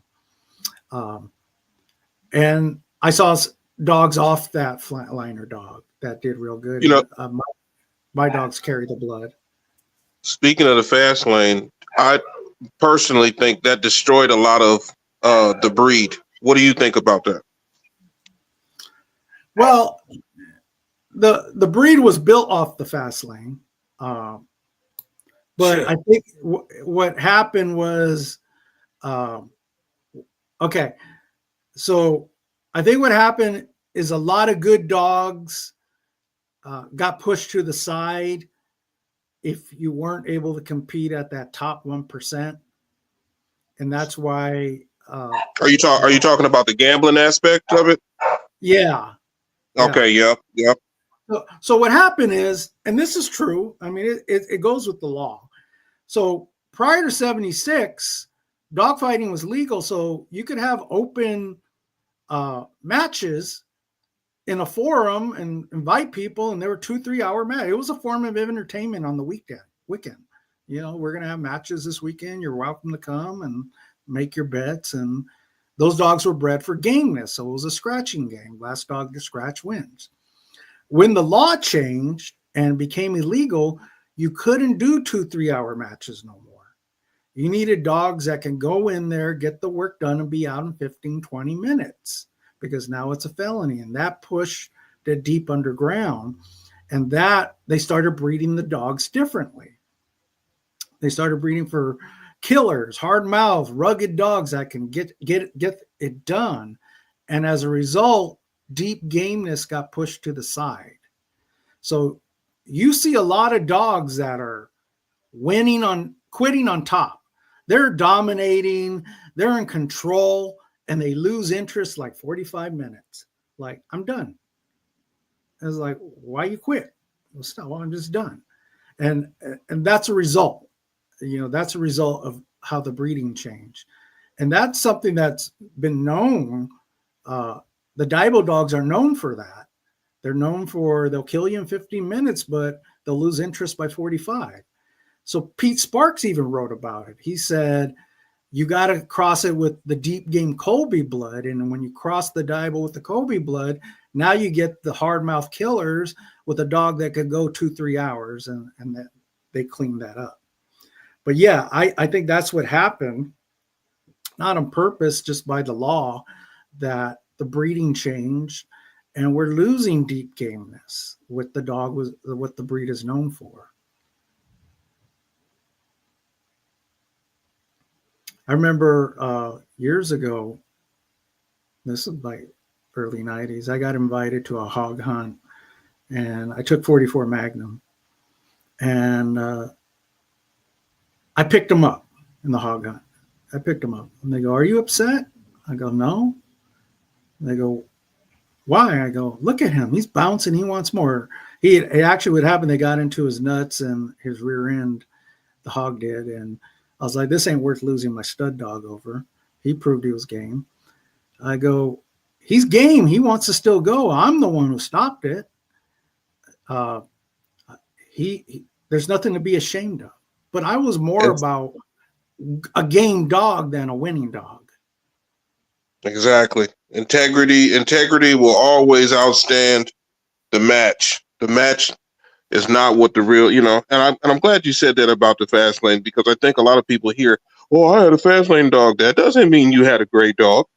That doesn't mean you had the cream of the crop. That means you probably pulled up somewhere for 15 minutes and then you had to go. That, you know, so I just never liked dogs being labeled off of the fast lane. I thought that was a disservice to our breed, you know. Yeah, and that's true, because what I consider a game test, a lot of dogs that were in the fast lane probably didn't go through that. Okay, did you get your championship because you came from the bottom, you came from behind, and you showed true gameness, or you won your championship because the other dog just stopped? I mean, that's two different scenarios. I feel like, you know, a true bulldog earns that title to be a bulldog. And I think some of the great dogs, the reason we bred off them, like Mayday, for instance, if you read the stories, especially in this last match against Tant, he earned that. And he took an ass kicking, and that's why he became a popular dog. I heard he went uphill 10 pounds in that last fight. I think he did. They brought it because I think what the deal was, Tant said, I won't go into my own blood, but if I do, it's on my terms. And he brought in that dog, I think at 70, 80 pounds. Yeah, 70 pounds, yeah. Yeah. And Mayday, actually, the story reads that Mayday took an ass kicking in that last one. And then they said they knew they were in front of a dead game dog. They were going to have to kill Tant's dog because he wasn't going to quit. And Mayday pulled it out. So that's what made Mayday famous from a lot of breeders back in those days. Same with Jeep. Same story with Jeep. The reason Jeep took off was the match against Virgil. Okay. It was an incredible match. Jeep proved his gameness. He came from behind and he beat a great dog. That's why Jeep became a popular stud dog. And Buck went into Sandman. Those were all great dogs that proved themselves in the public fast lane. That's why they became popular. But there's a lot of dogs you never hear about that did it just as good. Facts. You know, one of the things with Buck, the reason it was 345, they were in skin holds for an hour. They were just asleep, holding on. They were in hold. It wasn't like there was a lot of damage. It's one, you could argue that was more of an endurance thing than a gameness. And the reason I say this is gameness means it's what you endured and didn't quit. Length of time is just endurance. If you're in great shape, you can go all night long and not really be put under any adversity. But you could take 15 minutes of the worst ass kicking in your life, and you have to decide, do I really still want to go? Because I'm getting the shit beat out of me. Yeah. Hey, one crew, he said, can OG tell us about Will Rocks or some of the great other lines like Flame Tree? So those are good dogs, but I breed working dogs. Okay. And there's nothing wrong with them, but I have to explain it to you. So I don't like to go backwards, especially when you're breeding a family of dogs. You looked at those dogs, you know their game, you know what they're about, you know they're all business. And anytime you do an outcross or introduce new blood into your line, you really want to get blood from a program that you know that program was also working their dogs and taking a look at them and checking them. Otherwise, you're going to introduce blood in your line that might set you back. And when you invest a lot of time and money and energy into your building your family, you want to reduce your risk on taking a step backwards. So the Flame Tree dogs, to my knowledge, were not looked at. And I don't know how many years of breeding occurred since they were last looked at. I don't know. But I've heard the owner, Flame Tree, did not look at his dogs. So for me to introduce Flame Tree blood, I would be skeptical, but if I did do it, it would just be, I want to add more Hemphill Klaus blood to my line, and I'm going to have to call hard on the pups. Okay, that's a fact. If I take a line that is actually known for working and my risks are low, I'm probably going to go with that over a Flame Tree dog, just because my percentages of producing good dogs, I believe, would be higher than going with a line that hadn't been looked at in generations. And that's not a knock on Flame Tree dogs. It's just a fact for my program.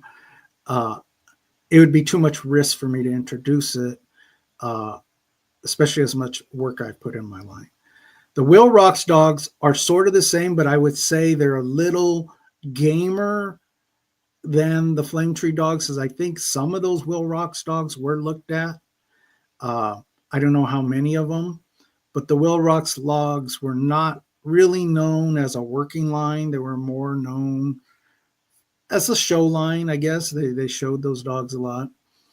So when I got started, the dogs that were working, Old Family Red dogs that were working, were going to be your Sirona dogs. Mary was married to Gary Hammonds, and she did look at her dogs. So those dogs were known as game dogs. The OFBA dogs were actually known that they were working those dogs, and some of those dogs do have points in the Sporting Dog Journal. Let's see, Morgan over in Florida, he was known for producing Fast Lane Old Family Red dogs, and my understanding is those dogs were looked at too. And then there was another guy, American Kennels, guy, I can't remember his name. It was another one. He bred both Old Family Red and Red Devils. So if you really want to, Red Devils are different than Old Family Reds, and people mix them up. You got to really understand they're really two different lines. But in those days, you had your Old Family Red-nosed dogs and you had your Red Devils, which were a different line of dogs. Did that answer your question? That was great.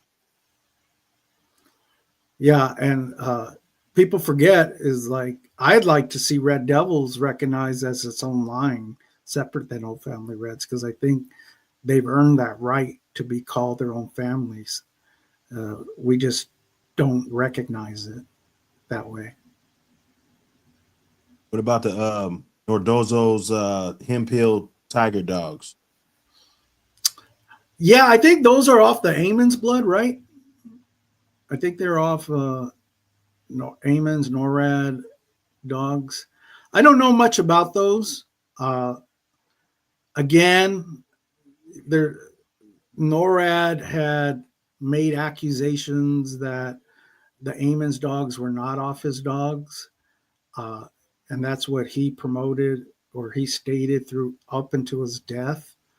So he actually discouraged a lot of people from using the Amon's dogs because he said those were not his dogs. And where Amon's got them from, I don't know.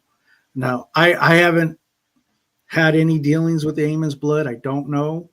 That's just one of those things that I would say is common knowledge in the Old Family Red community, because NORAD was very vocal about that. But that might have been a personal issue between him and Amon's. You know, I'm glad you brought that up. You know, now you got to remember, some people don't understand what a campaign is about bloodlines or certain dogs that got campaign. If you had to, this might be unfair, you know, but just bear with me. If you had to say you had a campaign of a good blood out of your dogs in the last, 7 years? Just go 7. Is there a dog where you say, hey, this is my representative of, you know, just like some people call certain dogs a certain dog, but I call it a Zeke dog. You know what I mean? Like, I don't know if you know what I'm talking about, but there's certain dogs that they got labeled for the campaign of the kennel. Do you have one or no? Yeah, and I think it's changing. Okay, because the dogs who has the most influence today is bred off of my older dogs. So I would say Kratos was definitely, when he was alive, was leading that campaign. I think today it's Scooby. Okay, Scooby's a grandson of Kratos. So Scooby is creating his own family now, even though he creates Kratos blood.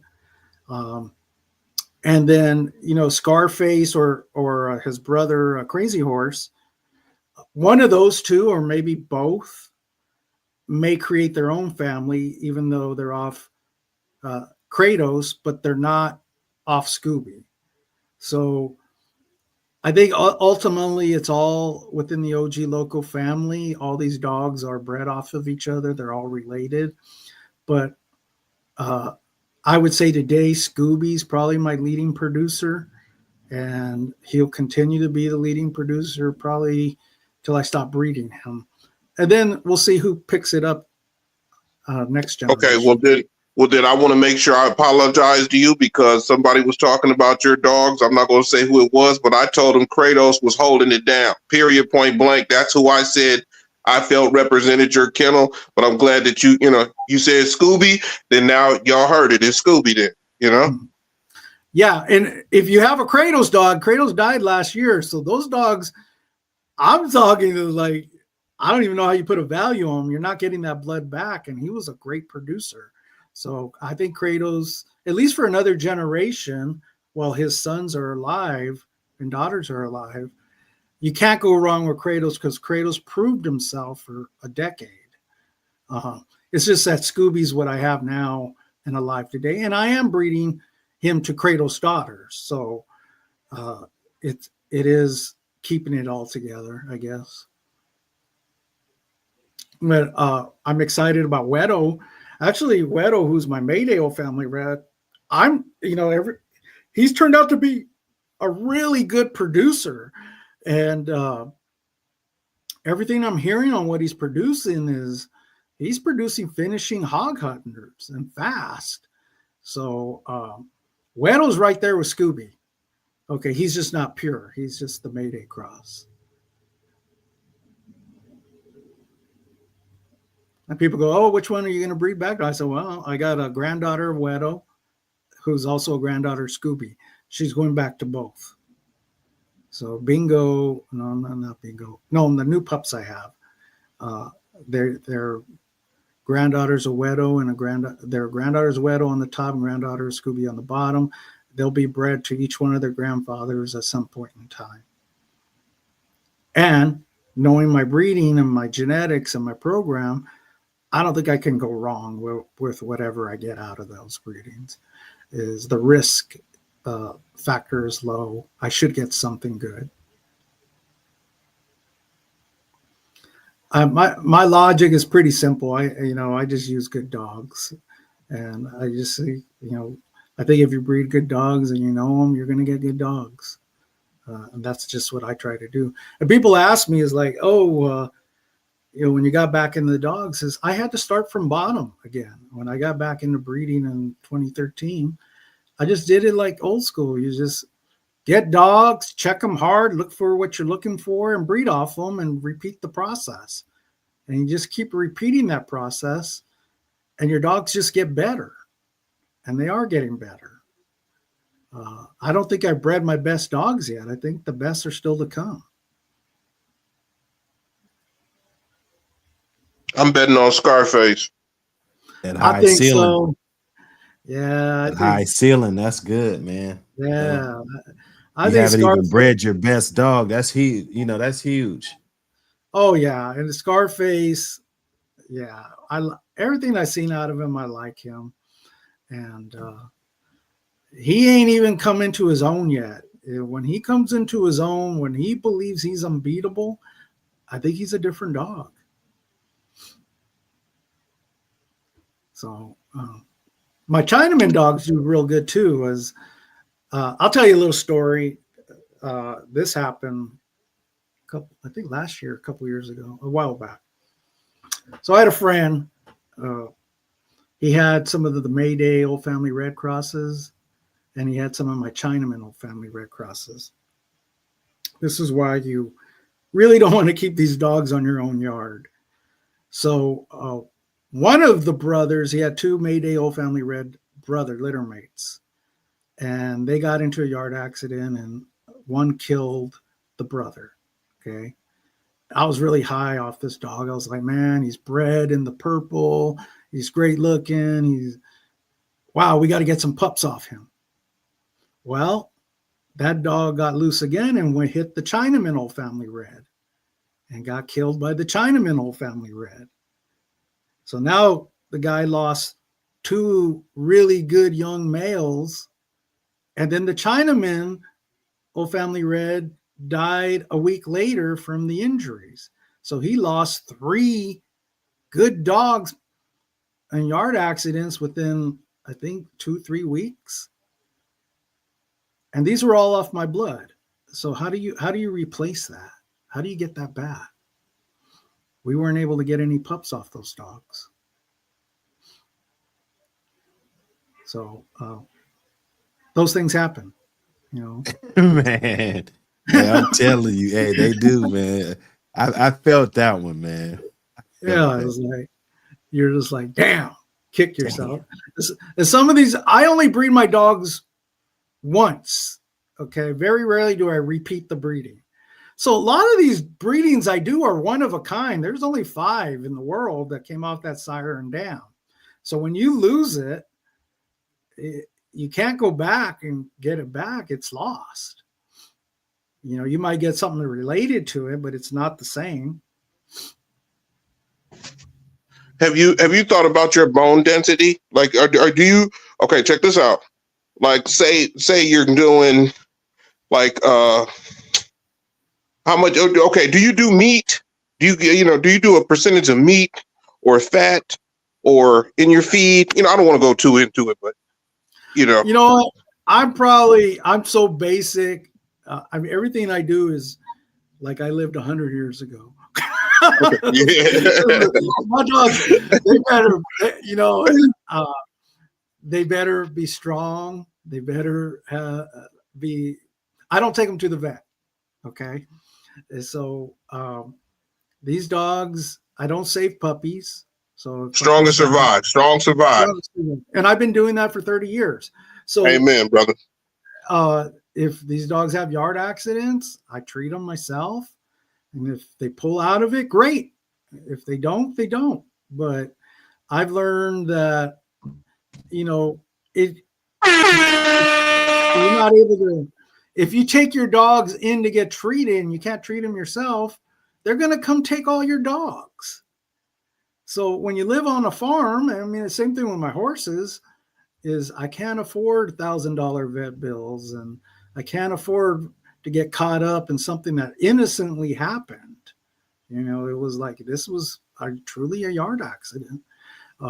So you learn to take care of your dogs. And I probably got 100 dogs buried here, over 20 years living on this property.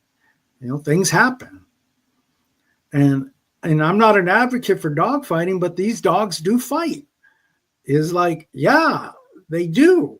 Not different than any other breed. Is these dogs are, genetically are bred to fight, and they will fight.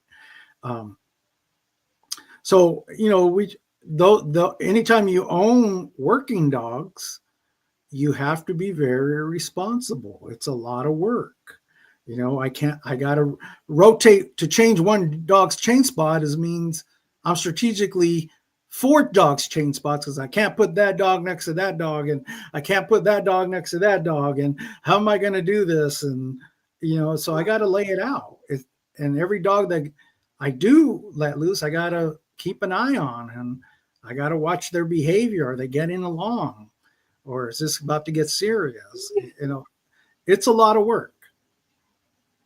Yeah, but I hope the world hears your discipline. A lot of people think they can just go grab some dogs, and all of a sudden, a year later, they think they're a breeder. And I've seen so many failures. So I hope they understand that you've done this for a lifetime. This ain't nobody talking to you guys that just picked up dogs. This is a lifetimer right here. So, man, the info and the stories are classic. Yeah, and Thompson Hoodwood in the building. Yeah. Come on, brother. Yeah, and people don't understand is you on mute. What's going on, man? Salute. There you go. What up, brother? Salute to the chat, man. Salute to the panel, man. How y'all brothers been doing? Hoodwood. What up? What's up, bro? Salute. You came just in time, man. We about to go around the horn, man. I just want to ask everybody, man, let's just name some good and bad traits. Good and bad traits. Good and bad. Well, I'll go traits. first. It's Ricketts Awareness Month. Yeah, Ricketts is in there. It's in there. Bad traits. No, I got my Aussie dogs, they have a bad sense of escape artists. I think that's a bad trait. You know, when it's almost like you have to do so much extra to keep them, like, keep their mind unfocused, you know, because they're constantly doing something while they're awake, you know. So I think would that contribute to the smartness, or would it just be like they're too busy? It's a dummy move to me, because I done had some get off and go to the wrong person, and you know, just like OG Loco said, you know, you can think you're tough, but this is strongest of the fittest. So the smartest ones know that it's not time to work yet. It'll be time to work when I come get you. If you want to escape and do what you want to do, well, man, you're not paying attention to the program I have. So yeah, you're right. There's a little smartness in it, but then at the same time, it's not in their best interest to be smart without the master, you know? So that's what I think in my own, you know, my own little world. That's what's up. Who's next? Hey, I'll jump on this. I didn't catch the question, man. My internet did some whole shit. I didn't even hear the question, man. My bad. Good and bad traits. Good and bad traits. Good traits and bad traits. Which one would I prefer? Well, no, of course, we know that. Well, no, we're just trying to. This is a identification. Let me get some of them bad traits and a double burger with cheese. We're just identifying them. It might be some good traits, might be some bad traits that. Oh shit! I should have just said bad traits, really, because everybody knows what good traits are. It depends on bad traits, you know. Curs are bad traits. Cold dogs are bad traits. But you know, a lot of the attitude stuff is, I mean, just being honest, man. These dogs can be assholes, man. Just keeping it 100 with you. You know, some of them do show levels of calmness and light switch, can turn it on and off, but the majority of them are assholes. So, right. I mean, it's the terrier that's in them. So when you see the little bit of destructiveness, you see them popping the chain, barking. That's what a pit bull is. It's a high-strung dog for the most part. Now, do you get some exceptional individuals that can manage that? Yeah, but if we just talking about not the exception, but the rule, you know, they're wild acting dogs. So some people can cultivate their program through selective breeding and get a little bit more reserved dogs. But for the most part, they are what they are. And a lot of people aren't prepared for that. You know, you can get two calm, cool, collective ones, but, you know, that third one may pop up and he's just berserk. Can't stop working the chain. I mean, down to everything. You know, a little 35-pound dog, you got to feed him like a 50-pound dog because he's always moving, burning energy. I mean, all of this is terrier traits. And yet again, people who even deal with them, with terriers, they'll tell you they can be assholes. They can be so smart that they're dumb sometimes. It's just part of the breed, part of this breed in a whole. So I just accept it all for what it is. You know what I mean? If you got one that like to put their teeth on stuff, you got to do what you got to do to preserve the teeth or put them in a situation where they can't do but so much. But these individuals will pop up in the gene pool because it's just part of the breed. That's my little 2 cents on that. Hell yeah. And excluding man biting and just unstable behavior, like, you know, those kind of motherfuckers, you just need to go ahead and humanely have them put down. But most of the bad traits people complain about is a lot of stuff that's just consistent with the breed to me. Yes, sir.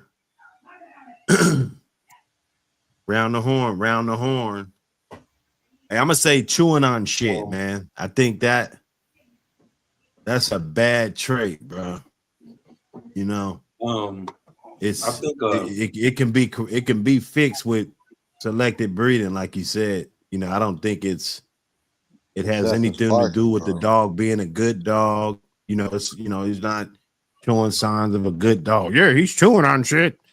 Yeah, he's showing good signs. You know, like that's not a good sign, bro. You know what I'm saying? In my book, that's just me. Some people probably, you know, the ones that's chewing on shit turn out to be the best ones. You know what I'm saying? Or Honey Bunch probably chewed on shit. You know what I'm saying? But that's a trait that I don't want. I don't want no excessive barking ass dog either. I mean, I understand some dogs do bark. You get some lines, you know, but when I'm making my breedings, you know, I'm not just, unless you don't know, like it might be a dog you just got to breed to and you just really don't know if he's a barker or not. You know, I'm just not gonna be doing all that. You know? I think a good I was 50-50. 50-50. Oh, my bad. I just want to throw it in. Let's talk to the chat too. You got two types of biters now. You got those ones that just constantly gnawing stuff, and then you got those redirecting motherfuckers. The ones that just redirect and do something destructive as you're moving dogs or you working dogs. You know what I mean? There's a lot of levels to behaviors on it. But go ahead, man. Well, yeah. I'll say, well, if we're gonna put some context, chewing on houses and digging up roots up out the ground and rocks and shit up out the ground and shit, and just that's something that I'm gonna try to breed out. Like if I got a male like that, I'll deal with him accordingly. But when I breed him, it's gonna be one of the more monitored, less high maintenance kind of bit female, if that makes sense. You know, I'll throw him, and I'll just throw devil's advocate. I'll just play devil's advocate for 5 seconds. I don't like the putting teeth on shit. I've been trying. Yeah. I don't like the teeth on shit either. That's something that I had to breed away from, even though it's difficult when you're dealing with a lot of bolio based dogs. But the digging, I love the digging. You know how much muscles and exercise they do doing that shit?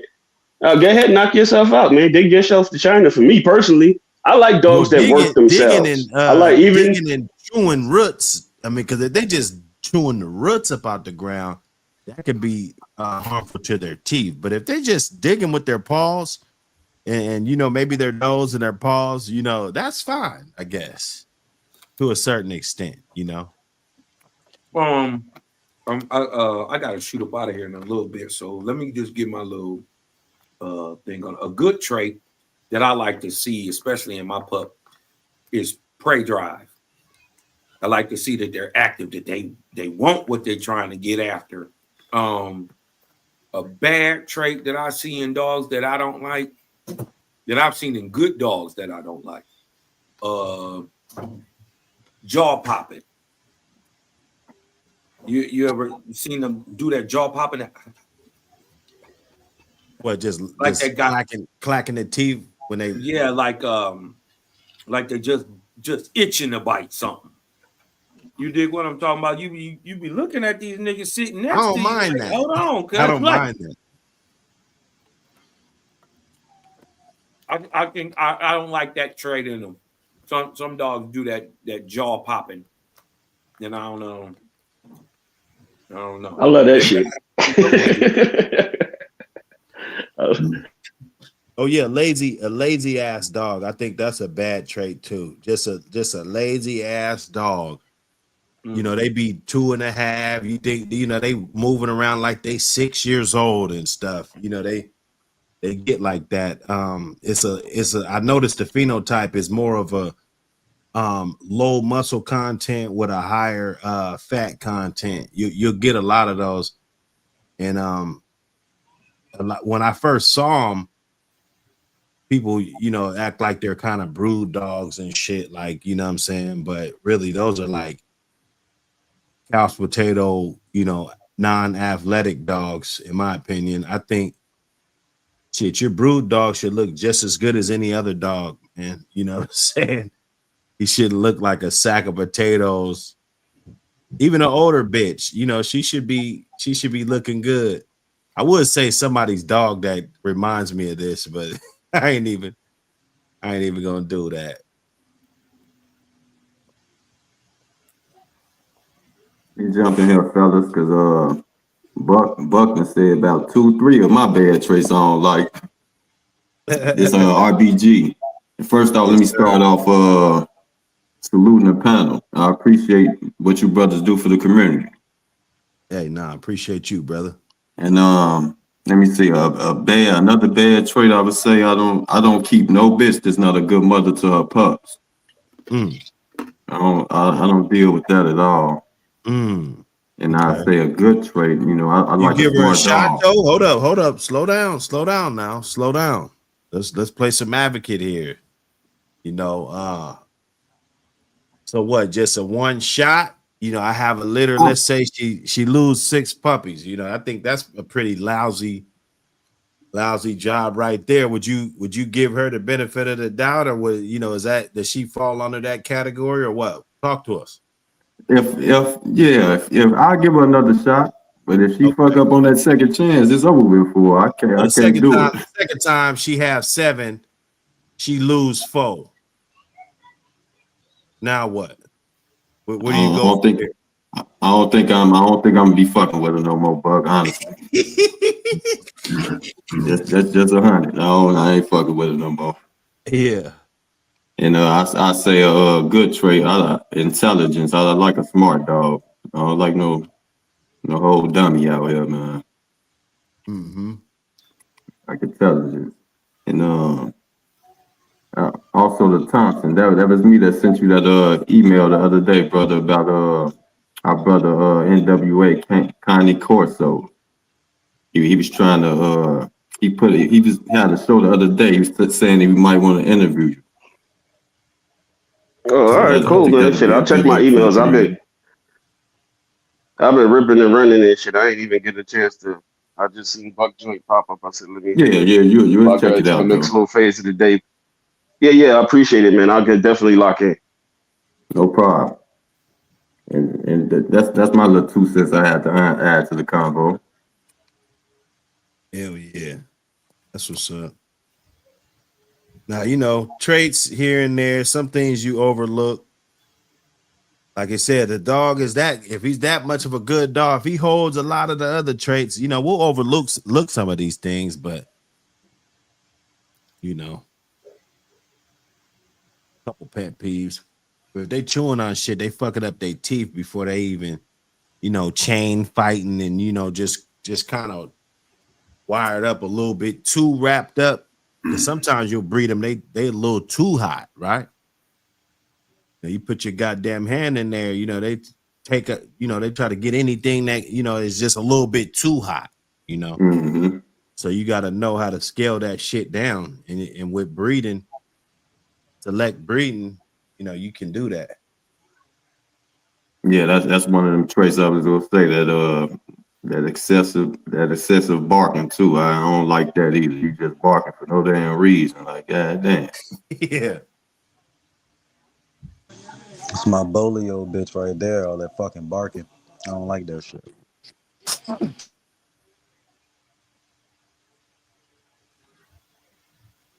Yeah, they notorious for that shit. All that. Yeah, red boy dogs like to bark a lot. Polio dogs. Yeah, it's part of the blood. That's why I say shit. I used to care about barking until I moved someplace where it didn't matter. Now I don't give a fuck. Yeah. But I want to make a comment about I know y'all don't deal with the man biters, right? But I do, right? Because I'm in a different lane than y'all. So it's like this. you know, I come up on the west side of Chicago, right? So it's like if you got your dog in the backyard and they don't want to protect themselves, that dog will probably be gone by the next day. You know what I mean? But this what I do. I don't train my dogs to bite though. You know what I mean? Like they do it naturally. You know, not all of them. You know, I got a pretty good eye for them, but I use my dogs more like some junkyard dog type of thing, guard dogs. You know, they guard the yard, the house. You know what I mean? And, you know, the family members, our immediate family members, you know what I mean? But that's not something I trained them to do. It's like, you know, I form a good bond with them. And I guess they, you know, look at us like they pack members or whatever.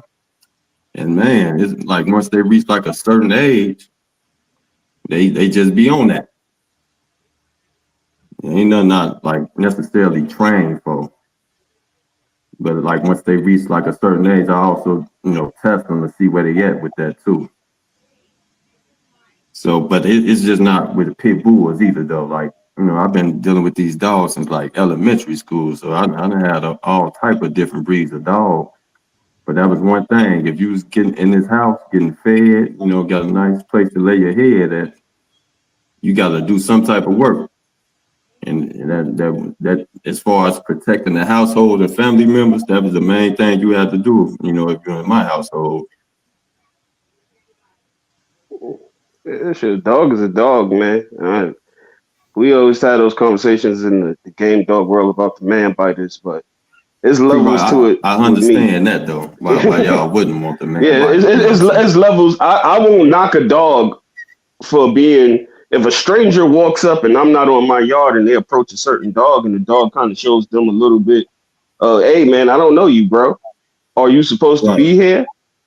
I'm not knocking the dog for that because just because they pit bulls, they still dogs. A stranger go into somebody else's yard and touch their dog, so I don't knock them.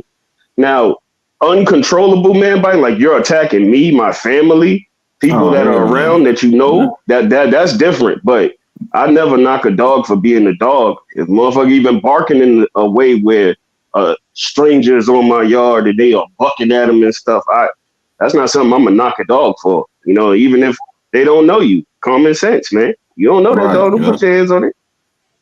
I mean, there's a lot of dogs in this world, in our world of this, that showed certain behaviors, and they were bred numerous of times because of accolades and stuff. So it's in the blood, but I don't knock dogs for being dogs if that's where you coming from. Like, do we kind of promote it? I don't promote it, but I got partners that do professional home protection with some of these dogs that I've bred that I never thought would be able to do some of the things that they're doing now, but they're doing it on a high level. So it's a lot of levels to it, but I'm not as closed-minded to it as I was maybe 15, 16 years ago. I'll put it like that. Yeah, because if I got you in my house and you know I'm feeding you and everything, and you just let somebody walk in here, walk out with the TV and all type of, you gone that same day, goddamn. You might as well left. They might as well took you with them, goddamn, because you ain't about to be here too much longer. Yeah, I love my dog to bark if you know some unfamiliar people pop up or let's get it going. But you always have one that will do that, you know, and then you got that one that don't give a shit, you know, just don't care at all, you know. But if you got a yard, you gonna walk off with a stranger type motherfucker. The ones that just hop in the strange car and ride off that shit. The one that's doing that, I put him right by the entryway. You know, he's on code. You know, anybody pull up, anything, you know, he's on code. So on point, yeah. You got to get past him to get to the other dogs. You know, that's how I do it. Most definitely. I live by that. I don't give a fuck. To me, that's a great trait to have. Yeah, that's what I look for, man. That's a great damn trait. Now, in the middle of the night when nobody's there, and you just come out your motherfucking house, you know what I'm saying? That I don't like that. I don't care. I could be on the moon. I don't want to hear that shit. You know, I give you everything you want. You got your water, your food. You know, you should be content at that point. I'm gonna keep working. I'm gonna, make it right so that you're content. If that's putting a little bit more weight on you, if that's putting, you know what I'm saying, you should be content. If your chain need to be a little longer, kennel need to be a little bigger, we're gonna make it right in the end. But when it's over, it's over. After feeding time, and maybe when I'm out there working or doing something, changing, you moving stuff around, that's cool. But when it's quiet, it's quiet. Yeah.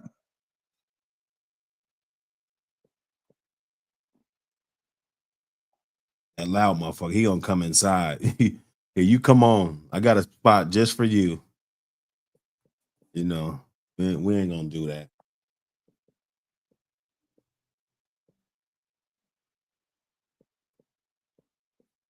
See, DGK.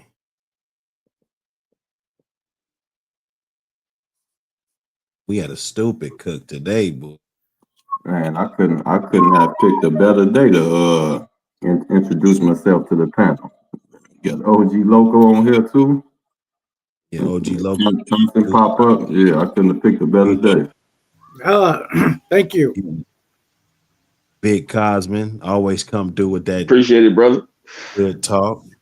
All the time. Shout out my dog OG Loco though for coming through, man. Thank you. He took us way back. You know what I mean? Over there to Ireland, Scotland, England. You dig what I'm talking about? He had a real dog in the spaceship. We went back in time. You dig what I'm talking about? We went back in time, man. Got to doing some real bulldogging, man. Got to walk up to some dogs we can touch today. You dig what I'm talking about? Coming from all this good blood that's been kept and preserved, and you dig what I'm talking about? And I don't know who that was saying that just a minute ago. Hey, you better bark. You better bark and bite somebody. I'm feeding you in my damn house. Man, I'm with you, man. Hey, you better do something.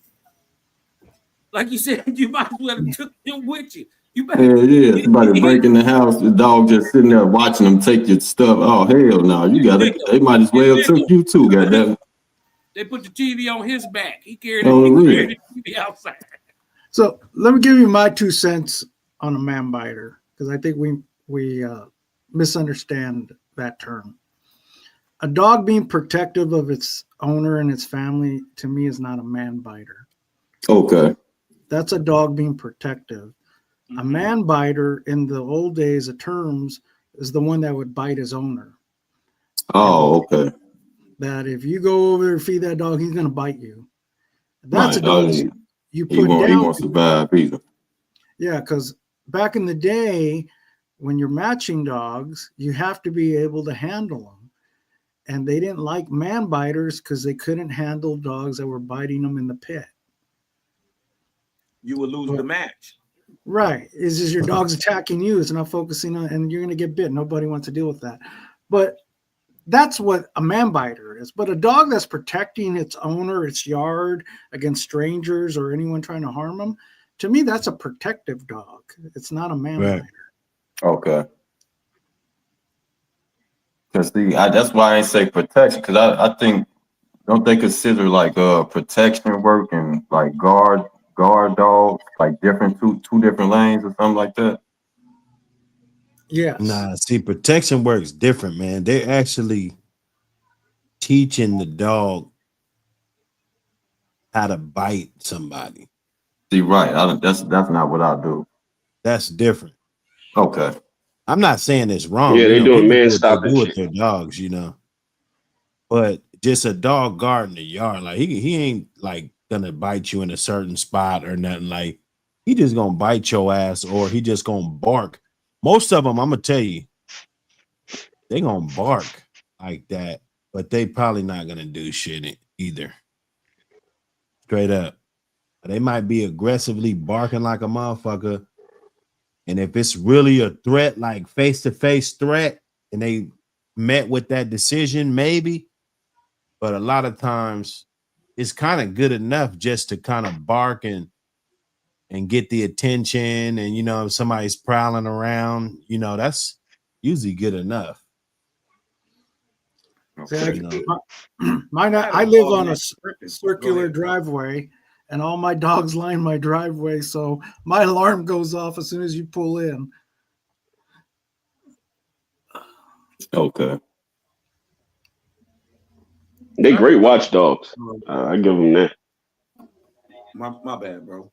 I had a dog that if you held him too long in the corner, he'd turn around and kind of nip you to let him go. You know what I mean? I don't think polio dogs, man. I wouldn't call that a man biter, but he just wanted to get to it. But I didn't have them like that. And they're like, yo, let me go. You know what I mean? Yeah. And that is what I call a frenzy biter. I wouldn't really call that a man biter. So a frenzy biter, I have dogs, when you're working them, you just got to watch your fingers. They're in tunnel vision. They're in a frenzy. They're not trying to bite you, but you just got to be careful. Not all my dogs, but some. But a true man biter is a mean dog. He's going to bite its owner. And, there's been dogs in history. Zebo was that way. There were dogs that... Yeah, didn't he bite a kid?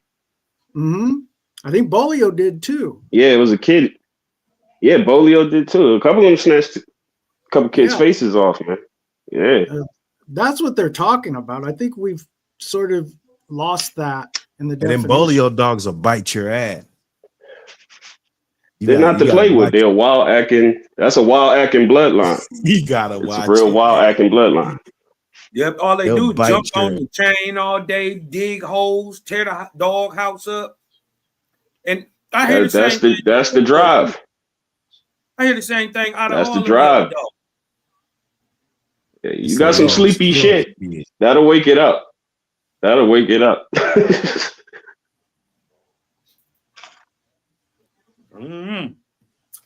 don't know. Just be good. You'll be all right with me. I can't really be mad at a dog for barking, man. But I know what y'all saying, but. It's undesirable traits. It's hard to hone in. It could be done though. It could be done though. If you real selective and critical about what you're picking to move forward, it can be done.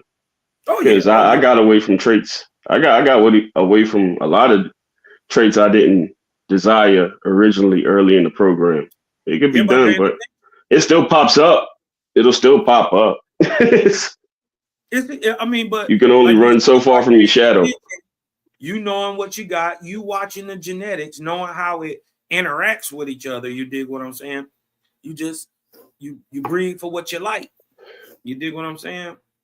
That's how it works.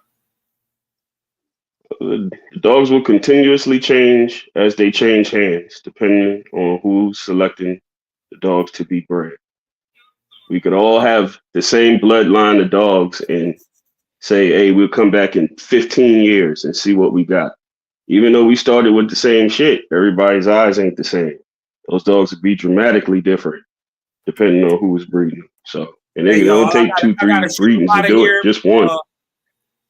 My bad, bro. I ain't mean to cut you off. No, go ahead, do your thing, man.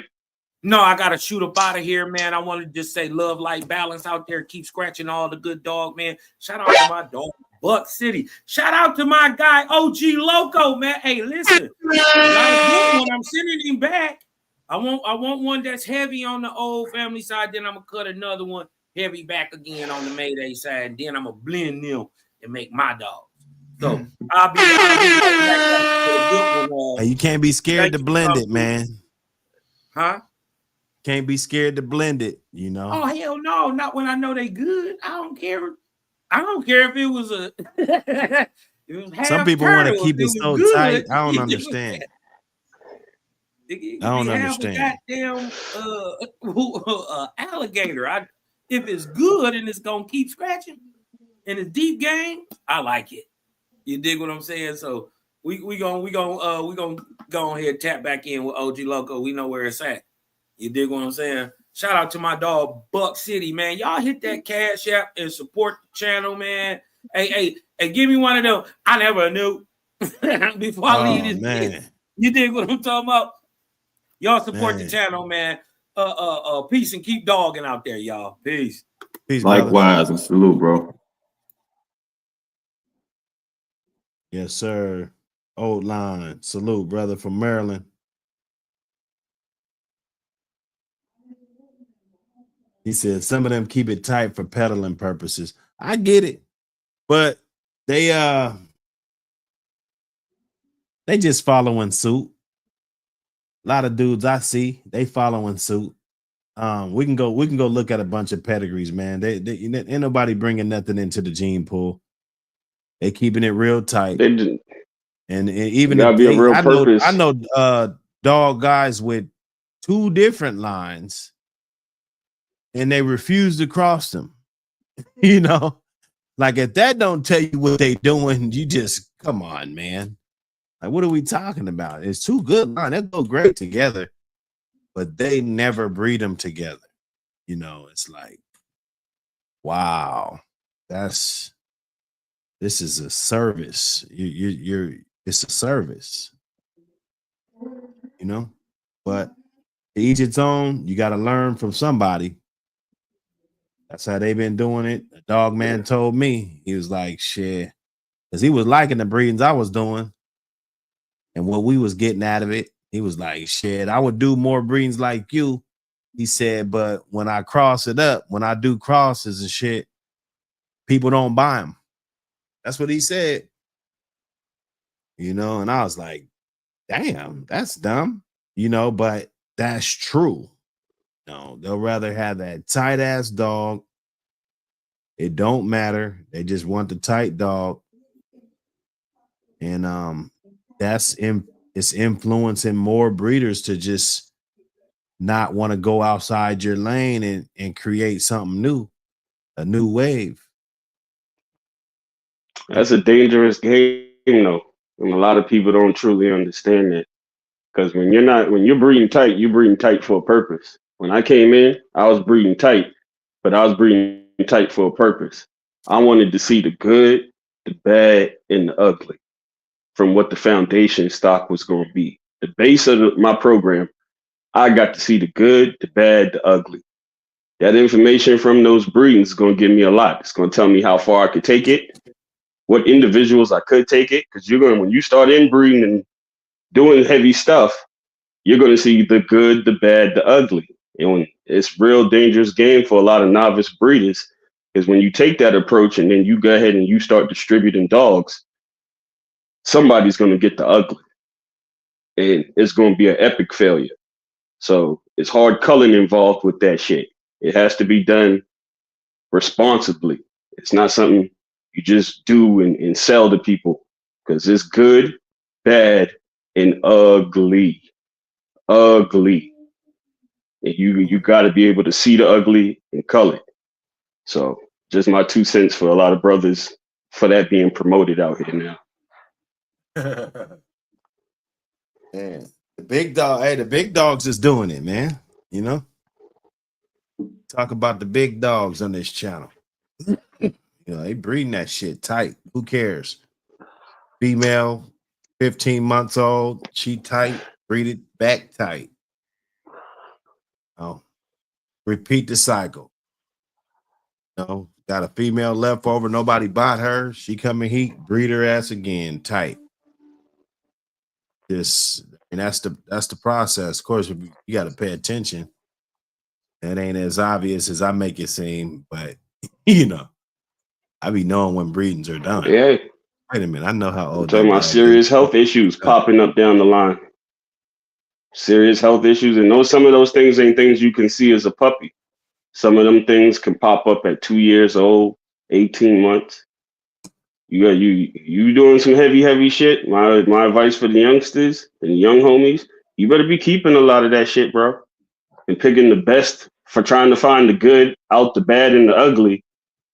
And that's what type of party you in when you doing that type of stuff.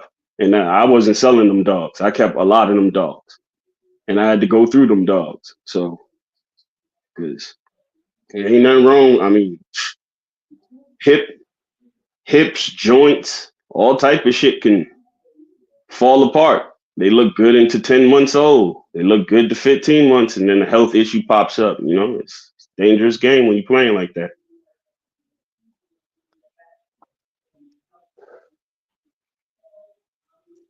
Yeah, Thompson, I want to salute you on them litters you got on the ground. Them two of my favorite colors too, man.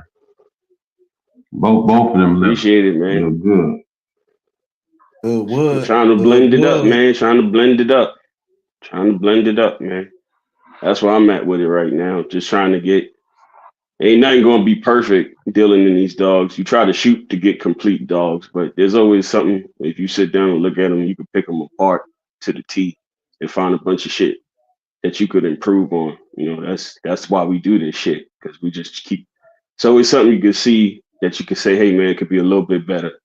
So when I put my little stuff together, I'm just trying to tweak it, see if I can get better at some things that I didn't think I wasn't too impressed with before. So, you know, it's part of why you do it.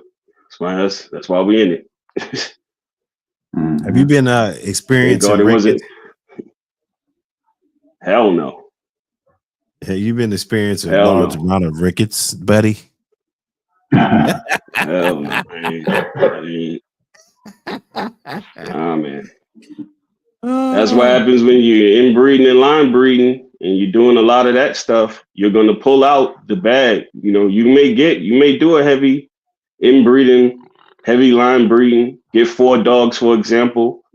2 out of those dogs pulled a ton of the good traits you love in the dogs. Those traits took into another level. But the other 2 dogs have pulled all of the horrible traits out of your gene pool.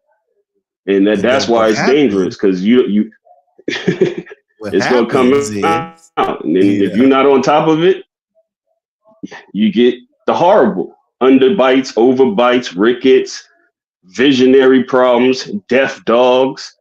A lot of stuff pulls out. You'll never know it's in your genetic gene pool, but when you do those type breedings, you're going to pull out the great and you're going to pull out the horrible. That's why I said it could pop up. And then on top of that, you know, quality of feed, sunlight, vitamin D. A lot of things play a part in it. So you live and you learn. Know what you're doing.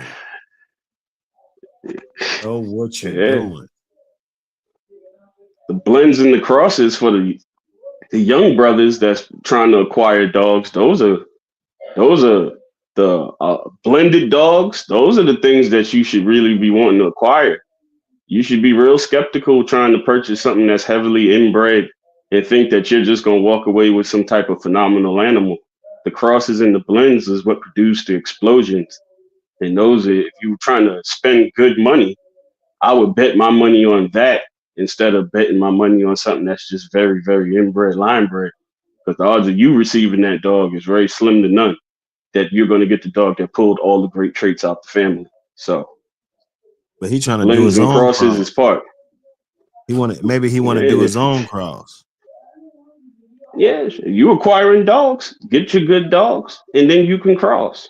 You can inbreed, line breed off of crosses from 2 different family trees of dogs. You're going to blend at some point.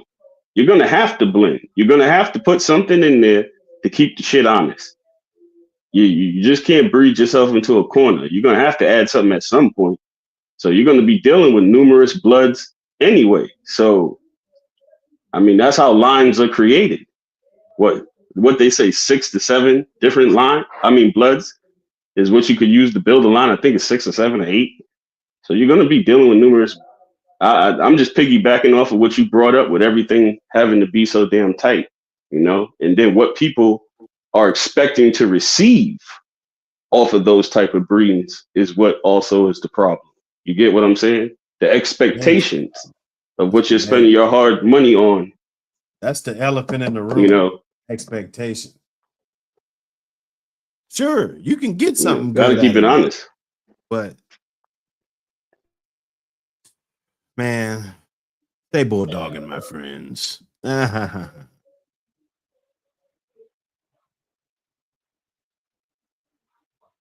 Old man Reckless, what up, brother? Man, I think I saw everybody today, man. At least one time. I think I saw everybody today. That's a good one, man. And my brother got a fucking party at 3:30. And we on the West Coast. It's almost. Man, do your thing, man. Shit, man. Salute to your channel, man. Shit, I'm glad I ain't get a chance to link up with you in a long time, man. Shit. I'm success on the magazine, man. Salute, brother. Man, that shit was epic right there, bro. So appreciate it, man. Appreciate it. You know, much respect on you making that move, man. Hey, it's more moves to come. More moves to come, man. It was a marathon. Forward movement, man. Perpetual motion. Perpetual motion, bro. It's a marathon, though. You know, we took a step or two, but that marathon, that takes thousands of steps. So let's go. You got the energy for it. You got the energy for it. Let's go. You know what I'm saying? That's all this shit is. Ring the bell. What'd he say? Show me my opponent. That's how it is. That's why everybody do what they do in these dogs, because you gotta have that movement, that drive. If you ain't got that drive, you ain't gonna want to do this shit. You ain't gonna want to be out here feeding and picking up shit and all of this. It's a drive. You got to drive for this thing, man. We're gonna bring the love back. Salute, I mean, the love ain't never left, but just a figure of speech. We're gonna bring the love back to this shit and make it popular. Not popular like that, but like loved worldwide. Hey, these are the everybody good vibes. You got to be game yourself. We ask a lot of these dogs, but don't show half of it. Right. But I ain't gonna hold you. I got a bunch of moves I gotta make, man. Man. Like I said, salute again, brother, man. My brother. Appreciate you. Man. You know me, I just pop up, man. Salute to the panel, man. It was a pleasure, man. Salute to the chat, man. Y'all have a good what is it, Saturday, man? Y'all have a good ass Saturday, bro. Yep, good Saturday. Likewise. It's a good time. It's a good time. Lone Wolf, you want to say something before we dip? No, just man, peace and blessings to everybody, bro. Appreciate being able to pull up, introduce myself to the chat, to the panel. Yes, sir. Hey, appreciate you and all the support. Mag, everything. I already know. All the support, brother. Trust me. Yes, all sir. Right, peace, brother. OG, talk to us. Give us a disclaimer, OG. Well, we love these dogs for all the heart they have. You can't change who they are, but we do our best to preserve them. Yes, sir. Sir, appreciate you for pulling up on us, OG, giving us that good history. You guys go get that magazine. Check out OG Loco up in there, man. Got Wedo in there looking real good. And I think you guys gonna like it, man. Got some contact. I think you got some contact in there too, you know, so you guys can reach out, all of that. Keep growing, OG. Keep growing. I see it. All right. Appreciate it, brother. Thank you. All right, bro. Appreciate you for pulling up. Yeah, bye-bye.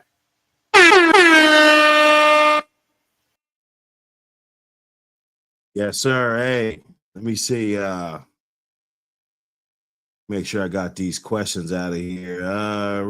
He said, Jeannie Johnson, when breeding specifically inbred dogs from pups that's from a mother-son breeding, will female pups have from the grandsire or vice versa? I'm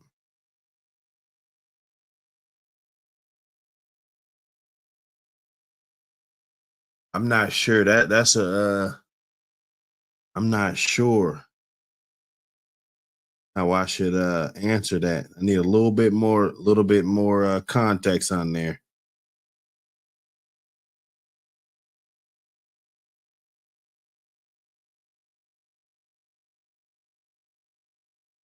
Oh, I got you. Okay, so will the female pup pull? That's. I don't think there's ever going to be enough information on that. I don't think nobody has ever. I know exactly what you're talking about. Will it pull? Will the female's pups pull from the grandsire, and basically the male pups pull from the grandmother and shit like that? You know what I'm saying? Bred different ways. Me personally, that could be true, but I don't think there's enough data for that. There's not enough data for that. And to know what they're pulling from and what's going on. There's a lot of internal organs and shit that these dogs pull from also. You gotta understand everything isn't surface level. You dig? But it was a good cook, man. I hope we ran it up. Oh, instant classic, man. RBG Lone Wolf, hey, appreciate you. DGK, appreciate you, brother. Ween Moon, appreciate you, brother. Trackside, salute to you, Trackside. Hey, get with me, Trackside. Let's get this work in. I still got that one. And now it's time to mount up. We can't just sit back and smoke cigars and celebrate over, one little tiny issue. That's what we're not gonna do. If you want to compete with us, I'm letting you know right now, you're gonna have to work hard. We're working hard. You dig? Lamont Grant, Team Mike for the win. Salute my brother. Salute. Nah, I could be here all day, but I really got to get to my brother's party. I'll probably take my sons or something. We'll figure it out. Oh man, get on over here, man. Appreciate everybody that pulled up. Bang that like buttons, bang that subscribe button.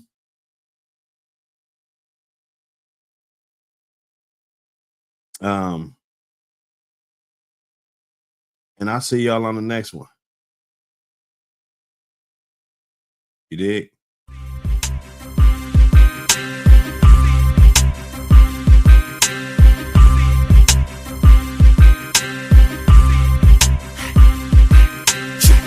I'ma make it hot. I'ma make it hot. I'ma make it hot. I'ma make it hot. Anything I'm on, I'ma make it hot. When I'm on your block, I'ma make it hot. I'ma make it hot. I'ma make it hot. I'ma make it hot. I'ma make it hot. Anything I'm on, I'ma make it hot. Yeah. When I'm on your block, I'ma make it hot. Yeah. If you catch me, Nike will just do it. And that's slipping, the slang, you better get to it. I'ma make it H-O-T. If you run up on me, blow nigga, you'll see. It ain't no game, so don't play me. Ride dick, purple flag, all LP. Smoke Joe when I rap and shit. Hit the streets hella drunk, got some clapping shit. I'm a captain, bitch, but I don't save hoes. Tip them and I send them to the track, they bring me back my dough. I'm hot, you're not, don't trip. When I bust, man, I empty out whole clips. I'm a menace to society, boy. I'm strapped up, I got all varieties, boy. Low pro with a high profile, nigga.